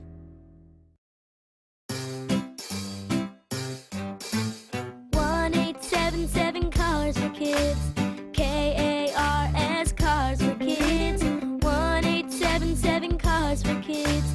Donate your car today. Call 1-877-CARS-FOR-KIDS to reach a friendly live agent. Donation's super easy, and your car can be picked up as soon as tomorrow. Call us now. 1-877 Cars for Kids. Donate your car today. Hurry! It's our last chance to donate for 2025. The Puyallup Tribe of Indians and Salish Cancer Center are excited to announce the 3rd annual Giving Hope Gala. You can help support the Giving Hope Gala December 13th at the Emerald Queen Casino Event Center and raise money for the Patient Financial Assistance Fund. The Salish Cancer Center helps anyone battling cancer, and attending this incredible event supports that cause. For tickets, sponsorship, and additional information on the Giving Hope Gala, visit puyalluptribe-nsn.gov. That's puyalluptribe-nsn.gov. 2026 Mariners season ticket memberships are on sale now. Catch Cal, Julio, and the crew at T-Mobile Park with year-round savings, no ticket fees, and more. You've got 2 great options. Reserved memberships let you lock in the best locations in the ballpark, whether you want to catch 20 games or the whole season. Or go with a flex membership and choose your seats, games, and number of tickets as you go. There it goes! Storybook season by Cal Raleigh. Come on board today at mariners.com/26. Hi, I'm Lexi, your friend and jeweler at Shane Company. If you're planning to propose this holiday, we're ready to make creating your engagement ring a warm, welcoming experience. At Shane Company, we're all about your style, your budget, your dream engagement ring. Explore the widest selection of diamonds and ring settings ready for you to see in person, or visit us at shaneco.com. You'll have your ring in days, not weeks. Our friendly jewelry consultants don't work on commission. There's never any pressure, just perfect proposals. Shane Company, your friend and jeweler. From the Quantum Fiber Studio, This is Brock and Salk. Weekdays 6 to 10. On Seattle Sports and 97.3 FM HD2. All right, well, this is so much fun on a day of giving thanks, in this case, for a season that was super fun. And for a lot of people, myself included, I'll raise my hand, kind of came out of nowhere. Not out of nowhere, that's not fair. Justin Hollander is with us, Mariners GM, and we just want to take a look back at what was a really unique and certainly entertaining, rewarding type of a season. And maybe that is the place to start. Because for me, again, I wouldn't say it came out of nowhere, but I was not expecting the level of success that you guys had. How did it develop for you? Just in a straight line the whole time. We were consistent as can be. No, baseball seasons are weird. There's days, and I'm as guilty of this as anyone. I have none of the tools that you need to possess to be a professional athlete, either physically or emotionally, to deal with the ups and the downs. There's days where you feel like you're invincible. We didn't lose a game for, it felt like 3 straight weeks. We lost 1 actually. And then there were days where you lose 4 or 5 in a row and you're like, what's going on? We're never going to get to where we think we should be. I think it makes it more fun in some ways that it isn't a straight line. It's not like the NBA or the NFL in some ways where you're pretty convicted week to week who the best teams are. You kind of figure it out along the way, and the 162 games is a real proving ground for whether you're good or not. And I think we believe this team had the potential to be good, and it's a huge credit to the guys downstairs every day that when it came time to be good, they were really good. What do you do in those moments?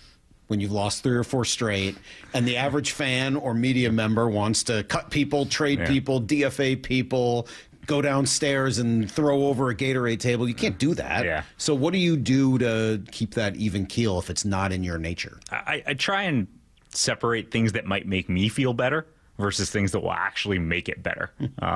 Like if I go down and I yell at someone, or I say, oh, we should DFA this guy or send this guy down, is that actually going to make us better in a moment? Probably not. There's a reason that the player's on the roster right now, and once that player's gone, he's gone in a lot of cases, and you never get him back. So try not to act rashly, try not to act emotionally, take a breath, try and get some sleep. I don't do a good job of that in season. Every waiver claim that doesn't work out, or every 3-game losing streak, it does feel like the walls are closing in on you a little bit. And every 3-game winning streak, it feels like you're riding high. We're going to go ride the parade right now. So it's just try and be measured about how we take it. And trust the group around me. I mean, they're really good for me. We have a lot of really great people, great humans. And we all keep each other in line. We all check each other. What was your favorite memory? Let's just have fun. Things that maybe we don't know about, but your favorite memory when you think back upon this season, what will jump out to you? There'll be a bunch of different ones. I think everyone in Seattle will remember Game 5 against Detroit and Game 5 against Toronto.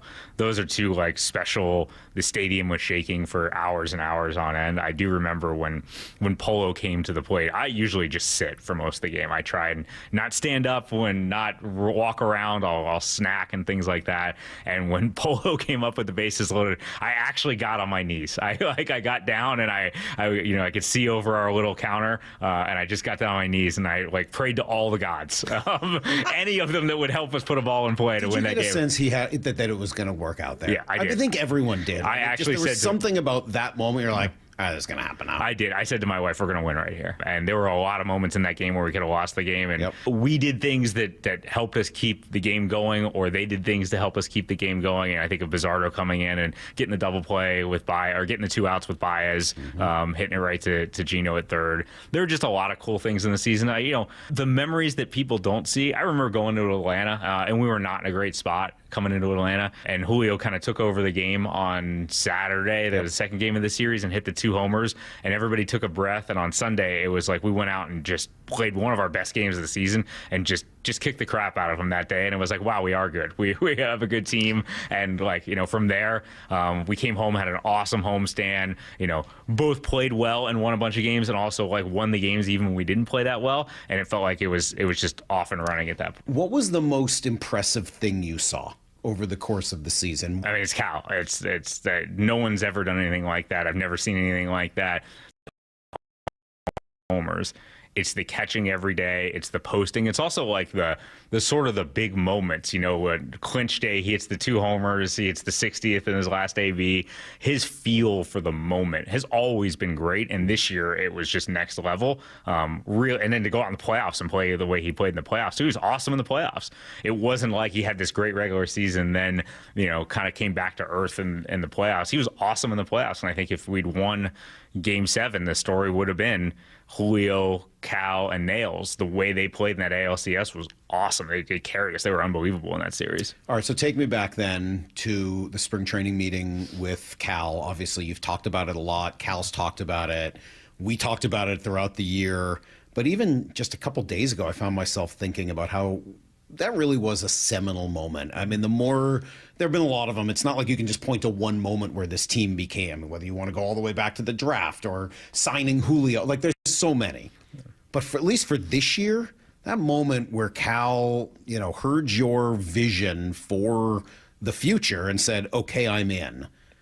Can you take me back inside what that meeting was really like? Sure. It was different than anything I'd experienced before. We had started talking finances, and Cal's reps at Excel had reached out and said, this is important to Cal.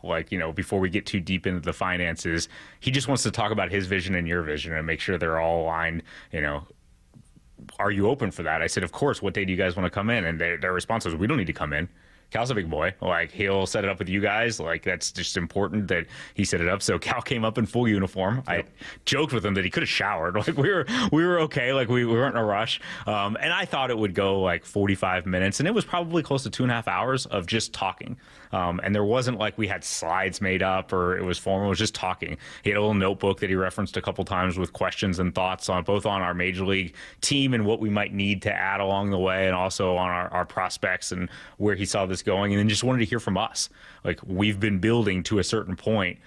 Where are we at? Are we looking at a shorter run and then we have to step back a little bit? Are we looking to sort of push all in and go all in for a year? Are we looking to sort of steady Eddie it and get better along the way? And I think his questions were great and thoughtful, and I think probably reassured us that we were betting on the right person, and I hope you'd have to ask him. I assume so since he said yes, but I hope that our answers reassured him that we did share a vision, that we all want to bring World Series trophies and AOS pennants to Seattle over and over and over again. Did anything he said or maybe even asked in that meeting make you think, or Jerry, just your group, think any differently, act any differently, look at something from a new perspective after having that conversation? Not really, because I think we really did share a lot of the same thoughts about where we were headed and what we needed to do, both in season, in the short term, and sort of long term, what the Mariners were going to be about.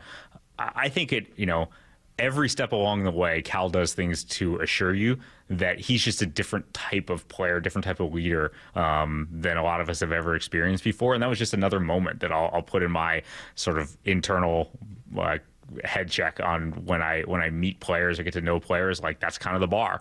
That's the bar for being competitive, for wanting to win, for that being more meaningful than anything else. And he just possesses very unique traits in that way. How do you start or think about projecting him forward after such a huge leap in productivity, it seems unreasonable to expect he's going to hit 60 every year. So how do you project what Cal is now moving forward? I've got him down for 70 next year. Oh, even better. No, again, he's just breaking the scale on a lot of things you've ever done. So take your models with a grain of salt a little bit, and that he's just able to do things that no one else does. If you think about like how players evolve and how players age, a lot of how they evolve and age is based on where their peak is.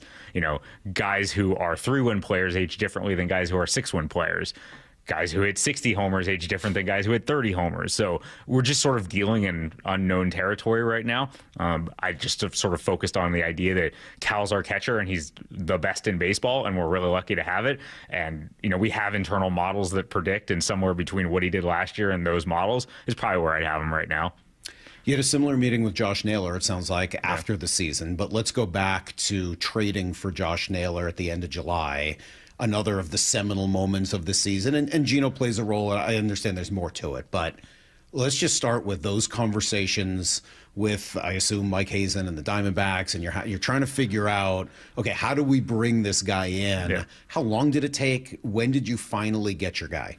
Yeah, so the way that Jerry and I and our front office group has done it over the years is we just sort of split up by familiarity. I've had the Diamondbacks for a number of years, so I was talking to their assistant GM, Ami El-Sadeh, who's a great guy and who Jerry and I have known along with Hayes for a long time. And I think that relationships helps, and that I could just keep calling them and just checking in, like, where you guys are at. As you remember, they played us and they kicked our butt over a 3-game series. Nails in particular was just a pain in the you-know-what for the whole series. We couldn't get him out. No matter what we did, he just found a way to impact the game. And, you know, we lost some close games in that series.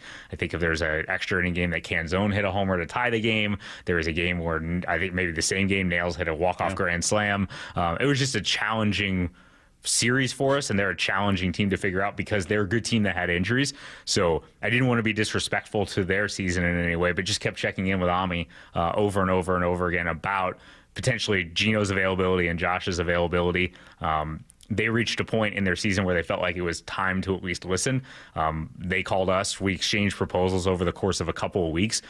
Finally, he called me just kind of out of the blue. We hadn't talked in 4 or 5 days and said, would you do this? And my gut was we would. So I walked next door to Jerry's office and said, what do you think? He said, I would do that. Would you do that? And I said, I would do that. And so he went and called John Stanton, and we said yes. Like, we didn't. So it happens that quick. Yeah. I mean, once you reach a certain point, we'd exchanged names before, and there were names that we wouldn't do. There were names that we would do. And it just got to a point for us where it made sense, given what we were getting, to give up what they asked for. So we said yes. And it was, you know, basically at that point, it was in medical review. I think the answer from John was yes. If you guys think it's the right thing to do, let's go do it. I think it did help that it was the week before the trading deadline and not on the trading deadline. Just more games on the calendar, more days that we got Josh Naylor as part of our team. Well, what did you then learn about him? Because, I mean, you knew what he was as a player. You couldn't have fully understood Josh Naylor, the human, yet. What did you learn about him between then and now? Super competitive. I mean, I think that you can see some of that from the outside. I think what you can't see or don't see from the outside when you don't have him on your team is the baseball feel for all the parts of the game. And again, I've joked about it. Like, I didn't have the 30 stolen bases this year, and I don't think anybody would, but it's all the other stuff. It's reading pitchers. It's understanding situations. Like, he'll go up on an at-bat and try and shoot the ball to left field in a given at-bat, and then the next at-bat where you think he might do it again, he's sitting on a changeup and he's trying to launch. And so, like, his versatility or ability to morph into different types of hitters at the plate, his ability to impact the game defensively through, you know, great hands, good glove work, good instincts. Like, he's a really complete player, and I don't know that you can have a sense of how complete he is until you watch him every day. Tell me about a supportive moment behind the scenes of maybe a leader, not just Cal, but any of the many leaders on this team who found a way to support each other and lean on each other. And it's interesting that you almost went there naturally. Yeah, this is a great group of guys to think about it in those terms. I actually wasn't there for it, but I'll share a little bit anyway. You know, they had a team meeting in Tampa sort of right before we got hot during a bad stretch. And I think the group, from what I understand, really talked about each other's responsibility to the person next to them. There wasn't finger pointing or blaming that somebody wasn't playing well in a moment. It was all about, like, exemplifying the best versions of themselves, good process, getting back online, believing in each other.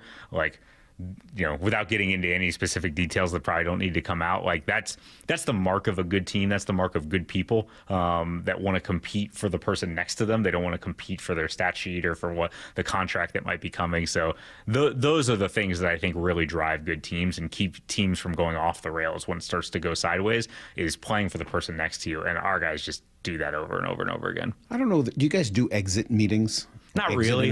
So what we do is we have something called our BVY meetings, the best version of yourself.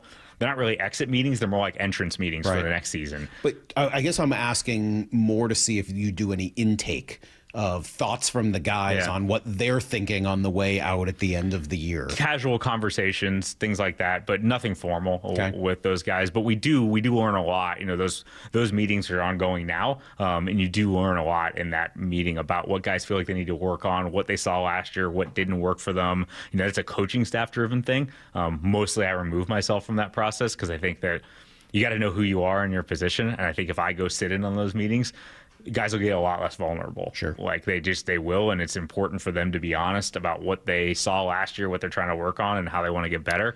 So Dan does a great job with those along with our whole staff. I guess I'm asking more about vibe, feeling of impressions of the club, kind of what the view is of the Mariners, either within the clubhouse or maybe even from outside the clubhouse and around the league. I get a lot of feedback from agents actually on that year to year, on what works and what doesn't. And I think that if you develop enough trust with the players' reps, they'll tell you the truth.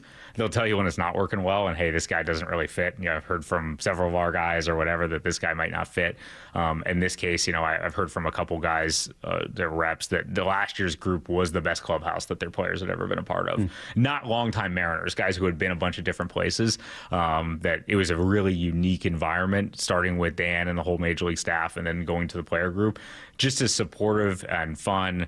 I'll tell you, sort of it probably won't resonate as like ha funny, but that weekend in Atlanta is college football Saturday, and there's a select group of players who, like me, who are big college football fans, and we had added Luke Jackson to the roster just a couple days before that, and this guy's like the mayor in our clubhouse 5 days in. Like, he's changing the channels, he's messing with everybody. I'm sitting with Cal and Emerson Hancock, and everybody just kind of like ragging on the other guys' teams and talking about like who's good and who's bad.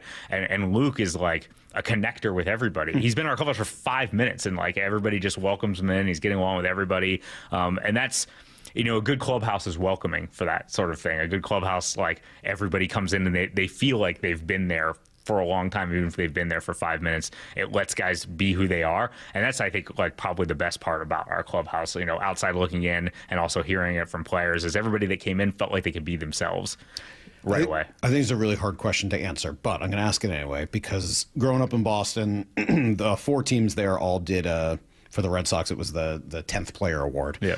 The player that has exceeded expectations the most. But if I take Cal out of it, who is your 10th player award winner from this season? The guy who most exceeded everyone's expectations? So I think it is a tough one to answer. I think I would choose Polo for that one, because I don't think a lot of our players, and certainly our fans, didn't see the real Polo in 24. And from, you remember last April, he was on fire from right out of the gates. He was awesome. He had the little rut in May and like the first part of June, and then got back to sort of the best version of him for most of the rest of the season. And I think him being able to show what kind of player he is, I think that would be an example. And the other guy sort of obviously stands out as Wu. I think Brian Wu had been this sort of like mystery box of potential that we got for some amount of time, and then unfortunately injury bugs and some weird things the year before, like the hamstring getting him. Like, that's not like a serious injury, you can't pitch with a bum hamstring. So like everybody getting to see what he did, and I think him taking it to just a whole nother level with the however many starts it was, 25 consecutive 6-inning starts. Like, no one does that in 2025 Major League Baseball. And for him to go out there with all the starting pitching injuries we had, and some bullpen depth issues too, and going out there and getting us through the 6th every 5 days was just amazing, both for him personally and professionally, and us as a team. We needed it, and he delivered. Yeah, you could almost write a script that says the team with the most 10th player candidates maybe has the best season, right? Because you could point to Bizzardo. Certainly his name would have to be on that list. Certainly Spire. I think you would probably point to Ben Williamson, who played a key role for a big part of the. I mean, you could kind of go on and on and on, and Cal should be in there as well. No, it presents a team that looks totally different. So tell me back. Polanco should be the other one to talk through a little bit because, as you said, not everyone was expecting that. There was a lot of frustration when he was brought back.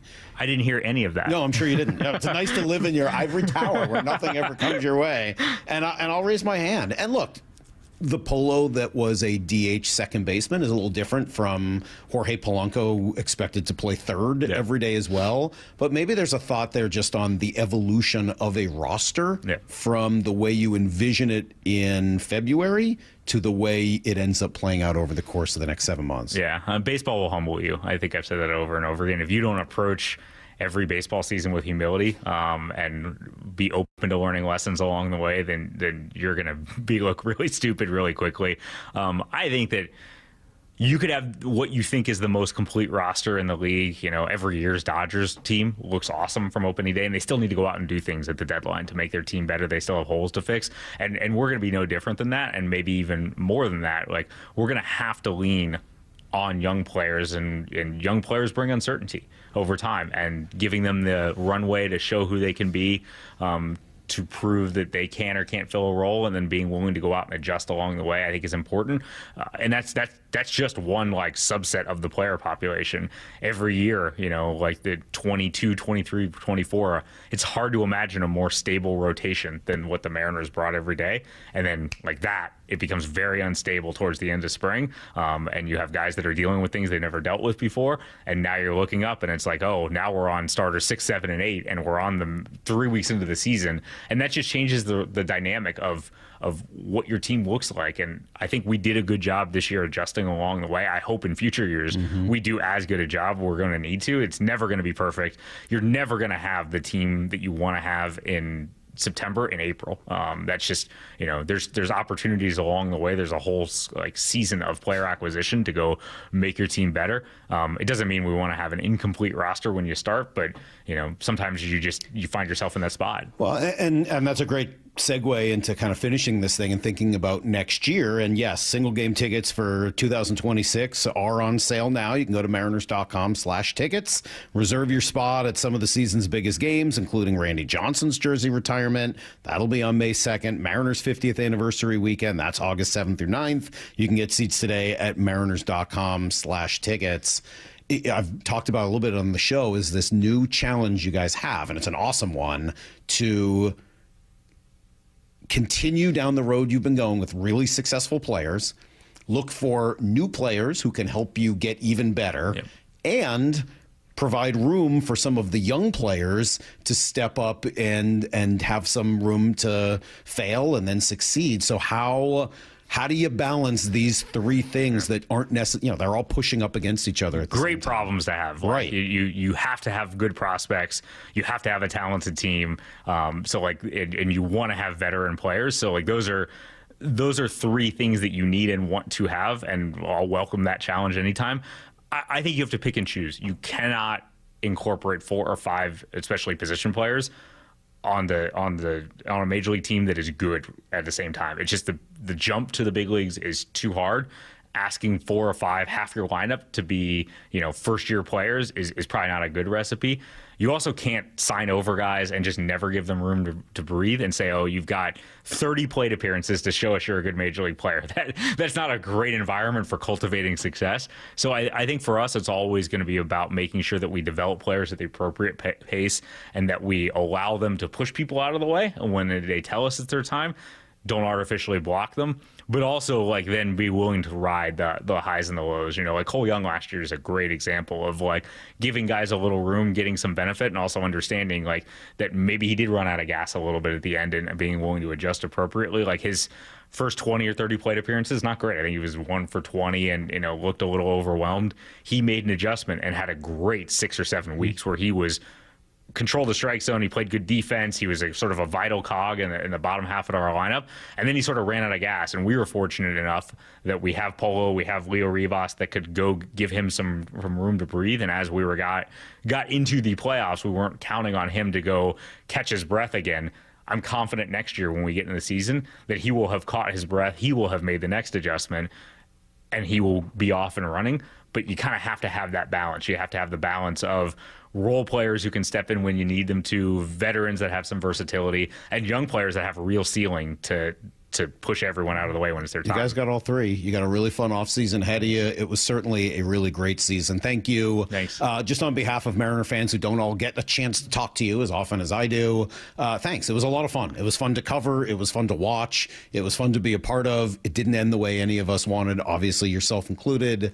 But, man, what an incredible ride and a lot of, I think, hope now generated for where it can go next. It was the most fun I've ever had, and I think I called in as a joke that one day. But, like, true. Our fans are just, they make it the most fun. You know, comparing the environments that we see around the league, there is no comparison to what our fans bring every night. And I've said it before, and I mean this all compliment. They're weird, they're awesome, they're fun, they're really into it, and they deserve a winner every year. And to watch the joy that they got from what we were able to deliver this year and know that there's another step to take, I can't wait to be around them this year. You know, opening day is going to be a lot of fun, seeing the banner go up, and I think their expectations are in the right place, which is we have a really good team.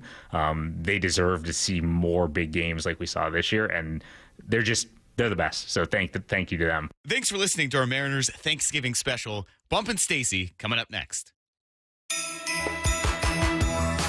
Comcast Business is celebrating the holidays by giving your business the $1,000 holiday bonus when you switch to a gig speed internet package. Just imagine the thousands of possibilities of a $1,000 prepaid card. Like possibility number 12, a new laptop for the office holiday hero. Or possibility number 108, smart speakers to deck those hallways. Or possibility number 192, new equipment for the new year. Or possibility number 555, Bluetooth holiday lights for office decor. Switch to Comcast Business, designed for 100% reliability with business internet and wireless connect, plus advanced cybersecurity, and now get the $1,000 holiday bonus.